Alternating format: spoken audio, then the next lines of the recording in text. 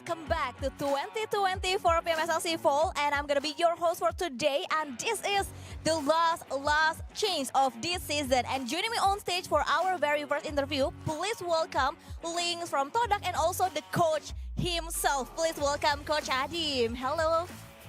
Hello. All right, so first, Links. Last season, as we know, you guys only managed to reach Super Sunday in week 3. And look at you now, you are in a similar situation, and I want to know, how do you handle the pressure of needing to perform at the last moment, and what will you do differently this time to ensure advancement? Ya, Links. Jadi kan kalian season lalu TODAK itu masuk Super Sunday cuma di week 3. Nah, kalian sekarang lagi ada di posisi yang sama. Kira-kira apa yang bakal kalian lakuin biar bisa lanjut terus lagi sampai grand final, dan gimana kalian ngadepinnya biar semoga hasilnya bisa berbeda sama season kemarin? Paling kita mencoba buat ngurangin mistake individu ya, karena dari kemarin kita banyak mistake individu, jadi banyak gagal, dan week ini kita coba lebih confident dan ngurangin mistake individu aja sih. Okay, so our main focus is to reduce the individual mistakes, because we do a lot of individual mistakes that make our plan to fail. So we'll try to gain more confidence and of course reduce the mistakes so we can perform better at this week. Yes, and keep learning from the mistakes, and you know what to do next in the next game. I want to know, like, this is also your last change of this season. And if you want to go to grand final, I want to know, does this like motivate you to keep play better, or does it feels like a pressure because this is your last chance to make it to the grand final? Karena ini kan adalah kesempatan terakhir banget nih buat kalian biar bisa lanjut ke babak terus-terusnya. Kira-kira ini bakal jadi motivasi buat Links atau bahkan jadi tekanan, jadi gugup-gugup panik itu, karena lu tahu ini kan adalah kesempatan paling terakhir kalian di season ini. Kalau buat grogi atau tertekan nggak ada sih, paling cuman karena gamenya belum habis, kita selalu ngelakuin 100% aja buat coba lolos ke grand final. And I'm not really nervous because we have games ahead, so we just try to focus on giving our 100% so we can give the best result, and the rest will be later. And can't wait to see you at the grand final, so good luck, Links. And now, I want to know, how has the team chemistry evolved since last season, especially in high pressure situations like week 3? Do you feel this has impact your gameplay positively? Ya, ini kan kalian masukin season baru, roster baru, gimana rasanya? Karena kalian juga ada melakukan beberapa perubahan di tim. Apakah pressure ini, tekanan-tekanan ini memberikan kalian motivasi lebih biar bisa jadi bermain lebih bagus? Setiap rintangan ya kita coba buat hadapi terus aja sih. Apapun rintangannya kita coba buat hadapin bareng-bareng sampai nanti bisa wujudin impian bareng-bareng. Of course, there are obstacles ahead, but we will try to face the obstacles as a team together so we can perform better and hopefully get the best result for us and also for TODAK for this season. And I really love the fact that you guys see that as a positive thing rather than a negative one. So speaking of the lineup, Links, you guys have some slightly adjustment with Nain and Bineko in your teams. Do you feel your teams already found the chemistry between the players now, and it's that one of the reason that makes your team performing well in week 3? Ya, di season ini kan kayaknya ada perubahan roster, ada orang-orang baru yang baru datang tuh. Gimana kira-kira perubahan itu mempengaruhi chemistry timnya dibanding kayak yang lalu? Apakah jadi lebih baik, performa kalian juga membaik, atau gimana? Bisa dijelasin? Buat roster baru sih jelas bikin kita makin confident ya, dengan adanya Nain juga masuk, dia firepowernya sangat bagus banget kan. Terus juga dengan masuknya Benacho juga makin bikin timnya makin solid lah. Yeah, actually I really like the changes in our team because Naim with his firepower, it really brings confidence and I'm so happy to see it. And Bunano, he actually really make the team to be more solid. And I can't wait to see more action coming from you guys. And now let's move on into Coach Adim. So, Coach Adim, as we know, this is your first season with TODAK, and from that transition with your previous team and your current one now, what have been some of the key differences or challenges you've encountered, and have you adapted your coaching style to fit this team? Ya, bagi Coach Adim ini kan pertama kalinya masuk TODAK ya dibanding tim sebelumnya. Nah, kira-kira ada yang tantangan-tantangan nggak yang berbeda dari Coach Adim atau sesuatu yang harus dihadapin, atau Coach Adim juga udah melakukan adaptasi dari cara nge-coachnya biar bisa cocok sama tim ini, kira-kira gimana? Bisa dijelasin? Untuk tantangannya sendiri, Malaysia sama Indonesia memiliki habit yang berbeda dan juga gameplay yang berbeda. Jadi itu tantangannya. Bagaimana caranya di TODAK ini kita menyatukan gameplay dari Indonesia dan juga Malaysia. Itu sih yang menjadi tantangan. Kalau untuk gimana cara mengatasinya, ya kita akan coba atasi terus sampai kita ketemu cara mengatasinya. Karena kalau udah teratasi, insya Allah kita akan better hasilnya. Yeah, there are challenges for me moving to TODAK because there's a difference in habit and gameplay between Indonesian and Malaysian team. So I will try my best with the team to make a good work between combining the gameplay from Indonesia and also Malaysia. And for the difference and how I adapt, I always try to adapt so I can give good results, because in the end, how to do coaching also matters directly to the result. So hopefully we can give really great result this season. Alright, and I'm curious, Coach Adim, like what kind of play style that you want to see in TODAK now?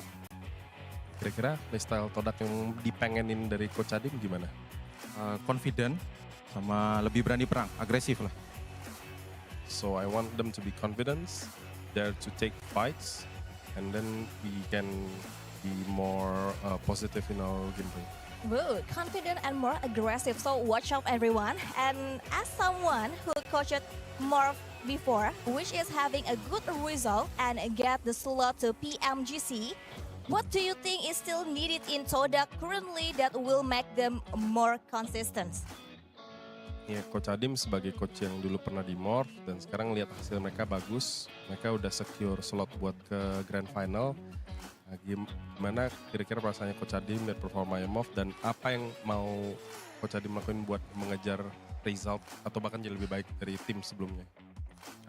Kalau ngelihat tim MORPH pasti senang ya, karena kemarin kita menangis sama-sama dan mereka sekarang lagi senang. Mungkin sekarang saya lagi berjuang sama TODAK, tapi kami yakin kami bisa lolos ke Grand Final meskipun cuma pakai 1 week aja. So of course I'm happy for them because back then we are through happy times and sad times together. So I'm so happy for them. And now maybe it's my time to struggle. But I believe with just 1 week we can give enough good performance so we can reach the Grand Finals. Yes, but with like the current position of TODAK now, like it really showed the improvement in TODAK. And speaking more about TODAK and MORPH, Coach Adim, the way Coach Adim handle each team must be different, like he mentioned before. What is the biggest difference that Coach Adim noticed? Ya, bagi Coach Adim kan dari MORPH ke TODAK ya, itu banyak perubahannya juga, dari hasil-hasilnya juga. Kira-kira hal apa yang sangat berbeda yang ada di MORPH team dibanding dengan TODAK kemarin? Itu tadi, gameplay sama habit dari player Malaysia sama Indonesia. Kalau MORPH kan kemarin Indonesia semua, sekarang kan ada mix juga Malaysia. Jadi itu perbedaannya yang aku juga lagi gimana ya, lagi nge-scanning. Aku juga berusaha memahami untuk mendapatkan formula yang terbaik untuk TODAK. Yeah, just like I said before, the difference is mostly in their habits and also gameplay. Because in MORPH we have fully Indonesian team, and in TODAK we have a mix of Malaysian and Indonesian players. So I still try to scan to understand what needs to be done so I can make our team gameplay to be a really good one, aggressive one like he just mentioned. Hopefully can bring really good result, and 1 week, yeah, we can make it to Grand Finals. Alright, thank you so much Coach Adim and good luck for today's matches, and thank you so much Links.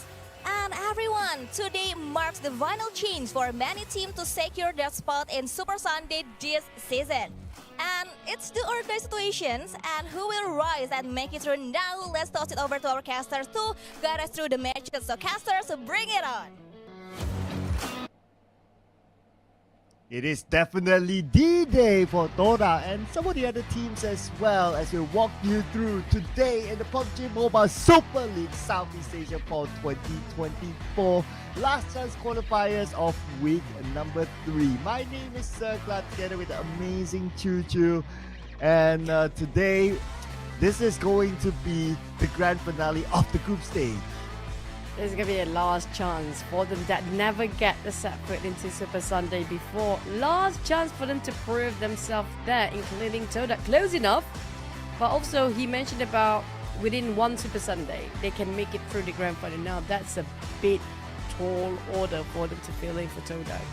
Well, at least as of now, their numbers aren't too bad for them to make it into the Super Sunday. So that's going to be the first mission. And in Super Sunday, because they have not entered at all, so they're going to start off 0 in this week's Super Sunday. So it's going to be a big mission for them, like what you said. But it also depends on how many other teams who also make it, especially those teams that are at the bottom that is close enough in the overall. So we'll go through the numbers later on, because it's not only about TODAK today. Even teams like the Infinity, like PA, have not touched Super Sunday. They are in the same situation. Yep, speaking of which, let's recap forward participating teams in the last chance here today. Boom, Roy, XERXIA, TODAK, The Infinity, Sam9, Team Flash, FAZE Clan, Team Secret, Crit VIP, MORPH, PANDUM, and KT, O2 Esports, RRQ, and PEA. Welcome back on the grinding day of Saturday last chance stage. Speaking of which, Cloud, there's going to be around 40 difference of points between PA and Boom right now. Yeah, and the mission is again top 8. So according to our golden number on the last chance qualifiers from the previous data, is going to be 90 points and above. Boom Esports, they almost got through directly, but all they need to do is just to cancel their Bali trip or wherever they plan to go to play today. So they are on work day, and we are in the last chance qualifiers, the final one. Only the top 8 from the last chance qualifiers after 6 games will be in Super Sunday. They will meet with the top 8 from the group stages, and in Super Sunday, that is where they will earn league points that will then determine which top 16 teams will be in the grand finals later on. Don't forget that will contribute towards the PMGC points as well. So a lot at stake here for teams when it comes to the final season of 2024, which is going to be quite a hectic day as in when it comes to today. I mean, like circles, also please surprise us with amazing circles. But when it comes to the points as well, well, we're going to have some big gaps starting off our day here. So when it comes to team at the very bottom, like example PEA, never get to step inside of Super Sunday. Can they still make it? But let's rewatch the highlight of our day number 3 group stage yesterday. Yeah, a team that is not playing today because they've qualified directly into Super Sunday. That is Alliance. And ever since their downfall of week number 1, they have been on a rise. And in the group stages, yesterday they ended up at number 3 with 102 points, qualified directly. And they did it very well. Even in this Erangel match where we've seen they not only took a lot of fights, third parties that they even blocked off other teams from coming to the circle, and they gained a lot of elimination points there. Yep, Alliance seems to be on the rise yesterday thanks to the third party plays all day long. It was fun to watch. Every single time we have a crossfire between two teams, you can expect the reliance of Alliance to be down there as well. Yeah, so not only in Erangel but also in the Miramar matches, I mean, they were super duper consistent. They even won good fights against the number 1 team, Vampire Esports as well. And this was one of the highlights. Oleo, he single-handedly defended this area against XERXIA. So that was a great run, not only by Oleo but the entire Alliance. I mean, I would love to see Geek Fam to be compared here, but they already passed through their first stage, straight to Super Sunday. But we do have the comparison between Boom and Roy.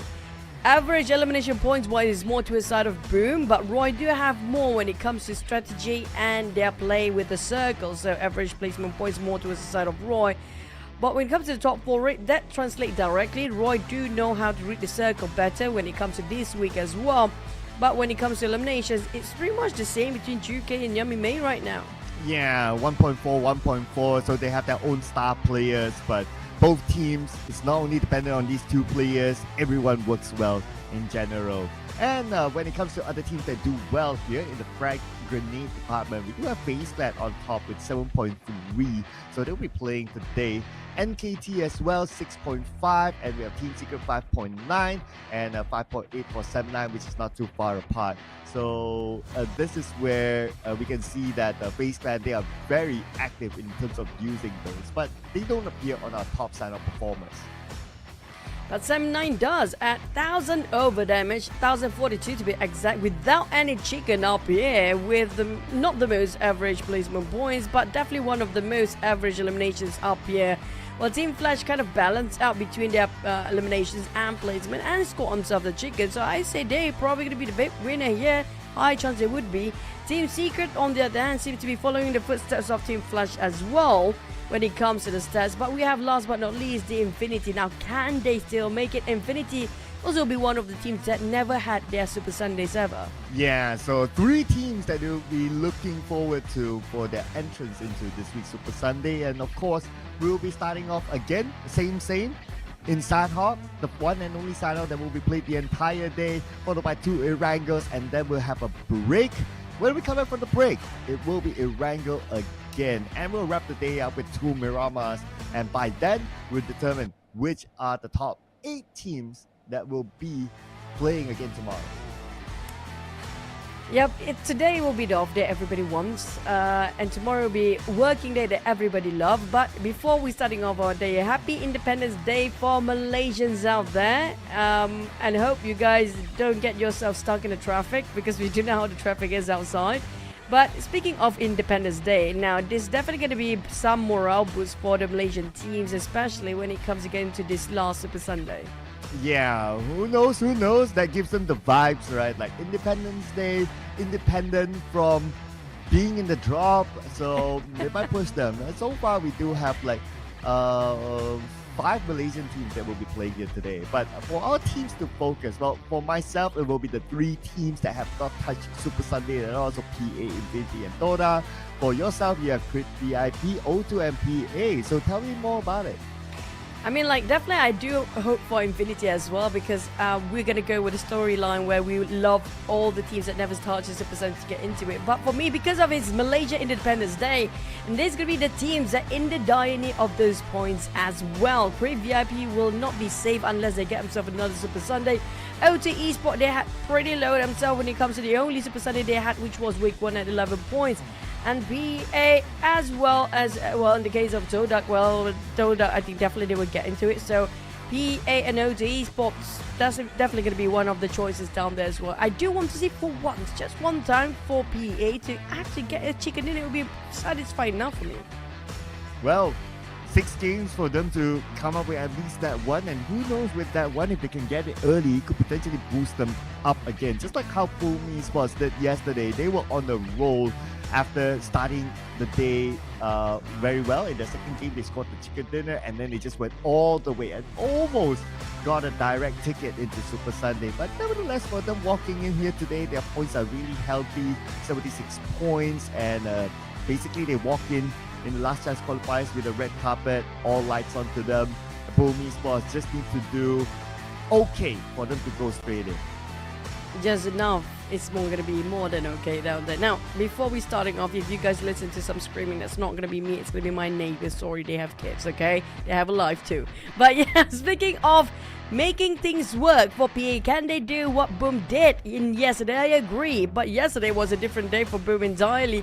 But they have to fight another day here today. But done TikToking and chit-chatting. Let's fly into Sanhok.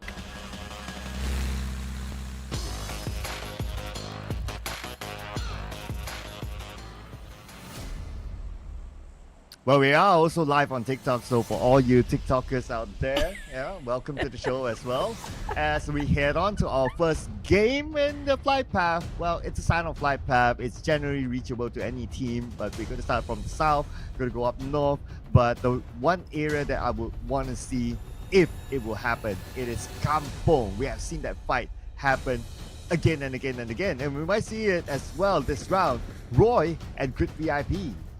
Yeah, I feel like this is going to be like, what, 5th round of the brawl between Creed VIP and Roy perhaps. But also we have to anticipate. Last time we saw this brawl happen, O2 Esports seems to be interested to be part of it. Same goes for TODAK. So if it's going to be the same case, we might ended up having 4 teams right on top of Kampong by, you know, probably still stage number 1. Well, shots are being fired, but it's not inside of Kampong. It is by 0 from MORPH. So, but that's more like a warning shot to some of the closer teams like Sem9 or Team Flash. For the Kampong fight, looks like it's not going to happen. Crit VIP is going to go to Langkawi, and Roy is going to take Kampong instead. And historically, Crit VIP, who used to be under EVOS VIP, Langkawi is their regular drop spot. Now, none of the original players are here, but at least as a team, that's where they are familiar with. But we're going to get a Cam Alpha Circle again, and this time Boom Esports got it. You know, whenever the points are super important, like it's going to be a do or die moment for the teams out there. That's where the circle making so difficult for the players. That's down to the last wire. We talked about this. It's going to be last Super Sunday for some teams. And there's so many teams that only had 1 Super Sunday as well, right, Cloud? So it's pretty much like, you know, they cannot have any room of error. But the circle just will not make that happen for them here right now. Yeah, I know, right? I mean, like in the Cam Alpha Circle, we got a lot of them this season. Even yesterday, we got a Hatin Circle, which is technically a Cam Alpha Circle. So it's a rinse and repeat again for these teams. And as long as they're not in Cam Alpha as a start, they'll be like, oh, this kind of circle again, really? We need to swim across, really? The bridge will be gate capped, really? There's so many things going through those teams. Speaking of bridge camping, I do want to see those bridges to the side of Cam Alpha will be guarded by who, because we do know that RQ love to play bridge camping, but when things get desperate for the teams, they might actually get out of their way and try to do something else, including PA. I mean, like PA yesterday, when it comes to their last group stage day, the sudden change of tactic and their navigation throughout the map really brings more points than the usual default setting of wait it out. So I think they should stick to that for now. Well, let's see if Victorious will stick to here because he's with Achol. And Achol seems to have an idea, but because of Victorious, he does have some cover fire from behind, so that has to be cleared out first. And Mormon took a bit of damage. Night noise in the water, so he's not going to be any part of this for now. And Achol wish he had nades. If only he had those, then Victorious will be knocked.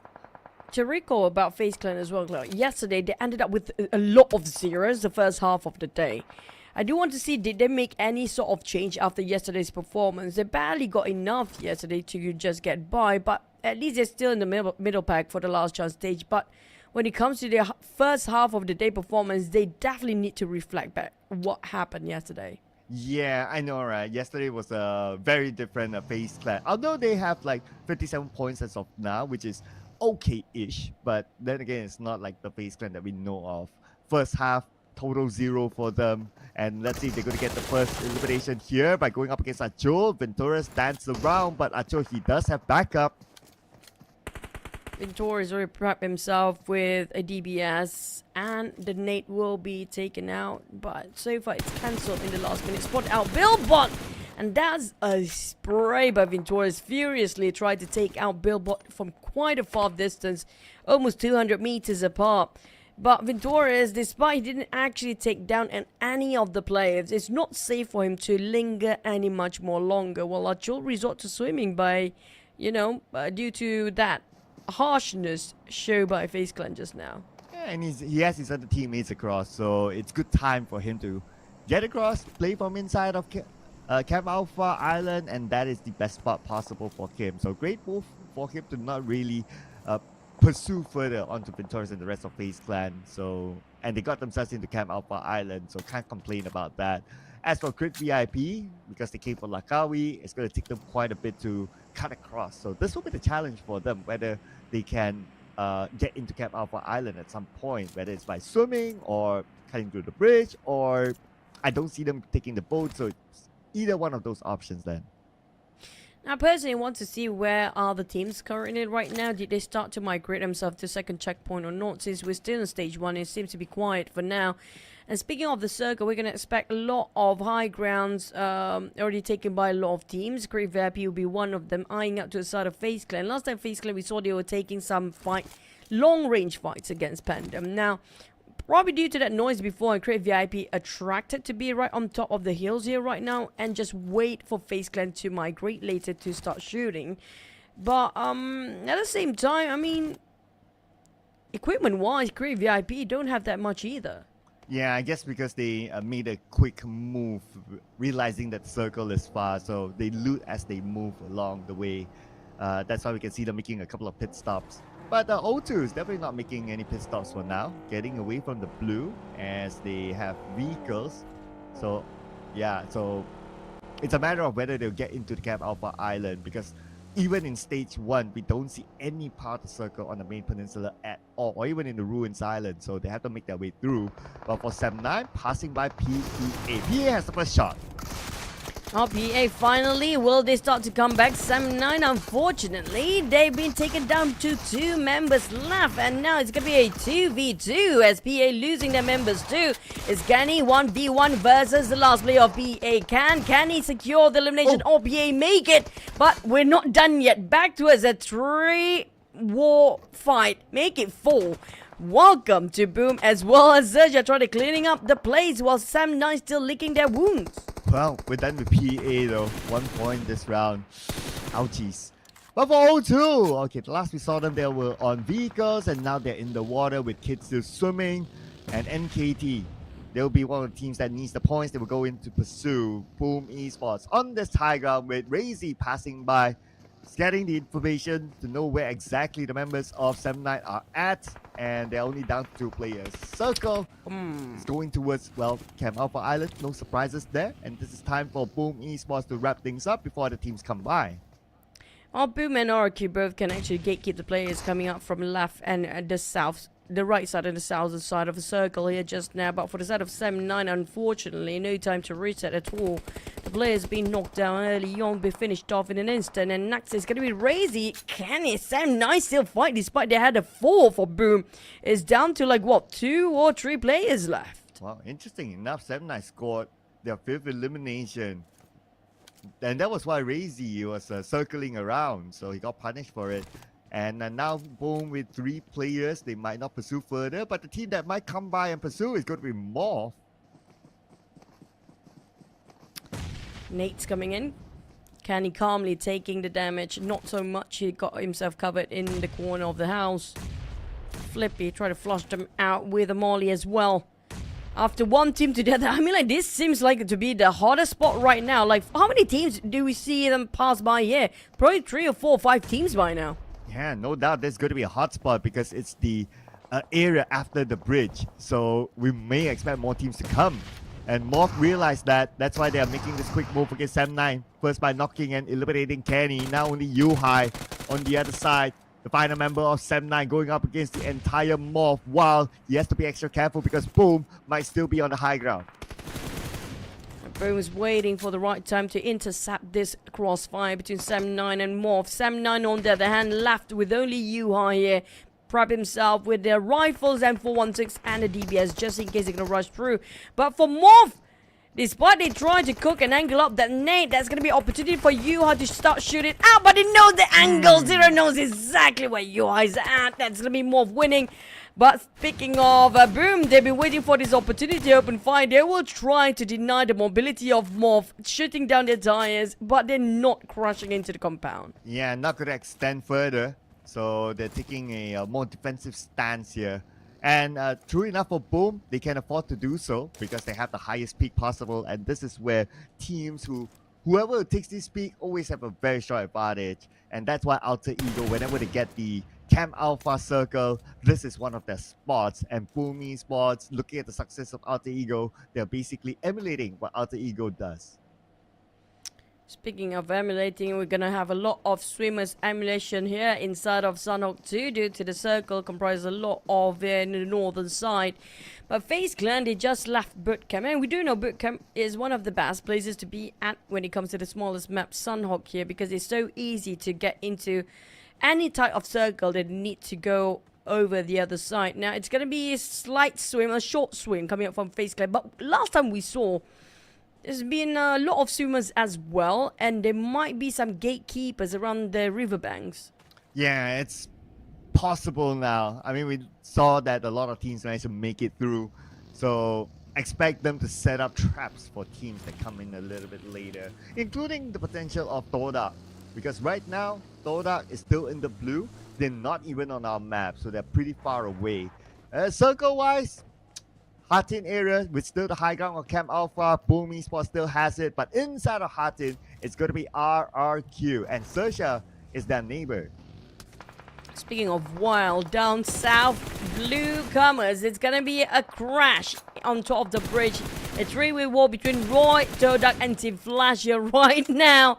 I don't feel good about these three teams here. It feels like the moment they're done with the fight, they might be eliminated by the blue, and nobody wins in this fight. Yeah, I mean, a fight in the blue with this kind of circle, it's a lose-lose situation. This is where we start to look at their healing utilities, right? Batman has 2 first aids, and now we're moving over to TODAK. We'll have a view later on, perhaps, on how many first aids do they have, but they do have Team Flash to deal with. Spider 10 will take out Drang. If that takes out Gosu, and Spider 10 eliminates Drang, so there's another fight happening elsewhere. But we're going to focus onto the bridge right now because this is going to be the key point to get across. TODAK tossing nades over the side of Roy, hoping they will show themselves, or some of them will be connected somehow. But who knows? I think it'll be knocked down by the side of Ifta. Ifta never with nor miss, with 9 coming in with that Eugene now tossing, prepping the nade, hoping it will drop on Juke, but Juke already prepped the nade first. Ifta in trouble. Can 9 try to do with whatever he has left of that hand grenades? Down to 3. Well, Ifta have no more troubles trying to work things out with the S12K. But in the meantime, the Blues just start to eat them out alive in stage number 3, and TODAK, as well as Roy, are pretty low in terms of health themselves. Yeah, they need to get across real quick. While we look at our mini screen, that's going to be Team Secret against NKT with Soa's knocked down. TODAK, we got 9. Oh, he found 4 first aids, so that should sustain him for the moment. As for Team Secret and NKT, they're still going ahead at each other. And the fight's not over yet. Okay, now we got them on the bigger screen. Triple F is still alive together with Joker, and GK is pretty low. He needs the space to heal up, and he managed to. And the moment he did, he punished Triple F. GK needs to reset, but where's the first aid? He couldn't learn anything. Mega Earth, that's gonna be lots of XERXIA right now. RQ relentlessly and recklessly just coming into the compound to finish things off. That's pretty much not breaking any sweat. But speaking of another victim of blue, we have FAZE Clan and Crave VIP down to 2 players. Troubles brewing on their side because FAZE Clan might just swing those rifles and get a couple of knocks, and it's done for Crave VIP. Yeah, and they have to do it quick because the blue is putting pressure onto them. Crave VIP on a defensive stance. We got newbies playing today for Crave VIP, at least for the first game. And FaZe Clan needs to rush in. Newbie shot a good clear shot here. Here we go. He'll land a couple of shots onto Onzens, but the cover fire from behind actually knock him back down. And it is Onzens to finish off Newbies. Now FaZe Clan has a bit of an opening, but the circle is unkind to these teams. Speaking of the circle, really make it difficult for all the teams. At least Infinity got the center there, so no complaint coming up from the side of Infinity, I assume. But when it comes to the teams that's pretty much quite far from the circle, not too far though, it's just going to be 1 block away, 300 meters apart. But the problem is there's so many gatekeepers waiting at the other end, including PANDUM waiting at the edge of the circle. Now FaZe Clan have to reposition. And speaking of Boom, they still have 3 players left, but Roy, unfortunately, I mean, not too much of a progress, but Roy's on top. As long as they keep this going, they're going to be fine. But TODAK, though, 1 more player in the blue zone still. Yes, and now TODAK still tanking out that blue. The last we saw them is on the other side of the bridge, so I wonder how okay he is for now. But the team that's pretty okay is going to be Boom, with still the high ground advantage. As long as Frenzy doesn't get knocked up here, he will be absolutely fine. Because if he gets knocked, then saving him is going to be rather difficult. So the teammates nowhere on the minimap, but on screen, we do see them on the other side of the hill, which is fine because they need to take care of their backs as well in case any other team will creep up onto them. speaking of creeping, GK creeping towards the side of northern side of Harteen. It's not entirely inside of a circle, but they do know. I mean, like the teams that want to play it safe, they will take a bit of longer rotation, try to cut across from the northern side and go down south later on, just to follow through the circle when it comes to navigation safely into it. But Boom taking advantage of this high grass, but our PANDUM will try to cross across the side of the hill here. I mean, like, bomb it, as long as the circle still favors him. He doesn't have to think twice about taking these elevations at work, but if he needs to step down, that's going to be another issue to deal with. Well, it's going to be an issue for Zeus to deal with FaZe Clan now as they rush in onto him 2v1. It's a straightforward cleanup here by FaZe Clan. And FaZe Clan right now, they are bulldozing teams. Basically, they just run. Whoever they see, they take out. It is as simple as that for FaZe Clan. But it's not as simple for O2 to save Amazon right now, and it will not be possible with Snape coming out with the final blow on Fredo. Make it simple and quick for the other teams, but some will have to go for a standoff, including RQ and PANDUM. Now, Snape have to cross over the other side of the street. Barely got enough smokes, 3 smokes in his pocket in reserve, but question is they've been gatekept by PANDUM, who got 4 squad clustered up inside of the building. But Team Secret were hovering around the northern side. Last time we saw them slowly cutting across Harteen, and now they're landing themselves right on top of the northern side, where RQ seems to be a bit distracted against PANDUM. They have no clue about Team Secret right now. Yeah, Team Secret, they are still hiding themselves, but the blue will force them to come out for sure. RRQ somewhat has an idea, but they don't have a good clear sight of Team Secret. But nevertheless, they'll let the blue do its work and force them out. But RRQ is not particularly in the circle as well. But I guess at this point, they wouldn't mind getting exit frags out of Team Secret. As long as they get something out of it and not going empty-handed, that's going to be a good run for them, because you do know Sanhok is a map that really highly dependent on the circle rotations too, so not everyone can play alongside with the circle all the time. Alright, good, taking on PANDUM. Boom as well. PANDUM in trouble. They've been sandwiched between 2 teams here right now, leaving with only 1 player left. Well, RRQ keep it going, the pressure on the side of PANDUM. Now, we thought PANDUM would gatekeep RRQ thanks to Boom. Feels like RRQ have a breather despite Blues start to hit them in, and it's gonna be close enough for Team Secret to have to cut across RRQ as well. Might get more points than they expected for RRQ. Yeah, if they can finish off these 2 members of Team Secret, unless they pull off a surprise to RRQ, because they got 1 and they're looking for the other members of RRQ. So Fnatic will go into the pocket of Team Secret. That puts them in a dominating position with 5 elimination points. Right now, Brick is in the same building. He takes a bit of damage. Brick fires back, and Brick will go down, leaving only GK now.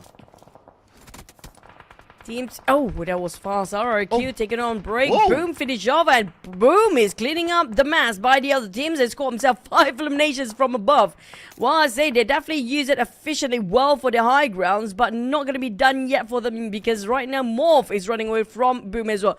It feels like Boom happened to have the rise of the sudden occasion here since yesterday, and they keep the momentum till today. Yeah, Boom is still in it. Although the circle went away, but yeah, I give the benefit of the doubt, because Boom Esports, they drop in Cam Alpha Island with this circle. They have to do decently well. 5 eliminations for now. They are at 81 points, plus later we'll tabulate the Blizzard points as well. And they'll have the chance to gain more elimination points. Look at this. MORPH, they don't have any other route other than hiking up. And Boom Esports, they do know that they're down there. They can actually. There's a small shack around, but it will be visualized by Boom right on top. But they can cut across straight. They're probably going to go around towards the northern side of a mountain here. That's one way to do it. Like I mentioned, it's going to be an open space the moment they try to cross over the other side. So it's either take down on Boom or wait Boom to climb down their high horses and wait it at the foot of the mountain. That's going to be one way to do it. But Team Secret last play had been scouted by Infinity, who still have a full squad. Surprisingly, Infinity, they got the center, but not much of action yet. Yeah, Infinity, they scored the chicken dinner yesterday in Sanhok with a similar circle. So they'll probably be repeating the same process and hoping for the same result. As Mormon will be knocked down by Yummy. Okay, looking for more. And Mormon eliminated by Yummy, not stolen away by anyone else. Boom Esports still with the circle. And with this still high ground, well, we still got stage 7. So Boom Esports will be praying for the circle to still be on that high ground so they will have to be able to keep the advantage. Oh, it's got to pray and spray for now for Boom. At least the spraying got himself some outcome. But FaZe Clan, at least this time they got themselves some points earned on the first half of the day.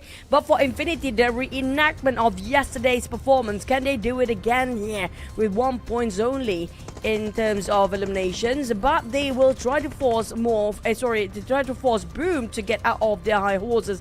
And speaking of the circle do favors Boom's side, so they're going to go for the left side of the mountain to just slowly climb up and try to visualize to the side of Boom. But Boom also, since they've been up here for a long time, do they have enough reserve? That's why we'll keep an eye on them when our observer pans over, so that is a good point there. They have been firing down, but didn't get the chance to reset themselves. Okay, the reference is pretty low. Okay, he's down to 28 bullets. Hopefully his other teammates will be able to spare him some later on. Gotuni goes down to the zone, and Boom Esports, they do have control, but like what you said, when it comes to utility, it's pretty low. But we'll put our focus onto Infinity and MORPH now. Infinity forcing towards a fight against MORPH. Did not expect it to happen. Their target before it was Boom. Now with the current standing, Boom definitely can have those chickens away because Infinity just caught themselves in the crossfire and being sandwiched in between, and unfortunately they have to go down despite having one elimination. At least some consolation out of the placement points. But for MORPH, we're back to another round between them and Boom. It's going to be a 3v4, but the fourth player pretty low themselves, the side of MORPH. Now they need to be really careful with their utilities.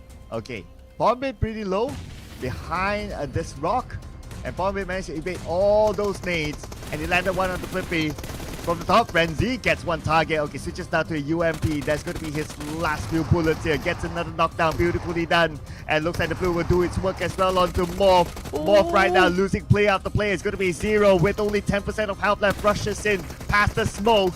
And looks like he will not be able to do it as Boom Esports continue their amazing run. Boom, since yesterday, they are back here to take this Super Sunday in their back and just keep moving and pushing forward for the rest of the entirety of the week now. Now, a lot of you guys questioning, can Boom even get into the last Super Sunday? Will they be missed at Grand Finals, including me, of course. I did ask that before and prior to this week. But hey, they prove us wrong. They're coming back within a day. They scored like what? Yesterday they scored 60-ish points in a day. And now they're starting off quite strong. It still dragged the momentum from yesterday. Nobody can stop Boom at their peak performance yet. Yeah, proving the doubters wrong. That is fun for us to watch, of course. 12 eliminations for Boom Esports. So that's 22 points collected here.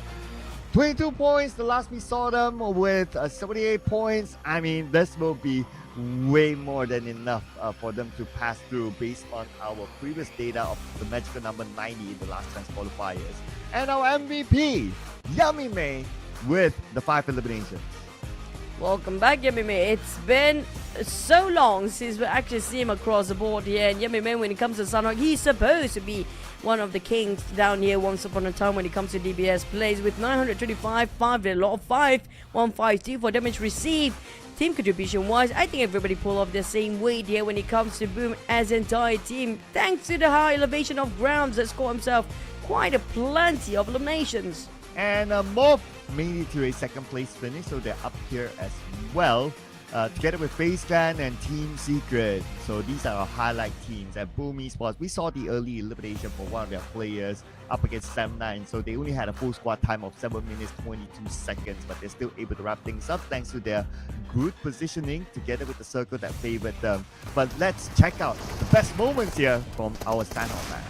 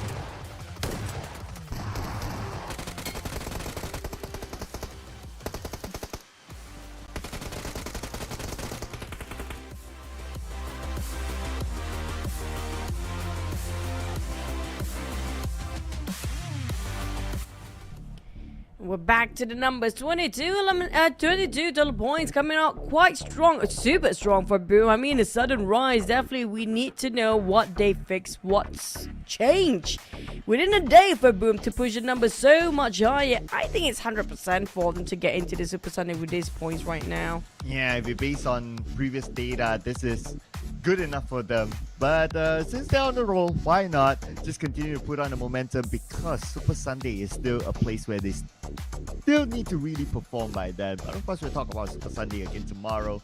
Other than that, our highlight teams, the Infinity, 6 points, TODAK 5 points. At least they're on page 1, so at least that's a good starter for these teams here with the 5 more games to go.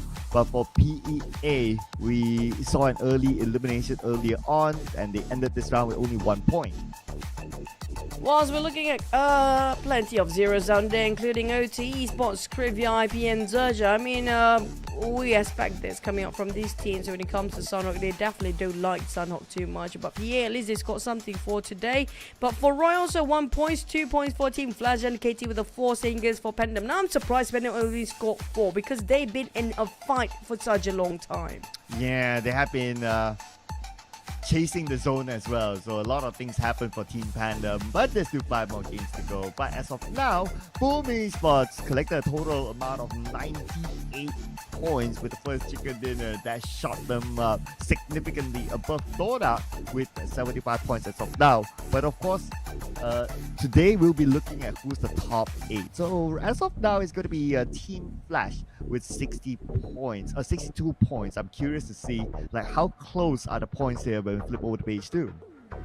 Yeah, we do know when it comes to the golden number of last chance, it's going to be around 90 points coming up for the last chance stage towards the Super Sunday. But when it comes to this sort of gap, since it's quite small gap here, might bump the numbers up a bit, I assume, because we're starting off the day around 50 and 60s. Team Secret also seems to be very close to the 8th place just now, same goes for MORPH. So is it safe to just be 90 or probably just 91 or 92 to be safer? Well, as a data guy, I would go at least with the previous data of 90. So at least that's the base benchmark now. Of course, when it comes to like the reality that things might change, delta 1, 2 and here and there, but a range of 90 should be pretty safe enough for teams based on previous data, that is. But teams are definitely not safe from Yummy May this round. 935 damage, and also Pombin, his teammate, comes in at second place, 812 damage together with him. And we have the other 2 slots filled by an Indonesian player, Snape, as well as Zero from RRQ and MORPH. Yeah, when it comes to the top 4 gunslingers, it feels like Sanhok dominated by all individuals of the Indonesian teams. And we have Boom to finish off a chicken dinner just now, carry forward the momentum since yesterday. But will they be okay when it comes to Erangel? That's where they had the rise yesterday for Boom and pretty much drop it in Miramar yesterday. But I want to see, can they still carry forward after they're done with the chicken dinner in Sanhok just now for Boom? Yeah, and then now it's more of like how much can they roll throughout the day and also bring it on to tomorrow, because it's now super duper likely that we will see Boom Esports in the Super Sunday. So that is the wrap for the Sanhok match. Again, another Camp Alpha circle. We've seen tons of that this season. Maybe an indication that the circle gods might grant us even in the grand finals later. Now, what's going to be fun, not just about the circle. If the circle favors a team at the very bottom, and a team like example here, it's going to be MORPH, right? We do know they can and have the caliber to push up to 22 eliminations in one single map. They did it before. They might actually do it again if they're desperate enough for the side of MORPH, of course. If MORPH actually do that, imagine the contention or the competition when it comes to the top 8. Only 8 more slots available for the last Super Sunday here. We already have that very tight from first place to probably 9th to 10th place right now. Barely can get in. Add on another team that might actually push those numbers up. Now that's gonna be super fun. Yeah, I know, right? It's fun if we see like a lot of slots matter until the final game. So that's a good overall there.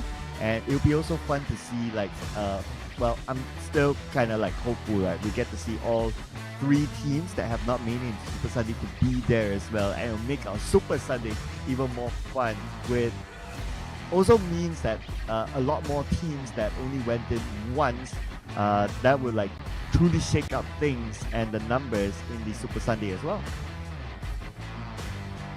Yeah, when it comes to the teams that didn't make it throughout all the Super Sunday, it's quite a number of them. We talked about how many teams we talked about last time? Around 8. Oh, let me count. 1, 2, 3, 4, 5, 6, 7, 8, 9. 9 teams only had one Super Sundays before. We do have some swaps coming up from RRQ. So can they make a change with this lineup or not? Maybe even PEA. Now you talked about PEA to get into the Super Sunday, but yeah. Well, I mean, if there's a example, it's Boom Esports. So everyone was like, writing them off and all that, but they came back strong. So I will still keep the benefit of the doubt. As long as you have enough games, mathematically it's still possible, then okay, let's see what they can come up with. Of course, I mean, it's obvious, right? From performance-wise, we hardly see a good performance by PA. But yeah, as long as there is still a runway there, it is the benefit of the doubt to be. I'm going to say something that they might actually hate listening to this, but yeah, when it comes to performance-wise, numbers, of course, there's always a possibility as long as enough games, I agree, which they have to average more than 10 points in each of the map for PA. But so far, we can feel like the team, okay, we do know their caliber of trying to push and try to go aggressive and get out of their own way since they have nothing to lose anymore and push all out and get those crazy amount of eliminations in the game. But PA never done that before. We don't see that side of them just yet. So it makes me question, can they even do it now? Well, I guess the only people who can answer is them themselves. So yeah, I just didn't want to sound too doom and gloom for them, right? So just to keep things up, because yeah, there's still that 5 more games to go. Mathematically, like if you do a boom, basically you can still pass through. So yeah, I'll just leave it as that. I agree. I mean, like, Boom performance yesterday should inspire them to actually really push it out all today. If Boom can do it, why not they? Because basically they are humans. The same goes for the side of Boom. I mean, unless they're coming up from a different planet that we don't know of. Everyone eats the same food there, and they all sleep, they all get tired. They are humans too. So I mean, like, yeah, why not? Let's show us once, like, a PA, what you're really made of. Yeah, so I mean, yeah, it is up to them, right? So yeah, as long as there's the games, we'll leave it as it is. But we won't leave our next round, of course. We have not forgotten about the Erangel match, obviously. And we'll be jumping into that real soon. A couple of changes being made in some of the squads. Let's see if that changes their destiny as well. Because Erangel will be played 3 times. It is a map that they must do well. Without further ado, let's go.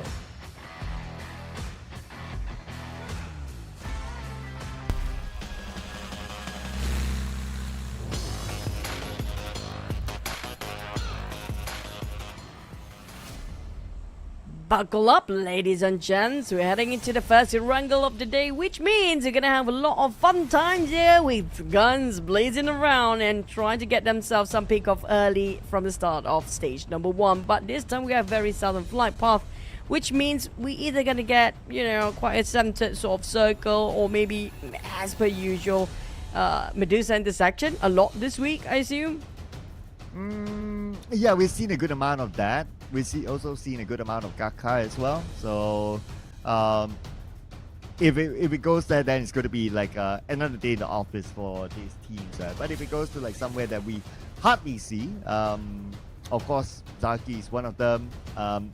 All the way to the edge of Milta Power, I would love to see that as well. We've seen a good amount of military base. So if I were to put out like a wish list, Milta Power would be pretty nice. We almost got that, I believe, yesterday.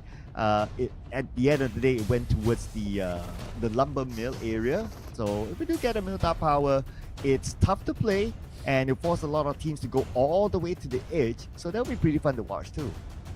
TLDR, your wish list is gonna be one direction at the very edge of the map. That's as long as we got water in it, and that's pretty good for you, right? So you're gonna have to wait until maybe you got your wish. Yesterday you got plenty of wish, and it might be came true just now. But I love this circle.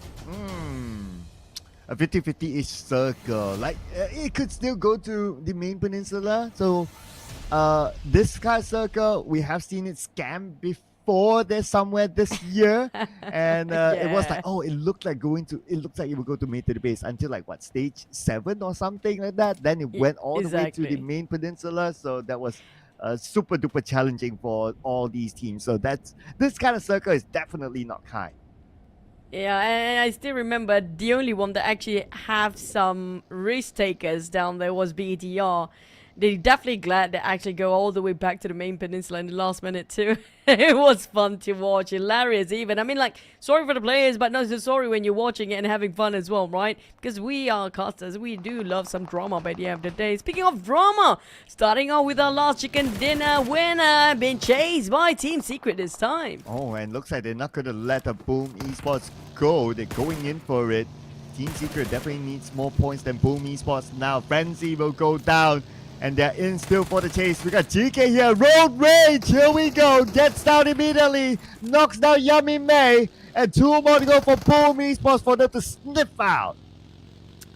It feels like they know exactly who's the MVP in the last match, and that's the MVP, guys. Let's just aim him first, and that's what happened to the side of Boom right now. They are still relentlessly and recklessly just persistent chasing over Crazy for the next target. They barely got enough, though. They barely got enough ammunition. That's the thing. Okay. 8 on the Micro Uzi. Scar L not too sure yet. So they might want to let this one go since they're pretty low themselves. Drang is still going in for it though. Okay, he's probably confident with his Scar L, but he takes the safer approach by parking himself on the other side. Oh, GK is still on the chase. Okay, here we go. I wonder how much ammunition does he has, but I think they're starting to call it off now. I mean, they should. We barely have enough. They barely have enough to even survive themselves. But they managed to scare the heck out of Boom players to hide themselves and just cower into one corner. Frenzy is just shaking. Don't come us. Don't come near. It feels like they are the Grim Reaper for Boom right now, coming up from Team Secret. Razy took himself a bit of chances with those smoke up. Daisy and Trunk will leave. Frenzy's like, oh, it's not our day to go yet. Relief for Boom. They lost one player, but yeah, by now 98 points. Boom Esports losing one player. They'll be like, yeah, whatever. It's fine. It's fine. They're definitely fine up there. We talk about them 100% getting into Super Sundays anyways, but they still want to give up. I feel like Team Secret not done yet. I smell something here, but Karma hits back. So much down on the ground. Who to help him? GK gonna abandon him entirely. Speaking of friends, oh my god. And Pombit fired back onto Soas.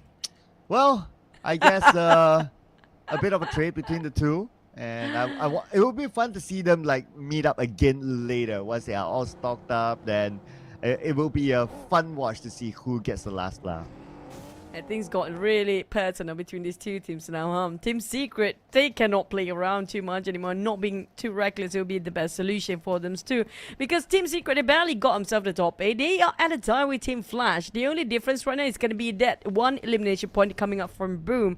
If they go recklessly into this last chance stage, if they get eliminated early, that's given so much opportunity for Team Flash and MORPH to push them down. Yeah.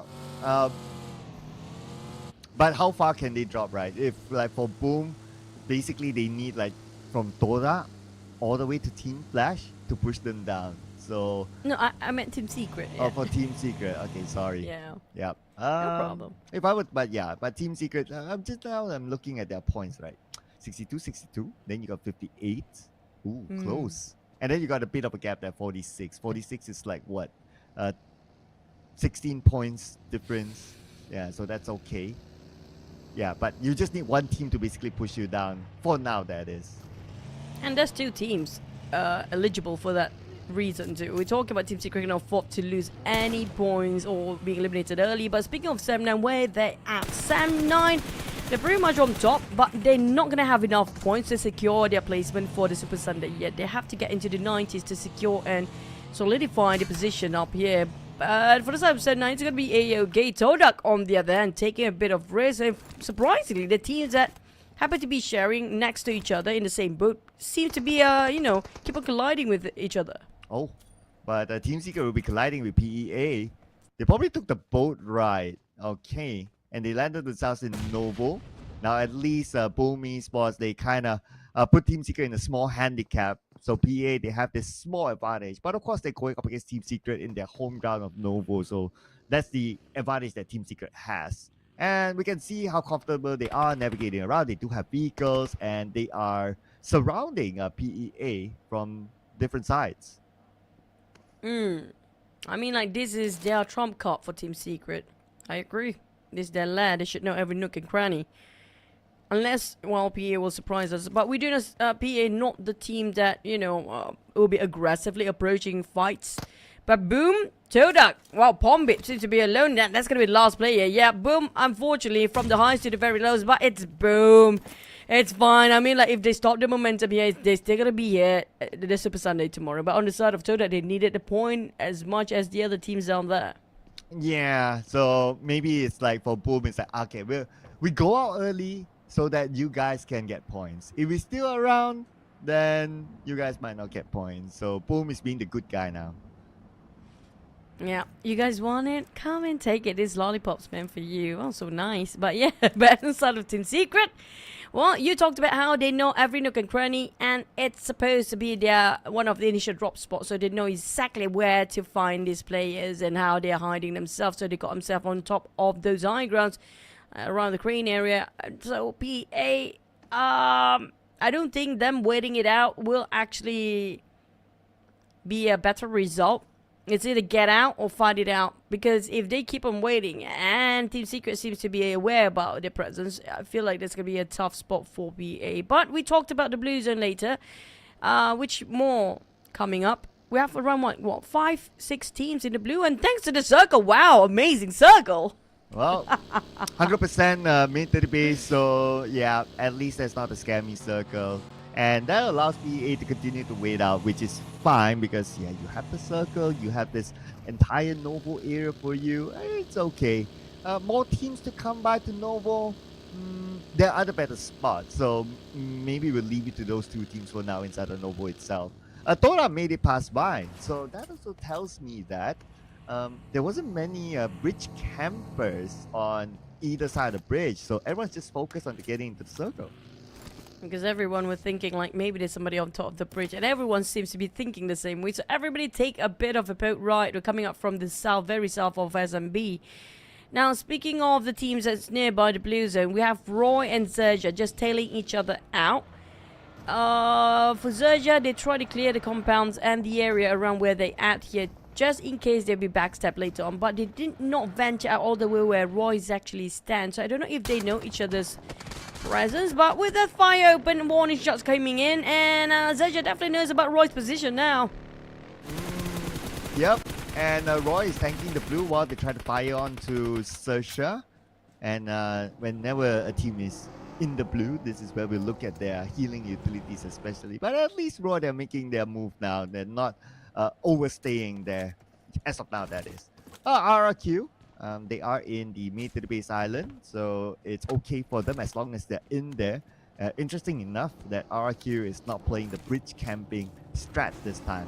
But of course, with this kind of shape of circle, it won't make sense for them to continue to stay on the left bridge, especially if we look at Snape. He has no first aids, so they might as well move on. FaZe Clan taking a lot of time in the blue here. I think they're trying to get themselves some first aid and a lot of utilities just in case things go south. I mean, like, definitely the circle already goes south. Panther. But yeah, MORPH on the other hand will overstay themselves a bit much longer. I think they are probably just worried about bridge campers, but you know what, they're the one that actually probably bridge camping too. It's a bit late for the reaction towards Roy. Tracking seems to be a bit later too, so unfortunately Roy easily just flee by, and wee they go. Wee they go, and we will be on the other side. We will wait for you there, MORPH. So MORPH, okay, oh, but not everyone from Roy is there. So we still have a Juke and a Car here. One first aid onto Car. Juke, I wonder how many he has. But his other teammates, okay, they can't turn back right now. They have to just move on.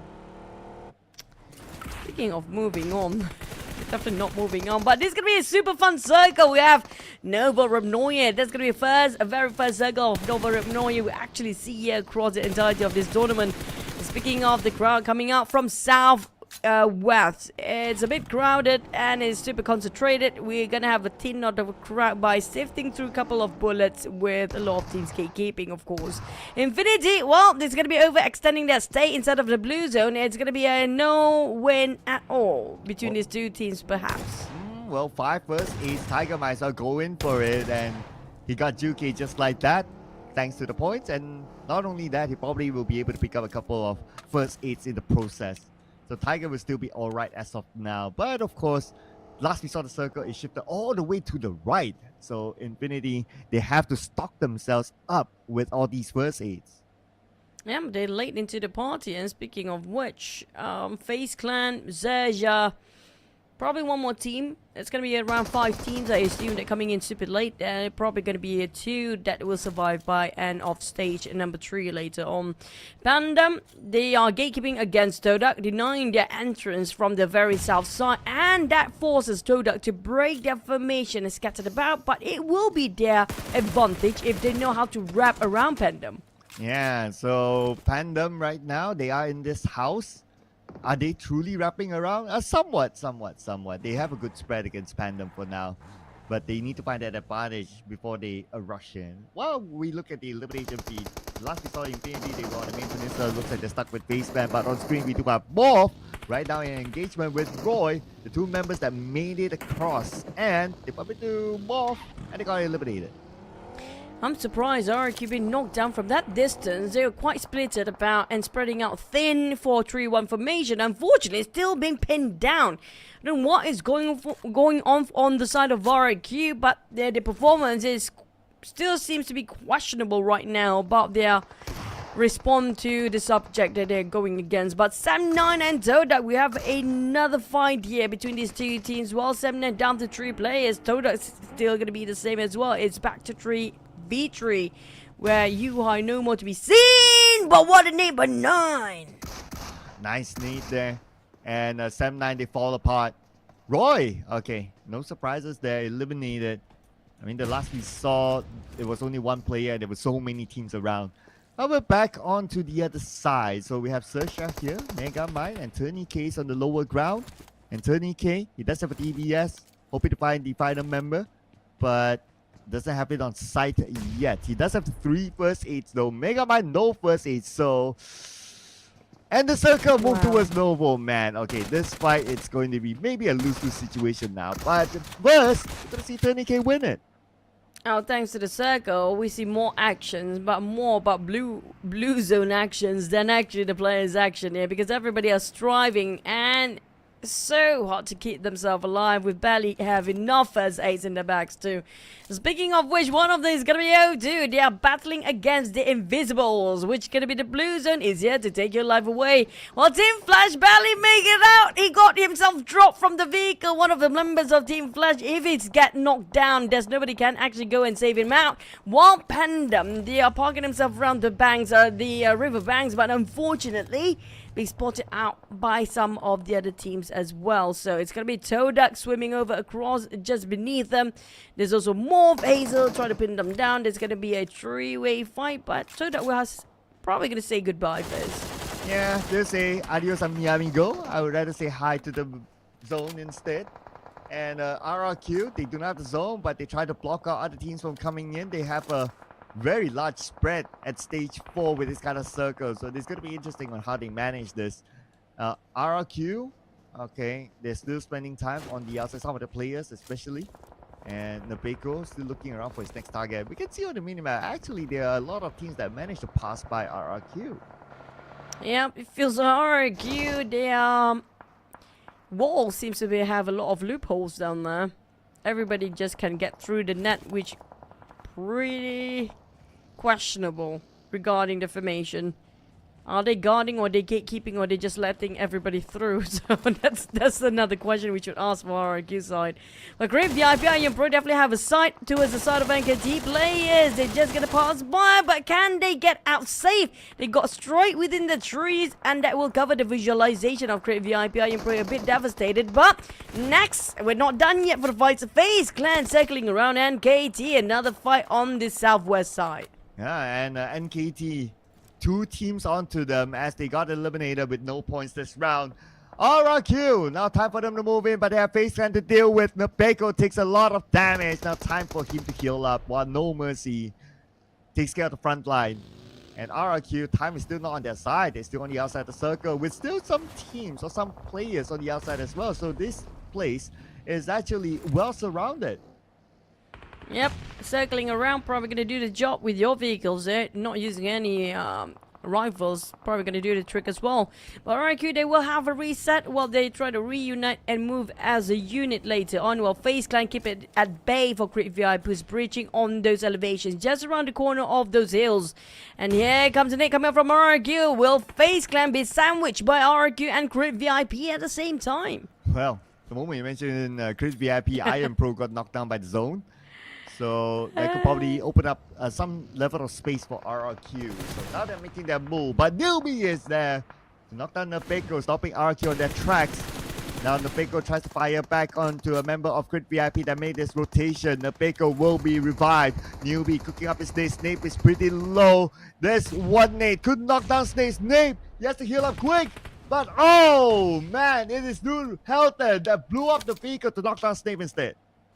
No Mercy, I have to reach out to the rest of the members, but a nade coming over to this side to know exactly where No Mercy is at. FaZe Clan going to be the trouble for the side of RQ. No Mercy was Nape and Nepeko still barely living out alive. RQ, they are in shambles, living with only one player left here to stand and save the player. Crit VIP, unfortunately, to be caught in the process too. And seems to be the first one to go down with No Mercy knocked down, living with only one player of RQ. Speaking of another team coming in, another third party out of nowhere popped their head. That's going to be Team Flash. Man, so many teams on the left side of this circle. And the blue will be on top of them. Onzen's fire back on Team Flash. Onzen's almost got that knock for himself while Nine Noise is healing up. Nepeko and Snape will be eliminated. That means RRQ is out. But they scored 7 eliminations. All that's close to get themselves the chicken of the value coming up from eliminations there. Of course, they're going to be super happy, better than their last performance, of course. But we're speaking back towards side of TODAK. And TODAK 79 do have only 2 and 1 players. Same goes for the side of FaZe Clan, who have been trapped in the crossfire the longest time. But unfortunately, greeted by Team Flash, Onzens is down, leaving FaZe Clan with only 1 player. I assume Niners couldn't hold the ground too long. He started to rotate himself into the vehicles and straight into the crossfire of the center. Well, might as well go for it now. And I guess they made the calculation that, oh, if all the teams are by the side, probably the center is empty. So just go for it. It's probably a good anticipation. But in Novo, Amazal, he still needs to anticipate that PEA could still be here. And we got Kido here on top of this tower. And he's still spending time to blue. He's out of first aids though. So, oh man, bandage is not going to be enough now. He won't be able to survive this at all. Well, barely. Or he can just jump down and deny himself later on. There's one way to go as well. At least he's denying his own points there. For Kiddo, there's no saving grace on top of those high levels of terrain or building or structure. But PEA, they are aware about Amaze's position. The problem with PEA that I noted, they spend too much commitment towards only 1 player sometimes. But that's going to be a rush finish of Amaze. That should be a clear entry into the circle for the side of PEA. Their next trouble should be Team Secret on the northern side as well. Well, but gotta give it to Amazal. He still is the longest survivor for O2. So gotta give him credit for that. But it's just too bad that he went out at number 9, so he was just 1 placement away from at least gaining 1 placement point. So 1 point only for O2 in this round. We move back over to the other side of the circle, this time on the south. TODAK and Team PANDUM still at it with each other, but in about 10 more seconds, the circle should move away. It depends on whoever got the luckiest fortune for today. When it comes to their feng shui, who got the better feng shui? It's gonna be FaZe Clan, sharing with 7-9 their neighbor. They're just gonna tap all the other teams across the other side. And the circle ended up in no man's land where nobody's in the center except for Team Secret. But of course, for the side of BA, the North Shift definitely will give them some opportunity to score a chicken. And it's gonna be one of their biggest opportunity based on the circle shifted away. But for PANDUM and TODAK, both seem to be in the same boat there. Yeah, PANDUM, TODAK, no circle. Circle goes up north, and they will need to end this fight real soon. This standoff cannot continue on. They got 15 more seconds. Okay, TODAK, they do have vehicles. Team PANDUM, probably not. So let's see how will Team PANDUM manage this. But we'll look at the elimination feed. Looks like Rush being knocked down by Drunk from Team Secret. Okay, TODAK making their move. Team PANDUM, as what we expected, no vehicles. So they need to pray hard that they'll be able to cut through. But the one member of TODAK, is he able to survive this? He goes up to the high ground, but from the back, nice surprise! And they greeted them warmly as well. TODAK, the moment they fished out the rest and remaining members of PANDUM by taking the bait going up front, that's going to be them knowing exactly how to gatekeep to the side of PANDUM. But thanks to MORPH, or was it MORPH? Or was it Team Secret that gave so much opportunity for the side of PANDUM to be alive for that one remaining member? Unfortunately, TODAK, despite they know exactly what's behind them, they'll be eliminated first. Yeah, and look at this, right? Team PANDUM, they didn't have vehicles, but they went to the building where TODAK was, they took a buggy, and now they're on the move. But Archer is not particularly in the circle yet, but at least he gets a bit closer, so he has some time to buy. Boo from 7-9 on the lower ground. I believe he'll be staying as quiet as possible, but the bad news for him is that he is still on the outside of the circle, and it seems like 9 Noise is waiting for him to make the move. Boo Boo just next to FaZe Clan. PANDUM. This is gonna be a very lonely trio down here at this corner. Boo Boo, Achul, and 9 Noise. Might as well be friends right now. But I do know that MORPH seems to be very interested in this angle. To the way they actually look over this side, can actually score them 3 teams at the same time. With almost shredded entirely, Zama and Bubu thinking about how to get up there. With no smokes, only 1 hand grenade. He can actually take down on 9 Noise. I think 9 Noise can hear his footsteps coming in. Achul just gonna leave, so Achul will probably not be one of the victims across the solo fights. But 9 Noise waiting for the corner to be appearing down there. The IGL of 7-9 scores 1. Yeah, nicely done. 9 Noise, he only had 50% of health, so he cannot match up to the health of Bobo, who to trade it back. And finally went down. But now we move back onto the northern side. PA is still in the game with 3 players. And we got Team Secret in front of them. And PA, they are aware of the presence of another team on the high ground as well. So by having this information, they know that they do not want to overstep themselves. Instead, their next focus could be Team Secret still, since we still have stage 7 coming upon us.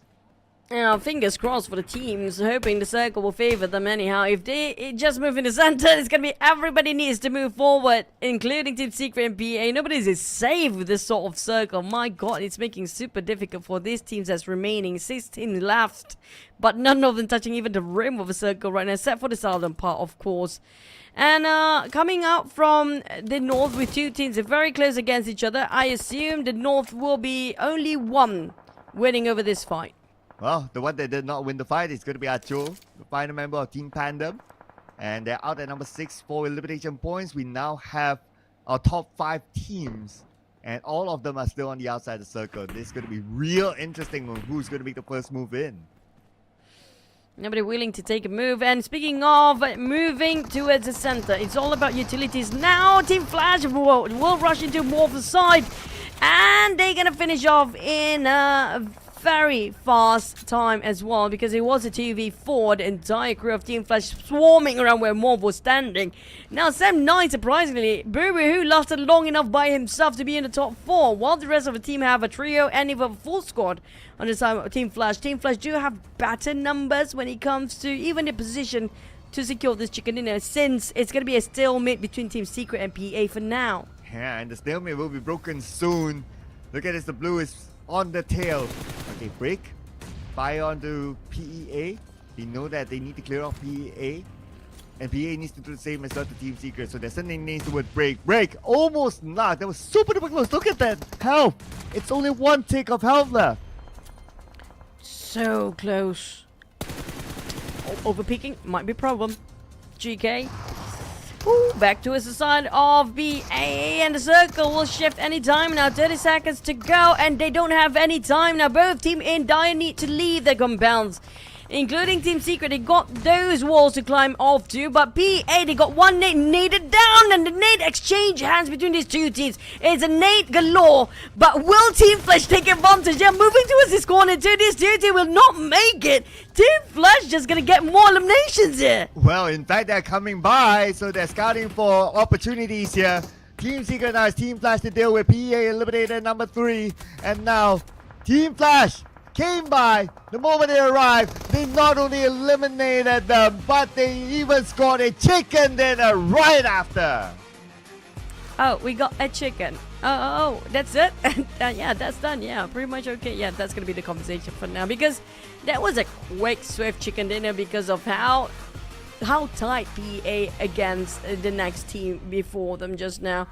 For Team Flash, all they need to do is just finish off the job. Basically, there's no contention anymore since we have only one player of SEPT9 that lasted there for the longest time.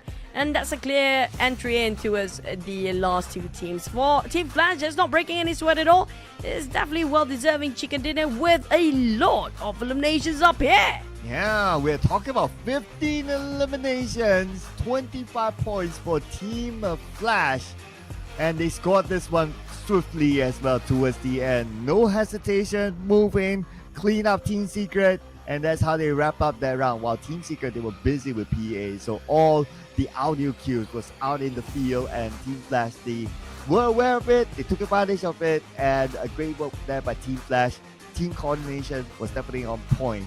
And our MVP, the man on point, is Zeus. Well, we have no surprise coming up from Zeus. He's pretty good when it comes to those DBS plays. He loves those CQCs, and we can see that he can clutch it by himself. 38% of headshot. That's one of the highest number we have across the entirety of the tournament here, with 544 damage to eliminations, 25 minutes and 90 survival time, and 19% of team contribution. And I assume every single one player of Team Flash just now did contribute quite a number of eliminations. So pretty much everybody did their own role and do their own job. And besides Team Flash, we have to give it to Team Secret, TODAK, and PEA for coming out as one of our top teams. And even Team Secret, because of that early chase with Boom Esports, they only have 4 minutes 3 seconds as a full team. But let's check out this great moment here by Team Flash.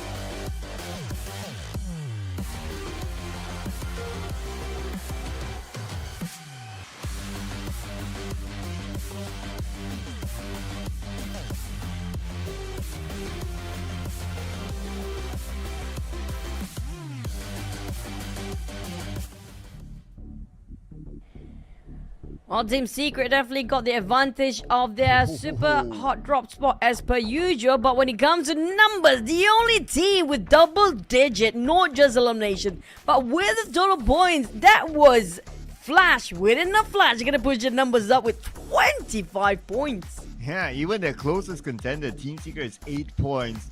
This is arguably the biggest gap between number 1 and number 2 that we have ever seen in this season. This is crazy here by Team Flash. And the fact that they came in later, no bridge campers, so Team Flash had a good time crossing onto the main database island.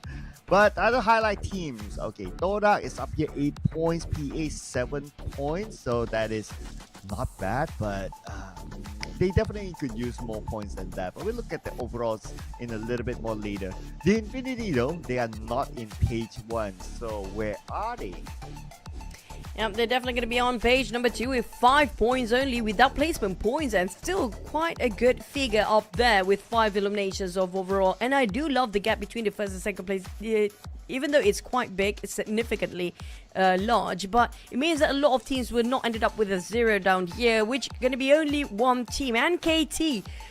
Oh, NKT after week 1, they just slowly diminishing with their performance. I don't know what happened, but they are definitely not going to be at a great spot here right now, unless they happen to be rise up all of a sudden when it comes to the half of the day. Yeah, 4 more games to go. We are counting down the games now, ladies and gentlemen, and we'll look at the overall scores because that is where it all matters, right? Especially who's on page 1 and page 2. So Team Flash, after that chicken dinner with a whooping amount of 25 points, they are at 87 points now. So Team Flash looking really, really nice. TODAK with an okay round, 83 points, so they are very close to the golden number. But the closest one, okay, Infinity is actually not too bad as well. 78 points, 4 more games to go, so they're pretty nice here. XERXIA, 72 is the number that we want to compare with the number 9 who's on page 2. Yeah, most of page 1 teams, as long as they can secure 5 points across all the remaining maps for the rest of the day, they're gonna be a-okay, including even Team Secret will be one of them too. There's going to be 100% must for them to get at least 5 points across every single map. But for MORPH, they have to do more work, including PANDUM. Now, there's going to be some significant gap between the 10 and 11 places. This is where it will differentiate between the teams that will get into the Super Sunday or not. Unless if they surprise us on the second page at the very bottom 4. Unless if they actually do a crazy run with 20-ish eliminations. That's the only way to go up to the Super Sunday. Well, TODAK has played a crazy run here to be significant in this round for TODAK.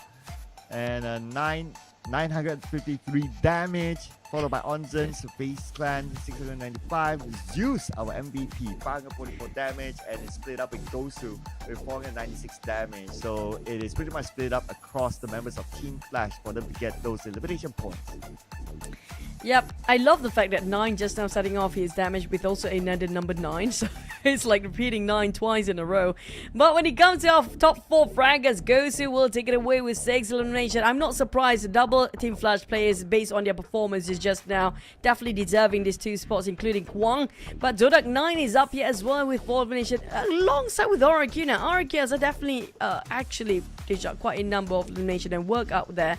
But for RQ, it seems like they're hitting some trouble when it comes to rotation-wise and working as a unit. Yeah, Team Flash definitely has no problem working as a unit, and that's how they scored this chicken dinner.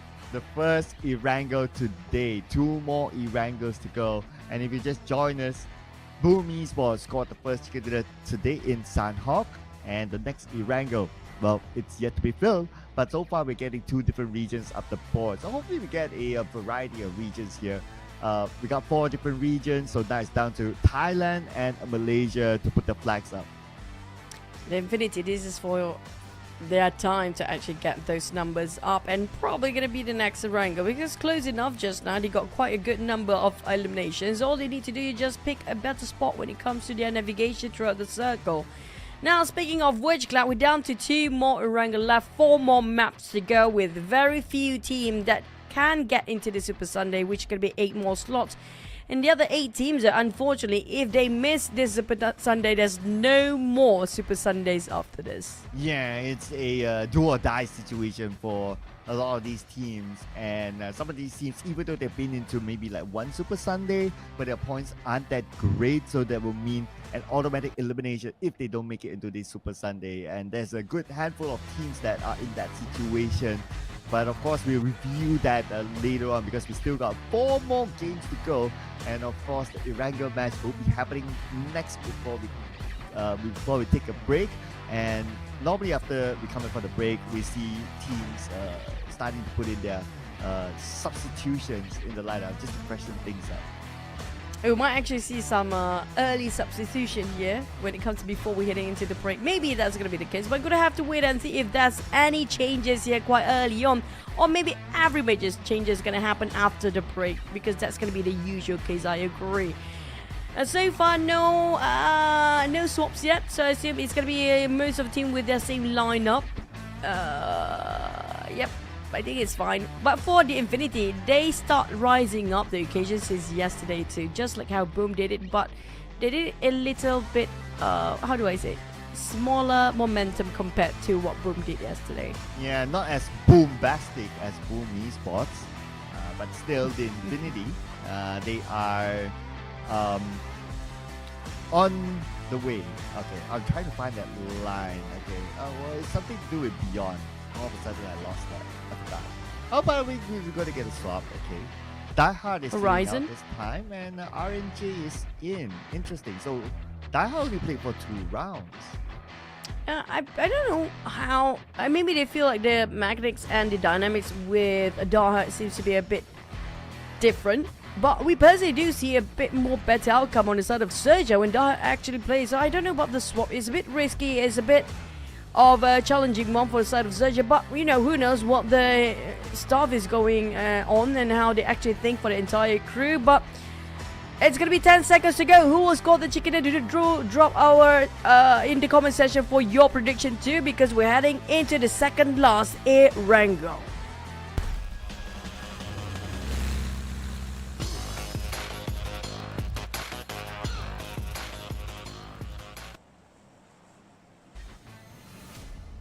To infinity and beyond. Yeah, that's the line there. Was it? I thought it was around the horizon.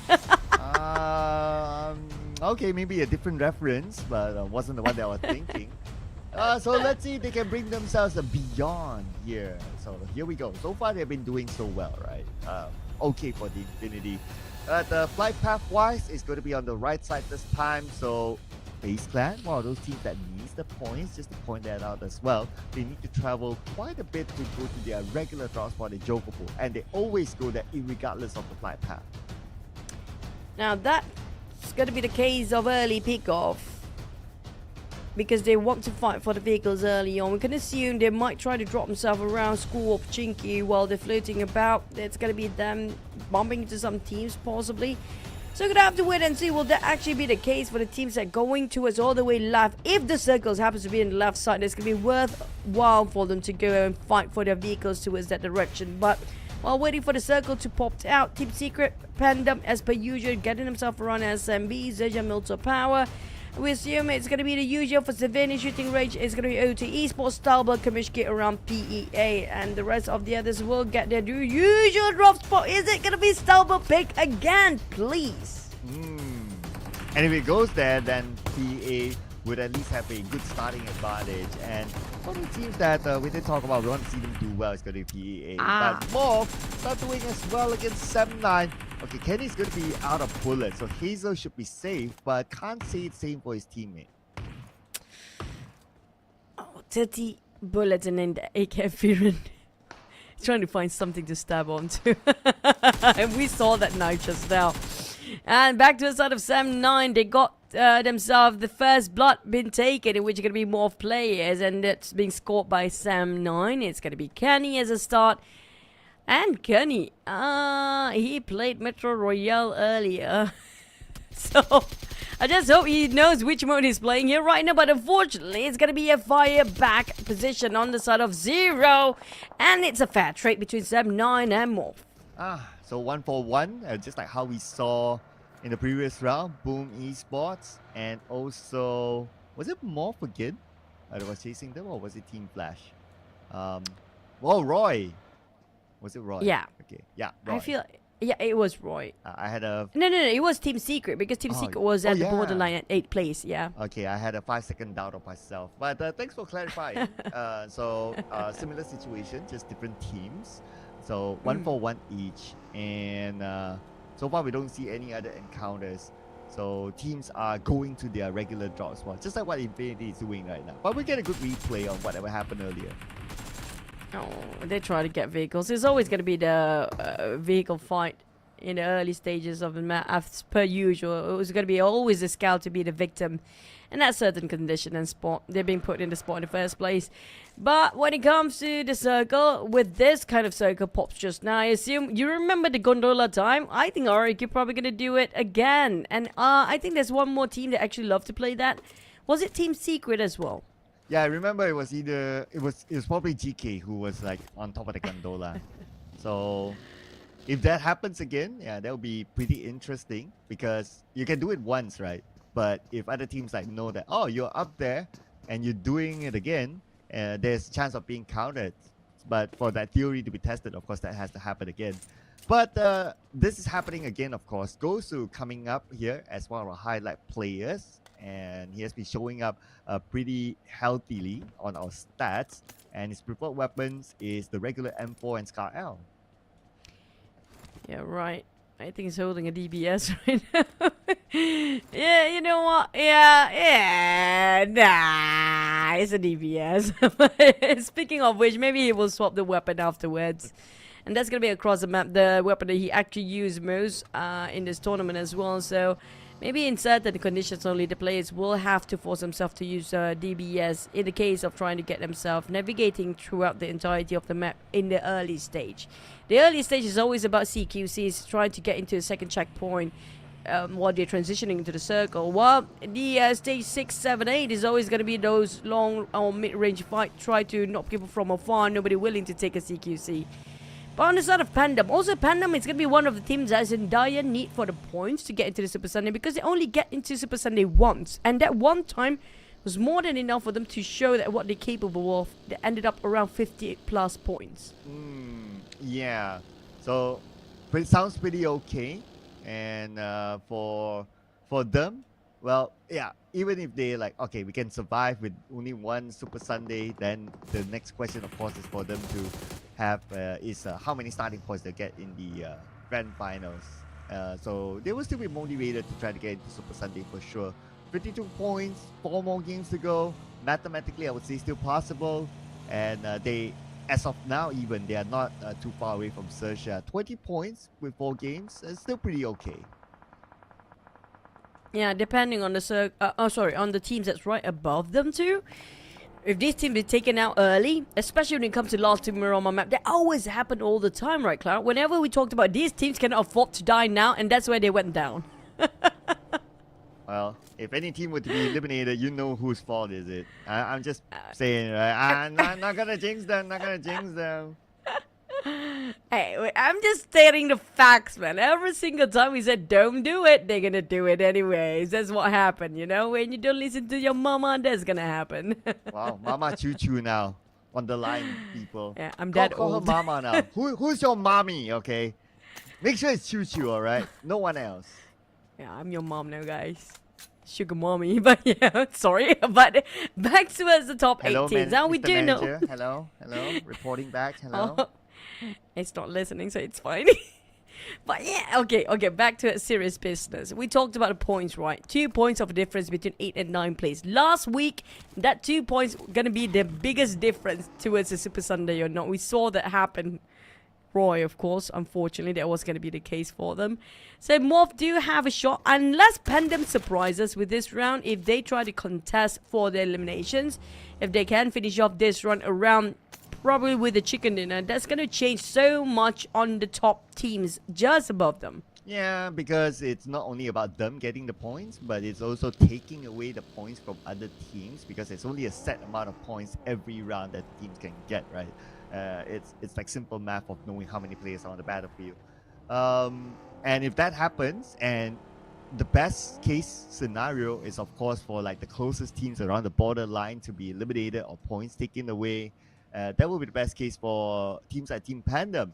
And not only them, that would probably even benefit like RRQ or maybe even Crit VIP, who these two teams will still need to get into Super Sunday. Yep. So that's why we have a lot of stalemate here, other than the first few blood that we actually have for the vehicle tussle by the teams like MORPH and 79 and XERXIA before, because everybody knows, especially teams that's not hitting the 80 mark, especially 79 below, they're not willing to give away the positions too early on because they might expose themselves and engage and initiate into a fight that they don't want to be part of. And speaking of the teams that want to be or not want to be for the fight, it's going to be FaZe Clan chasing out O2, but the circle will be pick Stauber. Let's go. We still have a chance there. We still have a chance. And look who's at the top. It is a PEA. Now that I read PA Kido, right? It's like Peak Ido. Since they're on the peak It's meant to of be. Stauber. Yeah, it's meant to be, right? The stars align, including his name. All he needs to do is just do it. That's it. It's all down to himself to make a change for the team. But speaking of making a change, Crave VIP,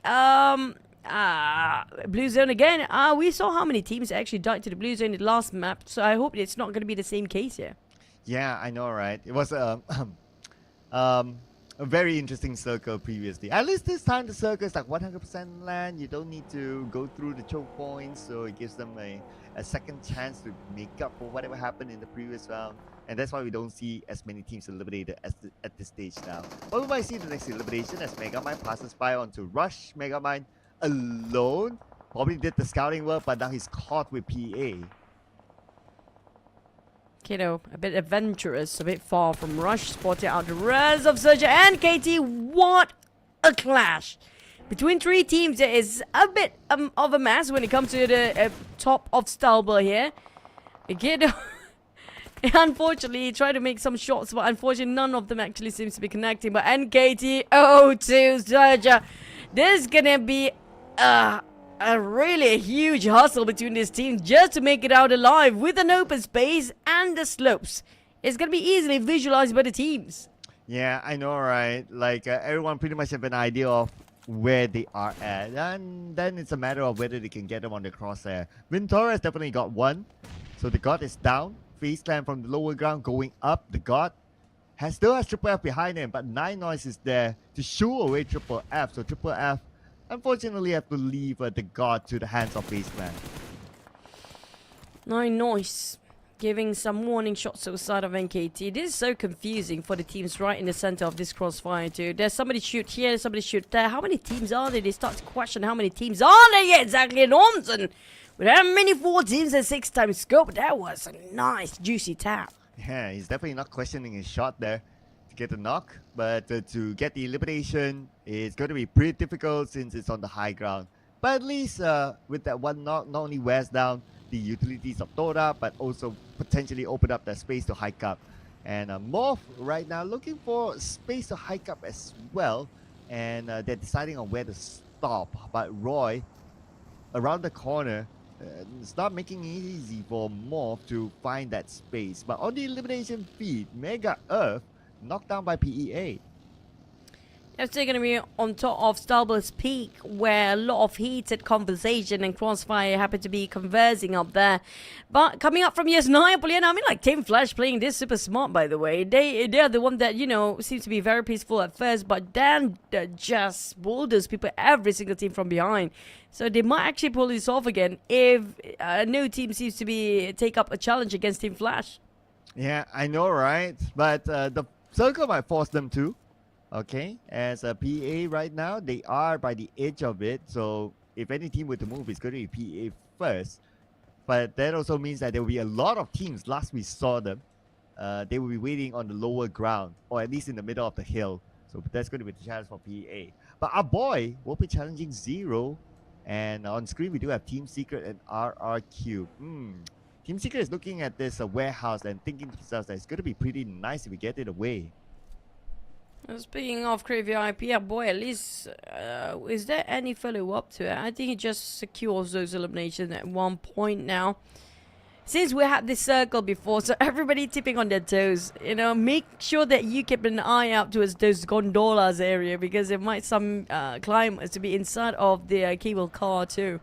So I don't know if actually any teams taking those around the gondola station right now, but it's fun to get a glimpse on that. And speaking of fun, Nonsense having a fun time getting free elimination by tracking down MORPH player, leaves a MORPH with only one solo survivor. Yeah, good spot by Onsens there. And to get that elimination point for the team. So there's going to be 2 for FaZe Clan, a team that still needs to make it through and gain those points. As for the other rotating teams now, MORPH down to only Hazel. So he's going to play it super safe. But as he rotates towards the left side, closest to the Saverni area, we see on the minimap there's actually another team in front of him. So Hazel will be taking his time now. Yep, no rush. At least the circle is quite near, just 50 meters apart from where he stands. Boom, on the other hand, still have a long way to go from the northern side. There will be gatekeepers from above too. I mean, there's definitely not a clear entry in for Boom. They have to figure out how to hike up without being visualized by the teams that's waiting around inside of the circle. And Roy will be the one that be shutting their hopes into getting those safe zone. But at least they got themselves some space to hike up. So there's a couple of mountains in between. Will block the vision on Roy towards his side. Well, PA, I mean, like, they know this place. They're going to play around well, I call this a planetarium, by the way. So Okay, that's a nice name to call it. Okay, at least we have something to say. Okay, it's called a planetarium. Okay, we'll lock that name in. But I'm sure PA would wish that they would be able to lock down a good spot next. But the circle is unkind to PA. Moves towards the left side, so PA has to pass through all those teams that are close to them. speaking of close, M9 pretty close to Team Flash. I'm looking for the brawl between these two teams. They're just cutting across towards Yes9 Lake, but we have Boom firing onto Fredo down to 1 HP, but here comes Friendly to follow up. Here we go, Frenzy from the lower ground. O2, they do have the high ground, but Yummy's going to come in from the other side. Fredo is being surrounded, and it's going to be a quick knock here by Boom Esports onto Fredo. And Boom Esports, they should be able to pick up Pondbit. But look at this, Jumper arrived just in time to knock down Razy and Yummy. Now Frenzy needs to come in. Kid is on the high ground as well. Amaza shows up closest to Frenzy. And Frenzy taken out by Kid from the top. Accidental trap setup by OT Esports seems to be working well for them as they take out the entire crew of Boom by surrounding left, right and center after they've taken out the, accident bait. But back towards the other teams are still fighting to get into the circle. Yeah, TODAK will have to face against Surge. I have to cut across the other side. But we do know none of these teams that we're witnessing on the northern side happen to be nearby the circle. They still have around 250 meters for their journey into the safe zone. Yeah, I mean, the circle is tough for them, right? But TODAK right now, 5 eliminations, dominating, looking pretty nice, but they still need to fight their way through. There's still a lot of teams in front of them. Yuhai from Semline, eliminated by I Am Pro from Grid VIP, was caught all alone out in the open. And back onto the planetarium, Sersha is still here looking at the stars. Well, no stars during daytime. Well, the stars they can actually see is going to be the one that knocking them down while they're being knocked down. Of course, they're looking at stars, counting for their life to be ended anytime. But back to the side of TODAK. Can anybody reach up to Iftar? It's super crucial for TODAK to have Iftar to play, especially in this kind of terrain. He's pretty good at taking those off angle.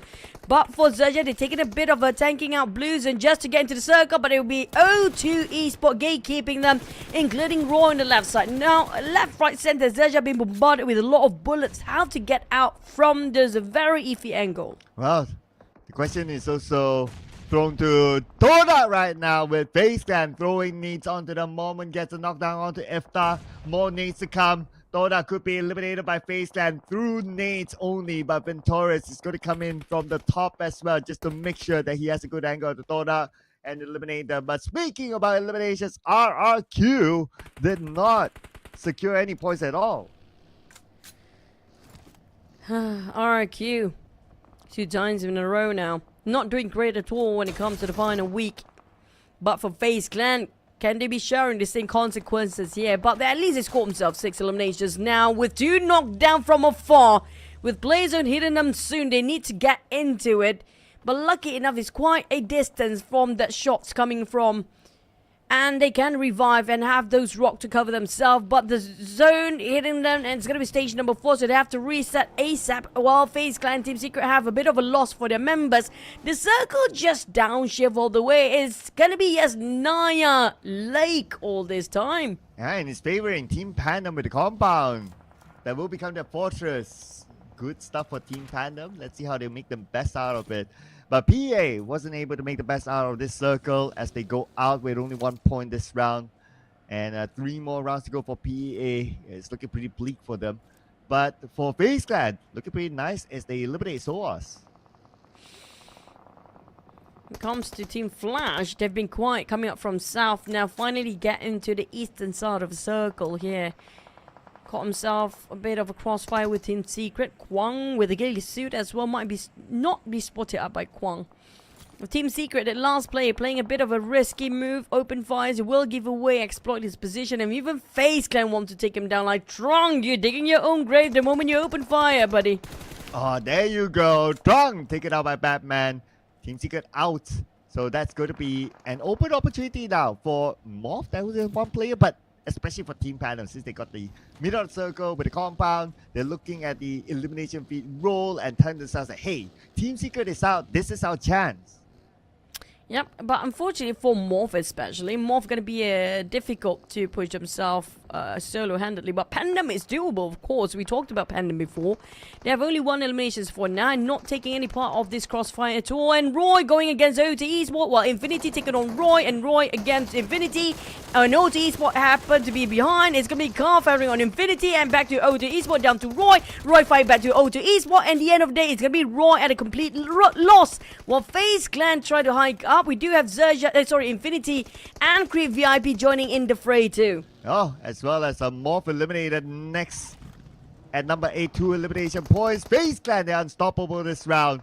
Now the next challenger of O2 is going to be the Infinity Tiger Axe, taking a lot of damage.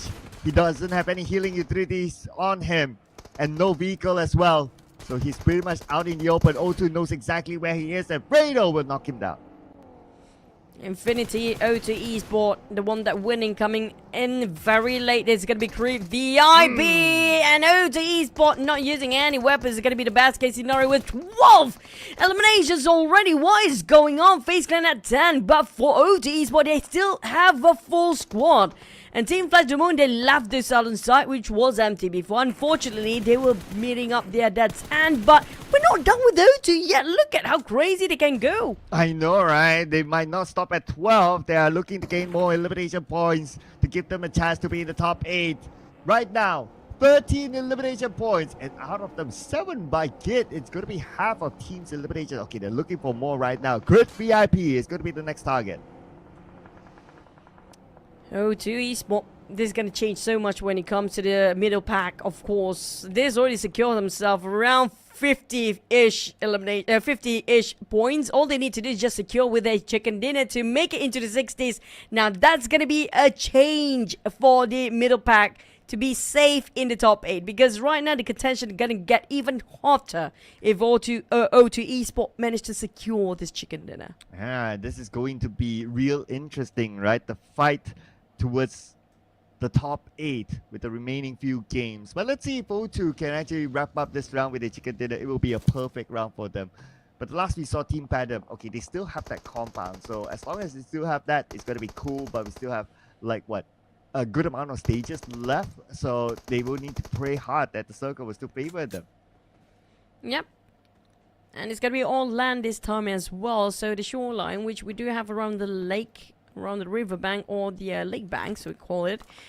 Crave VIP seems to be trying to hug around that corners, but FaZe Clan will try to challenge them out. Once they start to move against Crave VIP, I assume we're going to have O2 Esports take advantage, and PANDUM seems to be slightly in the center there. Will go slowly advancing towards around the shoreline area too.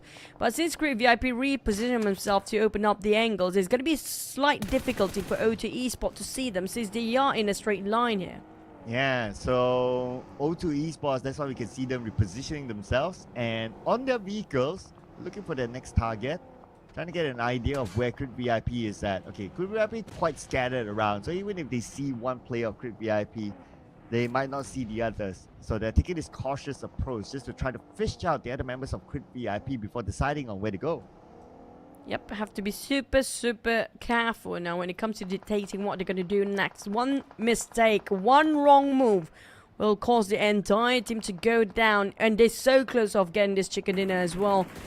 So for PANDUM, they spotted out Mormon coming in. There's a nice spray, but Ajul will be greeted by another. What a swing and what a swap of weapon, Ajul. That was super fast reaction coming out from this guy. Man, you were saving it for this moment. And that was a great reflexive move there by Ajo. But okay, we're going to come back onto Crit VIP at O2. It looks like Crit VIP defended their ground fairly well by opening up this space. But one member of Crit VIP is knocked down as well. It's going to be Newbies on the other end. These two teams still locked in with each other. Newbies will not be able to be saved. And Amaza will want to make sure the point goes to O2. And he will do so with O2 14 eliminations now. What is going on with the sudden rise of the teams with getting themselves more than 15 or 15 eliminations here? Things getting wild when it comes to before we hitting the break. But PANDUM still have a full squad. Number-wise, they do have the slight advantage here. Even when it comes to the control of the circle, they have the majority of the right side of the circle. While O2, they cluttered up together. That caused them heavily since Crit VIP managed to capacitated one of their members, leaving with only 2 players here, and they need to open up their angles if they were to fight PANDUM. But PANDUM, they might be busy against Crit VIP next after Crit VIP opened fire against O2. Yeah, Amazal, nice shot there from afar, and he'll be saved by his teammate as well. Helton now making his move. He's moving away, but the smoke is blocking the view of O2 onto Helton. Let's see how far he'll be able to make himself. He's on the outside of the circle still. Okay, but we can see there on the screen, on the minimap, some movement on the northern side, and that is Team PANDUM doing scouting work on what's happening on the left. O2, they're not being favored by the circle at all. PANDUM do have the control over almost the entirety of the circle. All they need to do is just make sure there's no breach in and not attracting too much attention there, that O2 and the Crit VIP both engaging towards their side at the same time. So PANDUM, they have to be super careful. They got the compound. All they need to do is just wait things out. Yeah, let them fight, as they say in a particular movie with a monster. Amazal takes out Helton. Our boy takes down Jumpers, or a trade between the two teams. But our boy, the final member, spotted out, and O2 won the fight. Now it's between Team PANDUM and O2 for the chicken dinner. Team PANDUM making their move. It's going to be big if O2 can secure this chicken dinner. Definitely going to push himself way up here to be one of the top teams that can make it to the Super Sunday. But PANDUM needs it as well. When it comes to number-wise, never mind now. PANDUM's got the chicken with a flawless run. That nade speak for itself. Is a chicken dinner nade. With O2 getting those crazy amount of eliminations. Now, where do they ended up standing in the overall rankings for O2 and PANDUM? Ooh, this is going to be interesting because one team got a lot of eliminations and another team scored the chicken dinner. So that also means that teams at the borderline, they'll be shaking looking at the numbers right now with 3 more games to go. Great work here by Team PANDUM. Not only patience play, but they know when to come out and wrap things up quick, just like how Team Flash did in the previous Erangel. But looking over the numbers, their eliminations, they got 7 eliminations this time. Yep, when it comes to elimination plus the chicken dinner, that scores a 17 as a total. But on the side of damage wise, everybody they shot almost very the same. But when it comes to DBZ, always going to give it slightly extra than the rest, with the least amount of damage received to have 52. I mean, how did he actually get those damage out without being spotted by any other teams out there? Well, I know, right? I guess the compound truly helped him. And he stayed pretty quiet, but he's still able to get 2 eliminations. So he's still active in a certain way, but the compound truly worked out for Team PANDUM. and circle that went down from the Stauber or on the planetarium that again also helped Team Pandum to be successful in this round. So Dimsy is our MVP this time. Great work by him and Team Pandum as a team overall. Well, Team Pandum, will they still be at number 1 or not? We're going to have to wait and see for the match rankings later. But for O2, that was some crazy run, by the way. We love those aggression coming out of nowhere. But Pandum, FaZe Clan and Crave VIP. I mean, Crave VIP did survive long enough as well. And FaZe Clan, well, they do have better performance than yesterday overall. Yeah, I know, right? This is like, are we seeing the boom again here? Okay. But we gotta give it to FaZe Clan and Quick VIP for coming up as one of the top challenges in this round. As we relive the best moments where Team Pandum scored chicken dinner and O2 with a lot of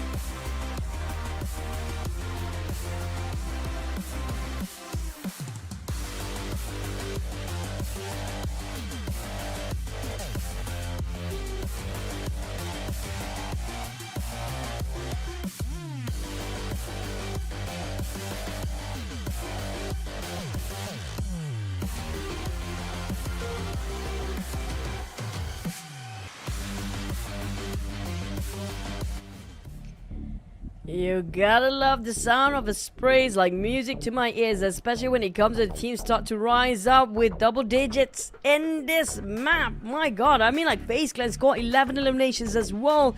And O2, despite no chicken, it's still gonna be a no problem for them at 22 points. But will it be a problem or not if we look at the overalls later with Pandum, despite that chicken dinner, 17 points up here with another double digit Crit VIP at 4th place. Yeah, this is going to be real interesting, right? Because these teams at the end starting to gain points this round. But of course, the journey is not over yet. We still got 3 more rounds. The Infinity is not up here though. So I wonder how many points did they collect this round overall. Because they still could use a few more points to ensure their security into the Super Sunday. As we flip over to page number 2. And the answer is the Infinity only 1 point. Boom, they're fine. Roy though, 0 points could be scary. Yep, it seems like twice in a row now, Roy did score as much as they hoped for, or we hoped for, because they well deserving this Super Sunday because of how they performed last week. But due to their slow progress of points, not that they're getting a lot of zeros, but they got, well, now it's a 0, and before they had only 1 or 2 points. They were one of the top contenders to be in the top 8, but now they get pushed down all the way, probably to 10th place and 7th place, still up there. Seems nice and seems safe. And this is going to be the top 8 teams that's still going to have to fight for their points. It's going to be 90 points for the golden number. 73 points is going to be the gap in between the 9th and 8th place. Okay, yeah. 73. That's the number we need to remember as of now, right? Roy's still holding on to page 1, so at least there's some sort of a good news for them for now. The Infinity, 79 points, edging a bit closer to the golden number. FaZe Clan, they're 89 right now, and Dota is 88. But Team Secret, oh man, 73. It's a tie, and the only difference is going to be whether the chicken deploys more points, and then for the eliminations. I mean, right now it seems like I hope we don't end it up as a tie till the very end of the day here. Yeah, then we might see the tiebreaker. Oh man, it will be heartbreaking. We have seen tiebreakers before that just breaks hearts, right? So if we see that again, and that is like involving a team that must be in last chance for or in Super Sunday, then yeah, we all know. It's gonna be the biggest regret. Like, why did we just not finish one more elimination, or why did we just survive a bit longer?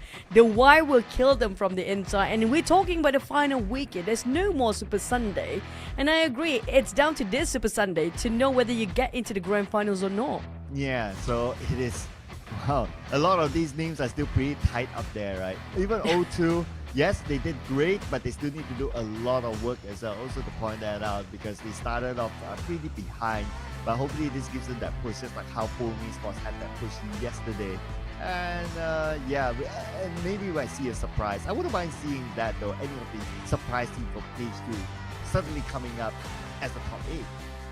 Yeah, I mean, O2 definitely doing it. And right now, they are close up for contention with 3 more maps to go. If they keep the momentum going and not being eliminated early, there's a chance they still can squeeze towards the top 8 for the last Super Sunday here.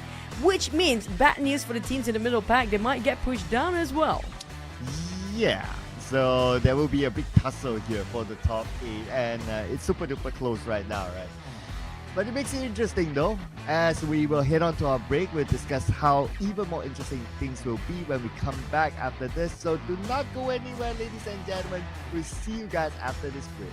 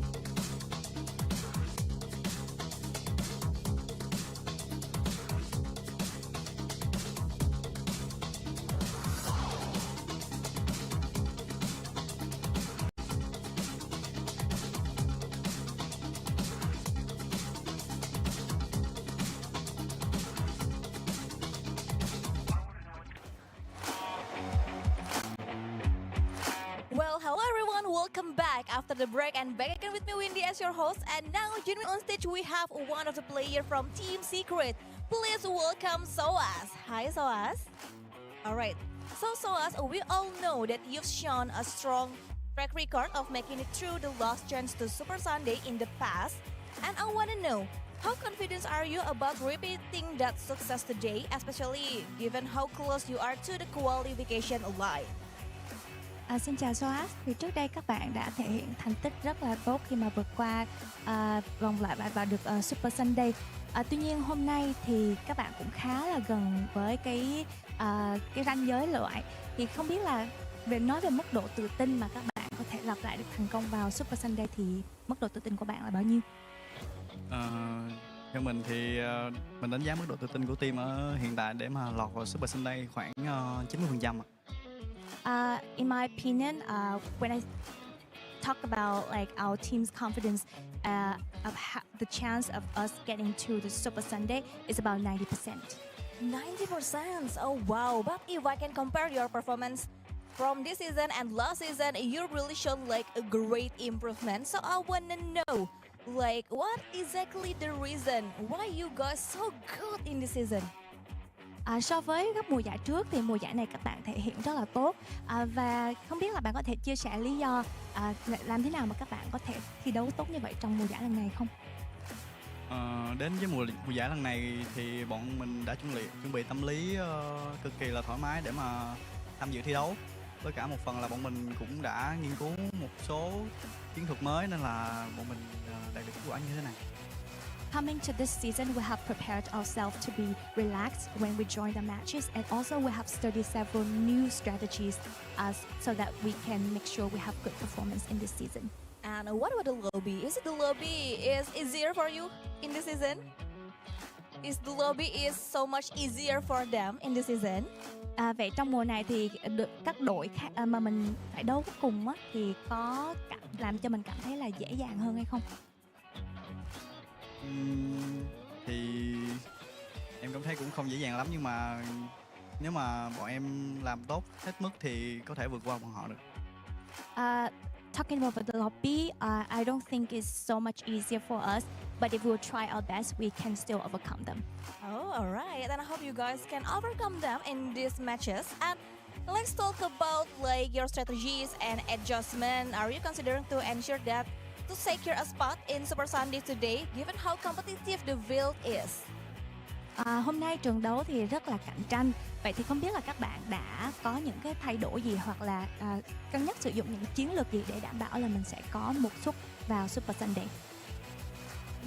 Thứ nhất thì bọn em chuẩn bị tinh thần tâm lý thoải mái. Thứ hai là bọn em sẽ bắn cẩn trọng nhất có thể để mà giành cái tấm vé tới Super Sunday. Bởi vì khi mà lọt vào vòng này thì ai cũng có một cái tâm lý nhẹ để mà giành tấm vé. So for us, first of all, we have tried to make ourselves be relaxed, but at the same time, we'll also try to compete with our best because when we get here, everyone all have the goal to get a ticket to Super Sunday, and we try to be careful at the same time. Oh, alright. And I want to know, is there any team that giving you a hard time in this season, Soas? Vậy thì trong mùa giải lần này có đội nào làm các bạn cảm thấy khó khăn khi thi đấu hay không? Theo em nghĩ thì ngoại trừ Boom và AE và Vampire thì đối thủ mới nổi gần đây theo bọn em đánh giá là mạnh lên dần đó là NKT. So besides Boom, Alter Ego and Vampire, a rising team that make us impressed and compete really well recently is NKT. NKT from Thailand, wow. And last, speaking your history of clutch performances, during last chance, how do you manage the pressure and what is the mindset within the teams as you head into these critical matches? Thì khi mà thi đấu trong vòng last chance thì đây là những cái trận đấu rất là quan trọng. Thì không biết là đội của bạn đã có chuẩn bị tinh thần như thế nào và đối diện với những cái áp lực trong các trận đấu này như thế nào? Theo em cảm thấy thì áp lực thì gần như là không có, tại vì bọn em đã thi đấu last gen 2 tuần trước rồi. Còn về vấn đề tâm lý thì vẫn là tâm lý thoải mái thôi. Đến với vòng này thì thoải mái nhất có thể thôi. So, in my opinion, we almost don't have any pressure because we have competed in last chances in the past 2 weeks already. And about our mentality, again, we try to be relaxed. Oh, try to be relaxed. And yours point of Super Sunday is really good. You're on the top class man. And last thing, any words to the team that giving you a hard time like Alter Ego, Vampire, NKT, anything you want to say to them? Và cuối cùng thì em có lời gì muốn gửi đến những cái đội mà mình cảm thấy là tạo áp lực cho mình không? Ví dụ như là Vampire, Boom, NKT. I just wanna say good luck. Alright, good luck. So good luck for you too. So thank you so much for us. And now everyone, it's time to see the highlight.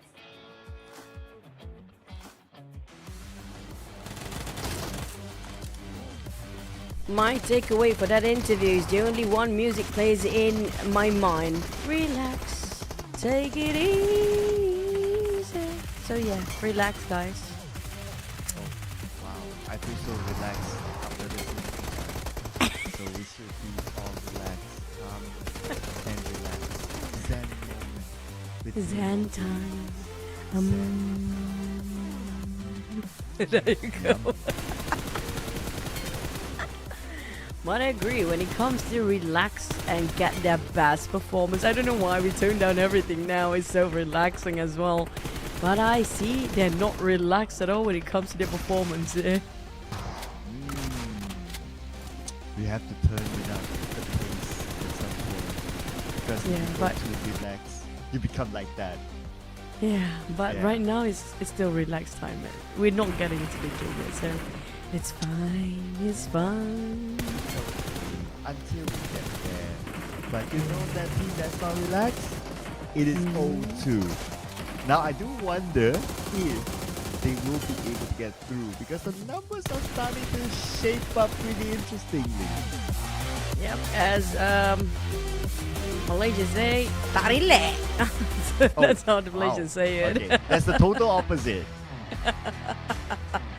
I agree, but also don't forget about the teams that are still on the rise. One of them will be Team Secret, but compared to Xerxia, this is an interesting comparison between Xerxia. We don't see a lot of Xerxias getting the chicken dinner, but they definitely will be one of the middle pack team. They always got themselves quite a survivability because of their average placement points. Yeah, and just look at this, right? Both of them have their own strengths here. And so happen both of them wants to get into the Super Sunday. So they need to convert all those elimination points, recent points, especially the top two there, to be in actual points later on. So we've been looking forward to see what's going to happen here as we return onto our Erangel match. And so far, we started the day with Boom ESPORTS. The moment they got that chicken dinner, that's already their ticket into Super Sunday. Team Flash came up with the chicken dinner very quick once. It was for Team Pad, a very quick elimination towards the end onto 0-2 to score that for themselves as well. I do want to know the comment section. Do you guys prefer this kind of vibe going on, or do you prefer the usual? I mean, I wouldn't mind going all the way like this, though. It's quite relaxing. Yeah. Having the Zen moment is like in my mind is like until everything's just start and people just shoot at each other, that it's no longer Zen moment. Okay, it's Zen moment if it's a stalemate. I look at you, you look at me, and it's like, oh, circle, oh, bang, bang, bang, bang, bang, and no Zen anymore. Yeah, speaking of Zen, the only one that actually do have the Zen time is going to be the teams at the very top. Which is going to be Boom, Team Flash, of course, they're going to have a great time. Yeah, they don't have any pressure at all. You asked about Team Secret regarding the performance. They are at the borderline. We know that for sure. And with O2 Esports coming up into the middle pack now, things will change dramatically. I love this week. It feels like a Cinderella story week all again. We have the comebacks of every comebacks possible when it comes to the final week. Yeah, a lot of up and rising with 3 more games to go, right? So it's going to be pretty tight at the borderline. It's going to be really exciting. At least that leaves us with a lot of anticipation until the final game. We don't want the final game to be like, all the teams locked in, final game doesn't matter and all that. Nah, we want like what, 20 teams can still get the top 8. That'll be fun. Well, they're happy for now for FaZe Clan. We get to see them smiling before we start the game, but we're gonna wait and see will they smile by the end of next Erangel map, which could be the last Erangel map of last chance. I mean, Mormon. He's definitely not a Zen person. Okay, PA, not so zen as well. Okay, they're still excited. 3 more games to go, but for PA to even have a shot, they have to come up with like what, about like 3 chicken dinners in a row with good amount of eliminations. So that is their only chance. If it's down to only 2 games, then it's probably not going to be enough anymore.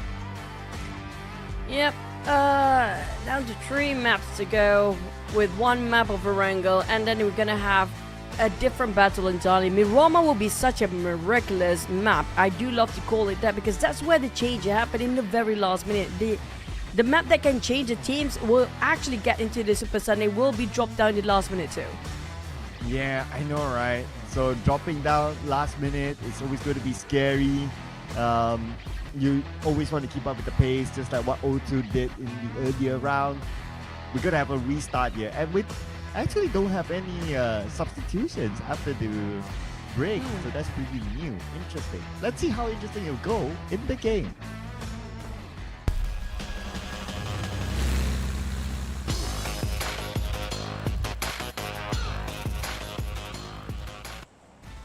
I mean, I agree. It piqued my interest, knowing the fact no swap. Usually, this is where all big names gonna swap in and out whenever they feel like it's not gonna be enough. So I assume when it comes to the swaps, that's why we had it so much yesterday, because they were starting off with the lineups or the starters of the roster. It's gonna be the same for most of the teams here for the entirety of the day. There's no swaps coming in and out because everybody should be warmed up since the start.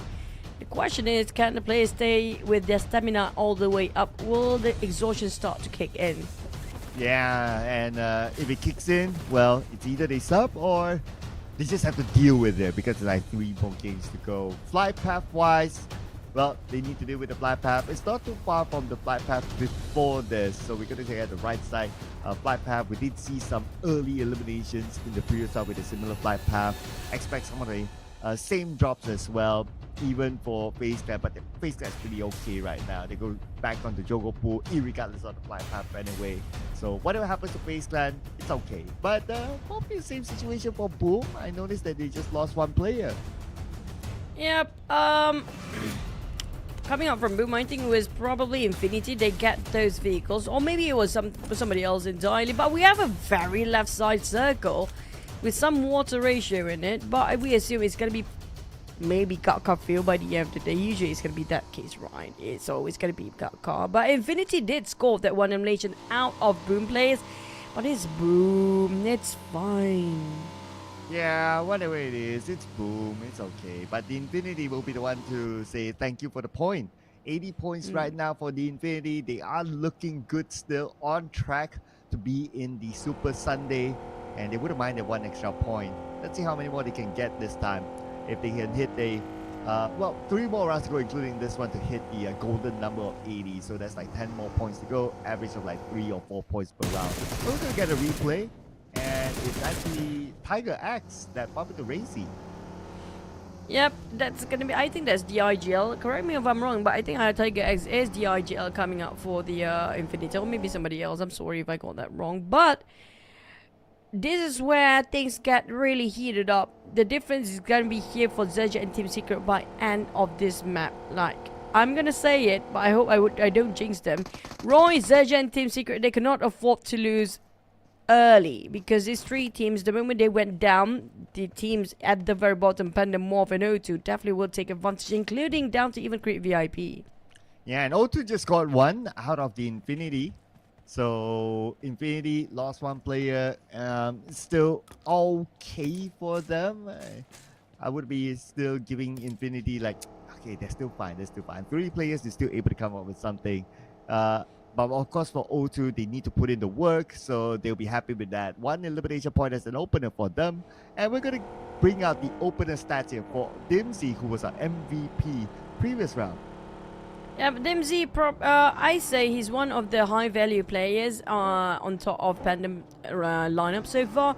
So every single team, we can see that there's going to be one pillar that centralizing almost every single engagement and fights. And DMZ will be coming up from the side of PANDUM. And we can see that he's definitely building up momentum. Another player that I feel like pretty much can...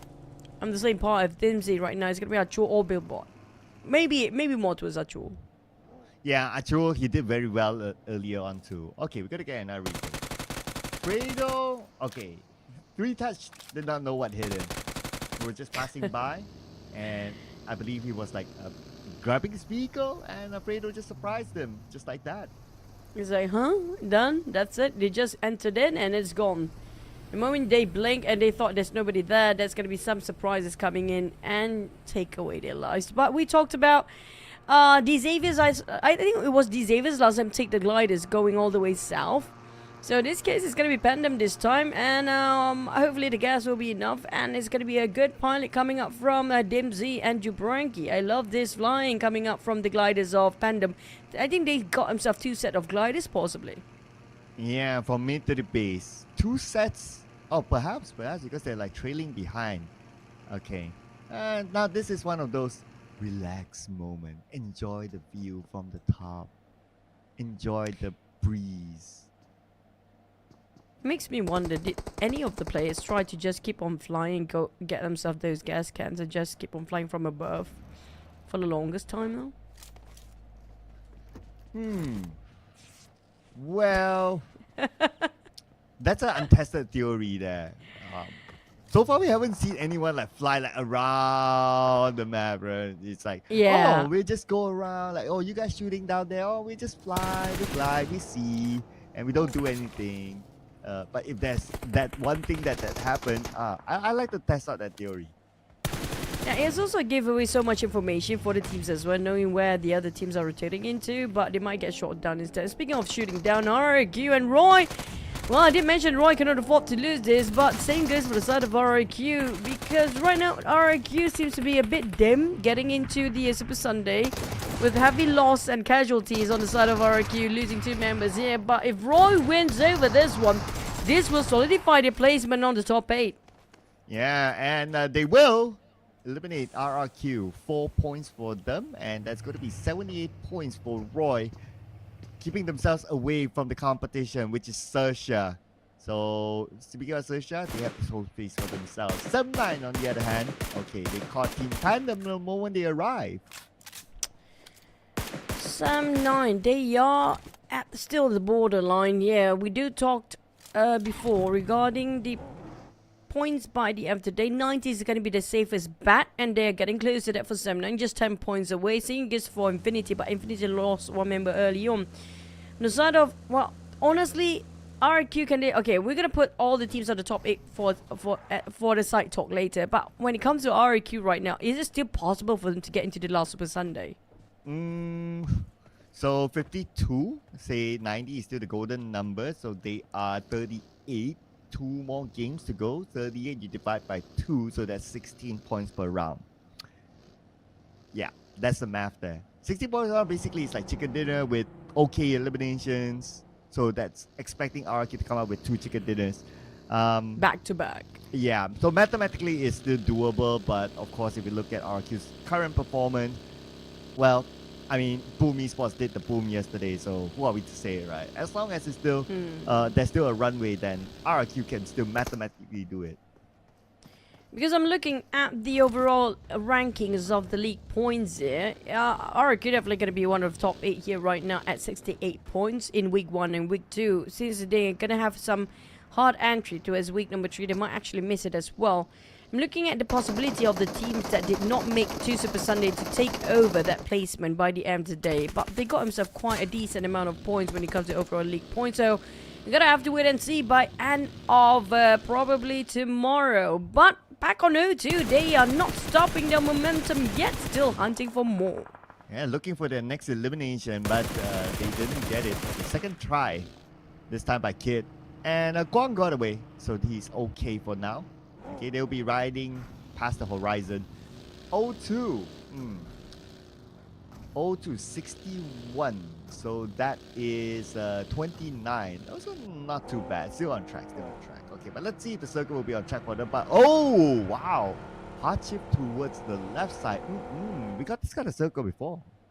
Yep, and we might ended up having a lot of swimmers down on the left side too. So TODAK, they might actually get a bonus of an airdrop. Maybe 7-9 is also interested in taking that airdrop as well. But it's quite clustered up when it comes to Infinity. XERXIA right on top of South Jogable and around the outskirts of Hospital. There's going to be... We had a hospital before, so it might be another hospital circle here. Sorry. Yeah, it's a potential there. And so far, nobody's inside a hospital per se. Boom ESPORTS, they right past by. I guess they want to take the left side compounds, and that's where some of the rare compounds are at. And if the circle happen to go there, whoever who is at those compounds will have a good advantage. So maybe that's what's going through the minds of Boom ESPORTS.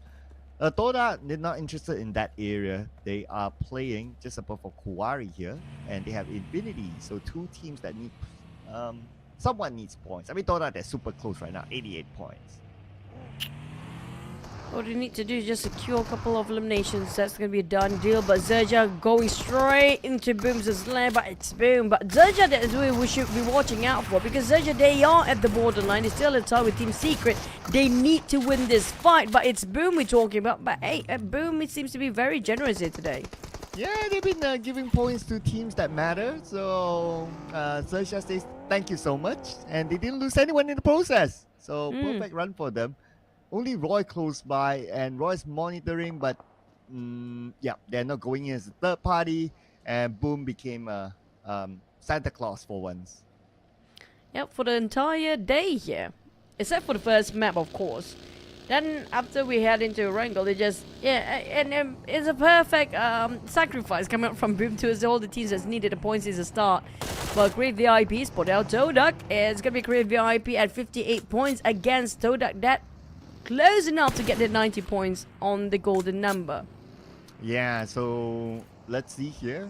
So far, we got obviously 3 more games to go. TODAK, yeah, fine. I wouldn't be too worried about TODAK. Average at what? Not even an average right now, because they, with that early elimination that they got, they're like 89 points now. So they just need to like, okay, we just avoid fights, just depend on decent points, and they're pretty cool. That's good enough for TODAK. But if they get any opportunity, I mean, like another elimination points won't hurt them as well. As long as it's going to be a third-party plays coming out from TODAK, then it's pretty safe down there. But the teams that's eyeing out for the last Super Sunday PANDUM, unfortunately, I feel like they have huge potential to go into the grand finals as long as they can hit another Super Sunday with their one-day performance, really more than enough to push. Now, yes, it feels like a very similar circle as yesterday. Yeah, the one that Xavier has scored the chicken dinner. Slightly down south, but that's fine. Xavier's not playing anyway. And a lot of the houses you can see there, right? TODAK, Infinity, they got the key houses on the left side. Because if the circle does go there, it's a very strong position to be in. Team Secret. Okay, this team needs points, especially after XERXIA scored 2 eliminations early. So they cannot afford to lose out this round to XERXIA at least. Yeah. And the most important point is another concern, but first and foremost, their main objective for Team Secret is not to be eliminated early. That's it. They have to make sure there's going to be like 9 teams remaining, or make it like 5 or 6, then only they start to open fire, because they are at the borderline between XERXIA and Team Secret. Seems to be at the lower advantage with no points for the time being. But some non-crave VIP, even NKT, we talked about. I love the fact just now the interview did mention about NKT, but sadly when it comes to this week's performance, we don't see too much of them. Oh yeah, good point there. Good point. We've always been like having NKT moments before this, but today it's like, I'm glad that when they showed the overalls, like they have a comparison of like, okay, how many points you got in the group and how many points you got today. So it's a good comparison for us to look out later on. But we'll be looking out for 7-9 and TODAK now. The 2 players of TODAK down and out in the open. And 7-9 definitely wants to finish up the job. And so don't expect them to be safe. Sem9, they have more points to catch up on to if they want to get into the 90s. It's going to be the safest spot to get into the 90s. And Sem9 and TODAK, while they are in the top 5, we wouldn't worry too much for them because they still got 2 more Miramar maps to go, right? And points-wise, it's definitely possible for them as long as they survive a bit much longer. But this is going to be the Cinderella story if PA can make a comeback with their points way further than the rest. They're definitely at 24th spot when it comes to the overall rankings. But hey, surprises. Boom did it yesterday. Why not today? Wow. Okay, we're getting the positive choo-choo right now. That must be thanks to the relaxed moment from SOAS. Inspiring enough. Yeah. But in order for them to do that, realistically, it's like, okay, 3 chicken dinners with a decent amount of elimination points with it. Yeah, so that is going to be the best chance for revival for PA. And if they can do that sort of revival, I would say their revival is even bigger than Boom's revival. The biggest one, of course. I mean, I'm a bit disappointed. Not a bit, a lot disappointment coming up from BA. I mean, like, I wouldn't mind if they are at the bottom, but if their performance are getting better. But right now, their performance just going downhill since last season. They were the most progressed team compared to this season. They are, well, default back to the start of the year. I don't know what happened. They just couldn't get the momentum right. But the circle, well, shift all the way towards the open field of Gatka. So we're going to have an open ending here. And whoever gets some of the compounds will actually win this one. Oh, that escalated quickly. So if you guys enjoyed the 5 seconds of a relaxed choo-choo, better keep that, okay? You don't know when they will come back again. All right. Unless PA comes up with a chicken dinner. All right. For a full team, okay. We'll put that as it is for now. But for Crit VIP, another team that needs the points. 1 player knocked, but no follow-up yet. So maybe it's a long-range one. But long range or not, Team Seeker is going to make it a close range. Yep, they want to take some risk. They have to, and right now, not going to be the best time. Still 14 teams intact, but worth investing. If they win it, they're going to go big or go home now. It's do something or do nothing for Team Secret, and they're doing something to make a comeback with their points. While Crate VIP also in the dire need of points, but unfortunately, when it comes to HP, they are running pretty low and pretty quickly. When we do have going to be a third party coming in, which Sem9 seems to be very interested in this. But Sem9, the moment they had interest, they lost 1 player. Okay, maybe another one as they're still rotating around. It's going to be Kenny. He's pretty low right now. And SOAS will land a bullet onto Kenny, eliminating him immediately. And Team Secret collects 2 points out of Sem9. On Team Secret, well, they did not ask for this unnecessary fight against Sem9, but they were chasing for Crit VIP, but make it as a bonus. As long as they manage to pick up their fallen members, of course, they cannot afford to lose anybody here. But hello, another team coming into this fray, adding into more damage for the outcome. It's going to be NKT coming up. I think that's NKT from behind. Yeah, NKT monitoring the situation. But Team Secret, at least they should be back up as a 4. I expect that 1 more player to be saved, and that's going to be SOAS. Yep, he should be on the clear, but not so clear. Okay, he has enough cover, so he should be fine. And then they might continue on the fight with Crit VIP. But we do have Team Flash as well in the fight with PA as a rush taken out by Zeus, our Mr. MVP. Crit VIP, Trung, and the rest of Team Secret has been going for this fight quite some time now. Trust going on for the side of Team Secret, putting it entirely in the hands of the players in the front to actually do and make a comeback. But Crit VIP, they need to win this as well. Maybe they can come up with something against Team Secret. And Team Secret now looking for another opening. But NKT, they're finding somewhere else. Team Secret, they still have a full team, but they're playing this cautiously against Crit VIP, allowing Crit VIP to reset back as a trio. Okay, and Team Secret right now from the lower ground. Looks like they're trying to find the next opening. But okay, we'll leave that fight for now as we look forward to the Infinity versus XERXIA. And the Infinity right now, they will definitely need those points in the pocket. XERXIA as well. This fight will be big. The circle then move towards the center where Sem9 and MORPH is at. But we're going to continue to put focus here as TODAK wants a piece of this fight. From afar, tries to land the shot. but not able to find a good line of sight just yet thanks to the rain. But they have about 30 more seconds before the zone starts to close. A boy from Grid VIP gets knocked down by GK. Newbies gets one as well. SOAS from afar providing cover fire support. Break when it save GK. GK should have that space, but they had to take out Helton on the other building. Our boy is now bleeding up for help. Helton still staying put. Our boy crawling towards him. The door will be open, but Break will finish on our boy through that nade. He wanted to land that nade onto Helton, but he landed on our boy instead. Now Helton comes in with SLK to the left side, not able to land his shot. Helton second try around, but Helton being shot at from afar. SOAS, the support player. Brilliant long range to eliminate Grid VIP. And Team Secret, 5 elimination points right now. They take back that top 8 spot. And this compound as well, but this compound is no longer valuable. They need to continue to move in. SERXIA with 5 elimination points now. They stay abreast above Team Secret, but both of them push down Roy as of now. SOAS up against RNJ. Team Secret wouldn't mind eliminating SERXIA. Same goes for SERXIA, but a beautiful name by SOAS to knock down RNJ. And RNJ right now, he's bleeding out in the open. It's going to be Mega Earth as well. Team Secret scored 2 out of SERXIA as of now, but RNJ is not secured yet.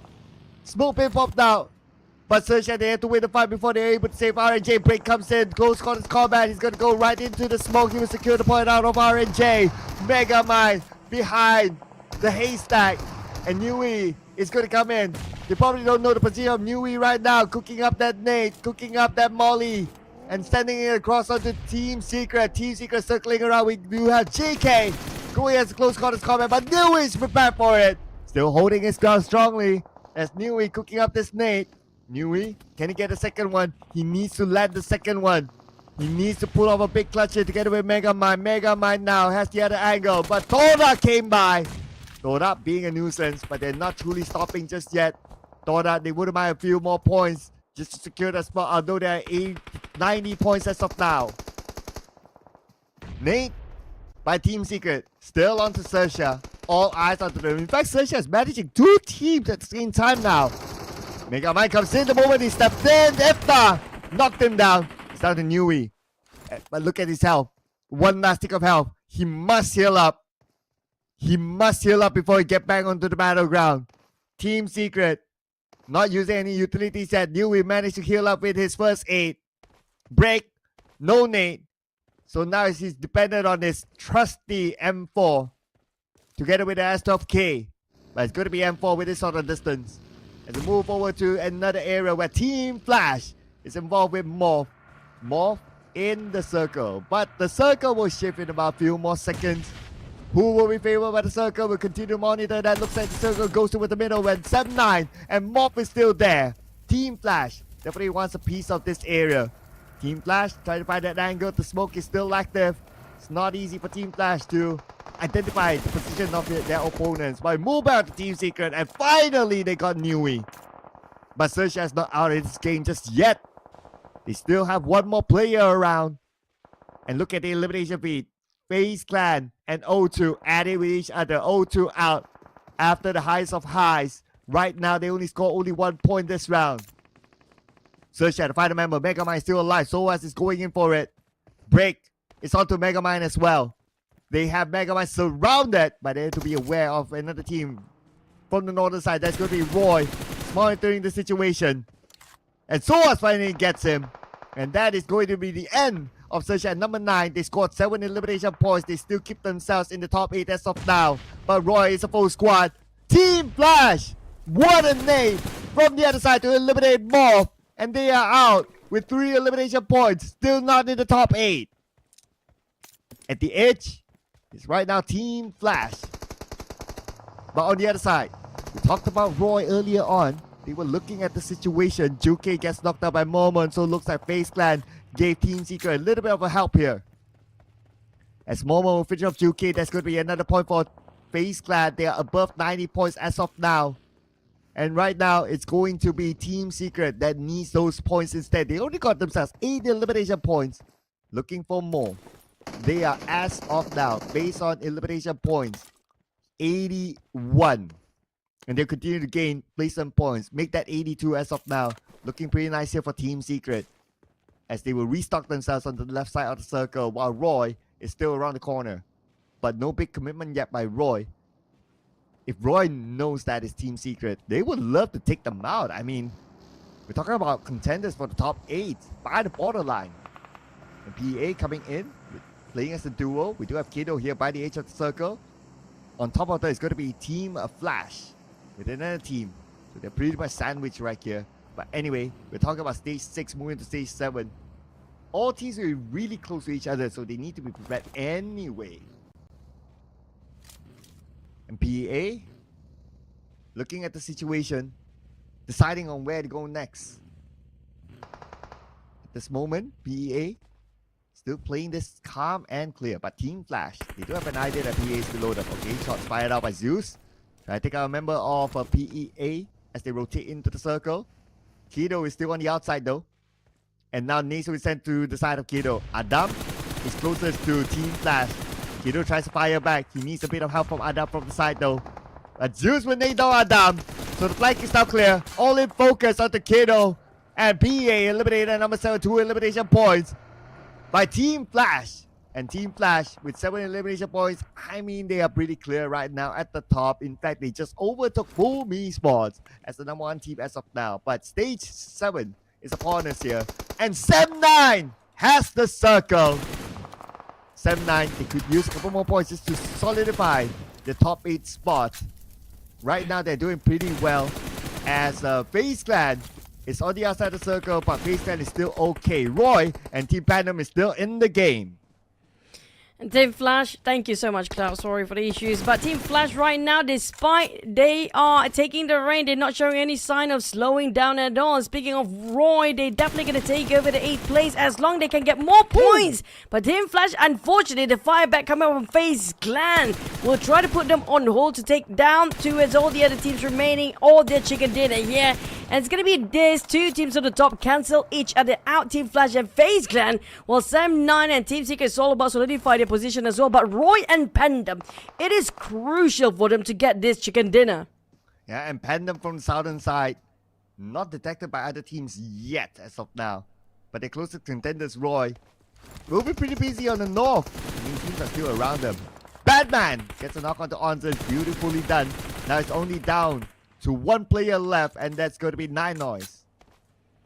PANDUM, 69 points, make it 71 right now. Infinity being taken out. This is going to be given the biggest opportunity for PANDUM to actually go and come back and push down the rest of the teams already on top. FaZe Clan, unfortunately, well, at least they still got in the 90s, but for Roy, it's so crucial for them to keep it alive. They're closing enough, and that's going to be Team Flash taking Roy out. And speaking of the unlucky ones, it's always going to be Roy.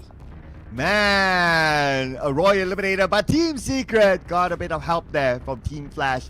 And they are unstoppable right now with 10 eliminations. With the circle, it's still going to be Sem9. More teams are going to come towards the middle. This is where Sem9 will need to be prepared. It's going to be the Indonesian duo, Boboho and Farah, to hold it out.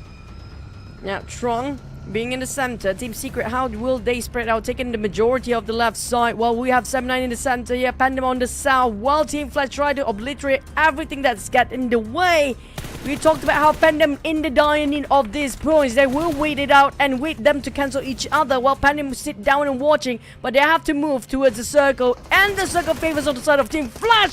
Unfortunately, on the side of Team Secret, 1 by 1 be taken out, not by the blue zone, but within the players of the circle.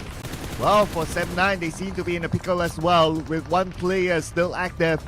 Team PANDUM now trying to find their next target. The circle continues to shrink, and Team PANDUM still has some players on the outside. Batman lobs that nade over onto Soas, but it's going to be Boboho that knocks him down. And Batman, with the delayed nade, is the one that actually took the point away. PANDUM is still alive. At least still 1 player there is. There's still a shot at getting those chicken in. It's 2v1v1. Back to 2v2. V1, Dimsy and Billboard still gonna go and fight against Team Flash, but the one will change the course for PANDUM is gonna be Trong. It's Trong to try to gun down the rest of PANDUM players. It's gonna be a big issue for them for this chicken. There's gonna be everything for them. Team Flash on the other hand don't really need it, but they want to secure it anyhow. Batman charging in. It's Team Flash. Zeus will finish off as long as Billboard and also as PANDUM remaining players. Oh, he got that knock. Oh, one more to go, but Trung's pretty low and he's on the lower ground. The geography doesn't help him. Zeus, Mr. MVP, wants to end Trung just for the flex here. Okay, he's cooking up this nade. Trung is pretty close, but he managed to heal up. Anyway, Trung will try to charge in. He's cooking up his own nade as well. His one final grenade. That nade did not finish everything yet. Trung managed to knock down on one Team Flash's 1v1 mano to mano. Back to the manner. Classical of Team Flash and Team Secret here. Trung tried to circle the other way all the round towards the backside. Zeus prepared his nade already prepping out. That's gonna be the last nade being tossed about. While the side of Trung still have couple of smoke and one molly to finish it off in one shot. But unfortunately, Trung, he doesn't have any VAZ anymore. Oh man, yeah. He does have his level 3 helmet and that's about it. Zeus pretty shredded as well. It's going to be one of the best 1v1s that we have seen so far in the PMSL this season. Zeus, okay, he's found a loot. Okay, switches over to a DBS. Perfect situation. Perfect weapon, but Trung has his own DBS as well. Okay, let's see who will dance it off to the death. Trung and Zeus. Like it or not, we're down to the last circle. Depending on which side will the Blues enclose in first, it's not going to be the best case for the side of Team Secret. But for Flash, they definitely have more than enough right, and they're taking the number 1 spot, but they want to finish it off, and one more shot! It's still going to be Team Secret winning it away. Was it Team Secret? It was Zeus. He came out in the elimination win. Yeah, it came out so quick. Okay, that's the celebration there. That's the celebration there. Team Flash scored another chicken dinner, taking it away from Team Secret. But anyway, it was a great run by Team Secret. But for Team Flash, I mean, it's never too wrong and never too late to secure another chicken for the day, and 100% getting himself all into Super Sunday right now after pushing Boom to second place in the last minute. But for the side of Team Secret, did they manage to push all the way to the top 8? Can they be safe with 2 more maps remaining? That's going to be 9, 15, 16 eliminations for Team Flash. 26 points for Team Flash, and obviously with the chicken dinner, it doesn't really matter for them. Well, the flex is that they're above Boom Esports now in the chart, so that's a bit of a flex for them. But our MVP is flexing here, and it is Batman with 6 eliminations, 1,051 damage. Woo! 431 damage received, 36% team contribution, and a survival time of 27 minutes and 8 seconds. Another high damage output, and not just that, when it comes to his team contribution, also 36% is a bigger chunk compared to all the other 4 members, but there was a flawless run coming up from Team Flash. Everybody actually put in so much work in each of their members. 6 eliminations by Batman. I mean, he's definitely going to be one of the top gunslingers by end of this map. Well, the contest is here. Team Secret, Roy, and also Team PANDUM. And Team Secret actually has got a lot of eliminations, so the points will be really interesting once we tabulate them all later on. And now all these teams, Team PANDUM, with full squad time of only 5 minutes, 47 seconds, but still able to come up with this sort of performance. So Team PANDUM is definitely on the rise as well. But let's look at the highlights before we get on to the score.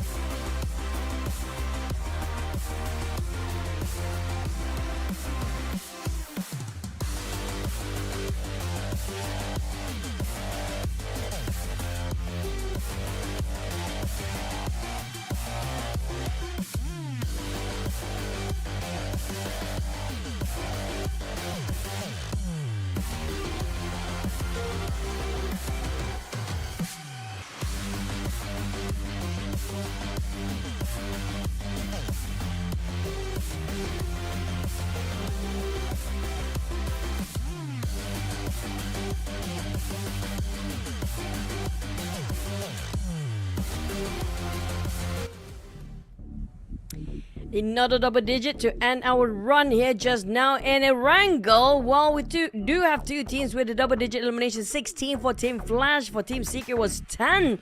This is gonna be Team Secret taking over Roy. And Roy, they are definitely not safe, but they did secure 9 points by the end of this map. Yeah, and we got all the, a lot of the borderline teams, including XERXIA is on page 1. So that's going to be interesting. Team PANDUM's here as well. So the overall scores will look pretty tight later on. No sign of the Infinity though, but among our points that they have collected before this, they should be pretty okay as of now. As we flip over to page number 2, because I really want to see like how tight it is at the borderline, because last we saw it was really, really close. Well, we do know Boom has been donating a lot of generous points out there for the teams. So that's definitely going to be a game changer here. Thanks, Boom, for making it super interesting for us. So we won't blame you with the zeros. But RRQ, what happened to the mighty that has fallen here at the very bottom? Yeah, still not on a solid recovery yet for RRQ. But some of these teams have recovered. Page 1 right now. The Infinity, we welcome them into the top 8 officially. Roy as well into the top 8. Team Secret too, so no sign of XERXIA. Now, when it comes to the points, Team Secret is 89, 79, 88, Roy 83, Infinity 80. 2 more rounds to go. Okay, this is going to be very tight to the end. I don't think 90 is going to be the safe bet here, because even XERXIA is still 80 points. Now it's down to the tiebreaker again between these two teams, and PANDUM might hit it as well in the 80s, because they are at 77, only 3 points away, and they got themselves the only teams in the second page with the chicken dinner down here. Yeah. And with that chicken dinner, it could probably bring them the tiebreaker. Who knows, right? Who knows? So keep to that chicken dinner for now, Team PANDUM. They might need it towards the end. For the other teams, they still have a chance with the 2 more rounds to go. But we'll talk about that a little bit later, because right now we're going to highlight Zeus, who have been the MVP previously. And he comes up here with the most eliminations, 9 by himself. And this is going to be another star rising up the occasion. I want to see, can they actually have the same player as top fraggers for next season, as Zeus will be one of the players under the radar. But don't forget about Batman as well. It was some great plays by him. And also we have Team Secret players on the top counseling. But so far we have double flash chicken dinner in a day. And PANDUM, despite they just scored their previous chicken dinner before we hit into the break, unfortunately they are so close to getting the top 8 for the Super Sunday. Yeah, and for us to complete the flag, since Team Flash scored a double chicken dinner today, so it has to be 1 from Thailand, 1 from the Malaysian region to just complete all the flags. If it's a repeat again, either by Indonesia or Vietnam in the following round, then we won't be looking at like completing our flags for today. But we will be looking to complete the top 8. So now with 2 more rounds to go, it's going to be pretty tight. But one team that is definitely out, there won't be enough points for them to collect realistically. I believe it's definitely PA. Yep, right now we just leave PA. I mean, they never touch any Super Sunday, so definitely won't be in the grand finals. But we can get them to try things out before the next season. Who knows, hopefully they will be here in the next season as well when it comes to New Year. But for the other teams, example here, we talked about the very tight race of the top 8. PANDUM, MORPH, even XERXIA will be probably going to get into in the last minute. It's down to the last 2 Miramar maps, really. I think it's down to like how Roy been taken out last week. It might be the same case here till the very last wire. Yeah, I know, right? Roy having that flashback of, Jit Fam, Miramar. Oh no, is this going to be... but Jit Fam is not here. Okay, calm down, relax. Okay, relax. Like what Soa say. So, okay, maybe they... Because there's no kryptonite for them, which is Jit Fam, that will maybe give them a better chance. I mean, that's just a random theory there. Or maybe they should have the drive to meet their kryptonite during the Super Sunday, just to prove them all get their sweet revenge again, you know. It will be incomplete if Roy don't get to fight Gig Fam again. Oh yeah, yeah, and the narrative can continue because we ended yesterday with Damwood saying something about like, oh, what motivated them is Roy. We caught that. So it'll be nice to continue that storyline, right? But the storyline will still continue here. We'll be heading on to our two Miramars left. So let's see what will come up. And especially there are substitutions because after the break early on, there wasn't a single substitution by any of the teams. Yeah, we're gonna switch over to Miramar, but at the same time for the entire day, we barely got any substitution after the second half here. When it comes to Miramar, I don't know if they want to put in substitution because right now I feel like every single team, except for PA of course and NKT. I mean NKT, they're probably gonna need one, but the rest of them do have a better outcome and better results for every single map and get more aggressive with their plays with what they have right now. So I don't think anything is broken except for their navigation and happen to be crossing towards the battlefield at the most unfortunate time. Well, the silver lining is that fresh map, different set of teams, so the outcome could be different. So that's something for us to continue to monitor. And as we pan over to some of the teams, we did talk about like the possibility of them switching up players. And looks like RRQ is putting on the POCO for Fnatic in this Miramar match. Okay, are we looking at the Infinity having swaps? Yes, they did. 3 Touch will be replaced by Logan for now. When it comes to Miramar, it's going to be a different set of players coming up from Infinity. Now, Infinity, they are very close to that Super Sunday. I just hope things get really well for them in this last map here. But NKT is also the team that everybody have a big question mark. What happened to them after that just amazing Golden Nate week 1? But you know what? Questions aside, let's just straight fly into Miramar.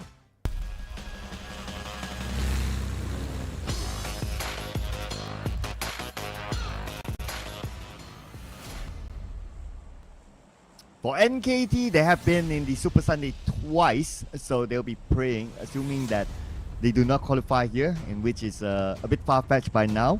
They'll be hoping for the points that they've collected over the 2 Super Sundays that they were in to be enough for them to be in the Grand Finals. But we will, of course, leave that conversation for tomorrow as we will look at this flight path in our first Miramar match, and it's going to start from the area of Patona up all the way to Ruins this time. Yeah, always gonna start around Patona, but never ends there. I just hope we get to see Patona for once. You know, we get to see it on the smaller screen on the left side. So PA dropping himself on top of Patona is a nice place to see. I love the circle structures around it, how it just centralized in the center, quite of a circle in the middle. But you don't get to see that too many often. When it comes to the flight path, they're still gonna go straight up north, so we do have heavy drops for the teams. But it's always about the circle. Will we have like yesterday's circle on top of Chumacera or southern side of Los Leones? Yeah, that will be a conversation that we will find out in probably a few more seconds. As of now, I'm looking at where will be the most crowded place. So, Picardo is going to be pretty clear for FaZe plan.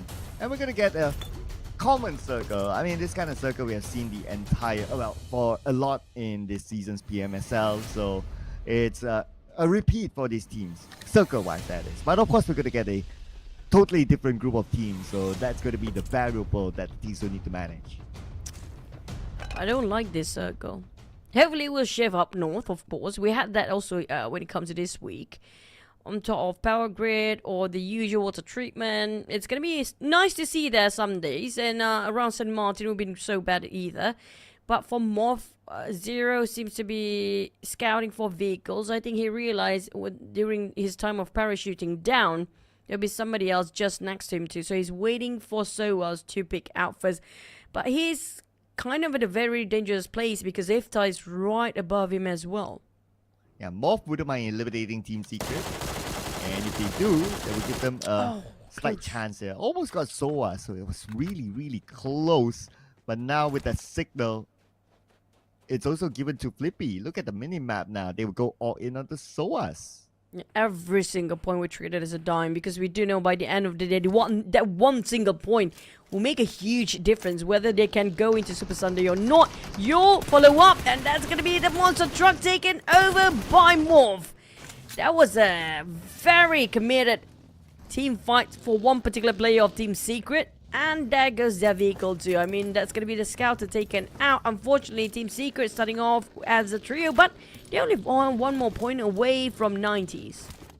Yeah, they're pretty close there, but still a trio, so it's still fine for Team Secret. MORPH up to 70 points now, and the next contender is going to be Team PANDUM. They'll be happy if they are able to eliminate Team PANDUM or even XERXIA, just to be able to like leapfrog onto them. Now, if you remember MORPH, now they do have a good record in Miramar, especially with that 0 run, coming up with a lot of eliminations just by himself. And this is the time for them to call back that 0 moment. If they can do so, then they could probably qualify. But this guy, Zeus, have been helping Team Flash significantly to qualify directly into Super Sunday now. Yeah, he scores average elimination in every single map. That's going to be 1 point. So every single time he's in the map, he's alive, he's going to score something and not going to be less than 1. Well, finally we get our preferred weapon, DBS. Yeah, this is going to be true to itself. Zeus, he is known for a CQC. Zeus is so good at CQC, and same goes for the play that you just mentioned, which is going to be 0 of MORPH. Now, if that were to happen again back towards the side of MORPH, 22 eliminations in one single map run, we're probably going to see 0 with a lot of S12K plays. Yeah. It'll work out for him when it comes to like stage 6, 7, when everyone's like super duper close and he's like alone and he plays like just building after building. Yeah, if that situation is set up for him, definitely we want to see how 0 can pull it off, because right now MORPH, they do need a hero. So what better narrative than to call a 0 to hero, right? Yep. And we're gonna have to wait and see, will he still be just 0 or a different hero this time? At least he scored himself in the 70 right now. That's gonna be 7 points difference and 10 points of a gap towards the side of Infinity. Now, Infinity, I swear to God, right now they are fidgeting as well. Not taking any fights early on will be one of the best solutions. But problem is, teams up there like Flash, Boom, even FaZe Clan will try to disrupt their peacefulness by taking and forcing the fight early on. It'll be pretty interesting, right, if they do that. But I'm also looking at like if O2 were to disrupt these teams. Now O2, they had like a really high round when they scored the chicken, when they almost got the chicken dinner, but their previous round was like back to 1 point. So this is like the thing about like O2, right? Like, okay, you can get that high momentum, but the following round is like you lose the consistency. So that has been the case for O2. And if we were to look at like overalls as well, O2 doesn't make it into this Super Sunday. That's it. See you next season or even next year. Yeah. Hopefully they're still here for next season or next year. And I agree, O2 is one of the teams that most of the teams at the very bottom do have the same situation as O2. They seem to be in a roller coaster ride. Got their highs and their lows like within seconds, just split sort of personality of players within the same day. But for TODAK though, TODAK, they are at the 90s, but this is going to be great via MORPH taking the fight, and MORPH needs the point, and here comes the S12K play. Zero's doing it, man. They're not stopping at all. Well, just as we talked about 0, he's putting in the work now, scoring another point for MORPH. Okay, now it's all about scouting out the other members of TODAK inside of Lost Learners. Alliance is not here, their regular drop spot, so Lost Learners is pretty open. Interesting enough that Team Secret is no longer here as well, so it looks like they switch up their strategy for this round. But in Lost Learners itself, 2 teams locked in, and the circle is still around this area. I would expect them to still be there for a while. You know, it's been 2 maps in a row now, Cloud, that we have tied up 8 and 9 plays. I don't know if we're still going to have this sort of circumstance and situation for our next map as well. If we do, now every single placement points different. The chicken especially will play such a big part, especially in the case of PANDUM. They have the upper hand here with that chicken earlier before. All they need to do is just make sure they don't die early. Talking about the teams Roy, Infinity, XERXIA, PANDUM. This is going to be the 4 teams that's so crucial for their survivability at the current being. Yeah, so tight, right? 83, 80, 80, 77. I mean, it's like a gap of like less than 10 points between them. It's crazy right now. So the 2 rounds will mean a lot. NKT 52. I'm thinking about the chances now. Okay. Well, hopefully that doesn't dampen their chances as they try to flip over the vehicle.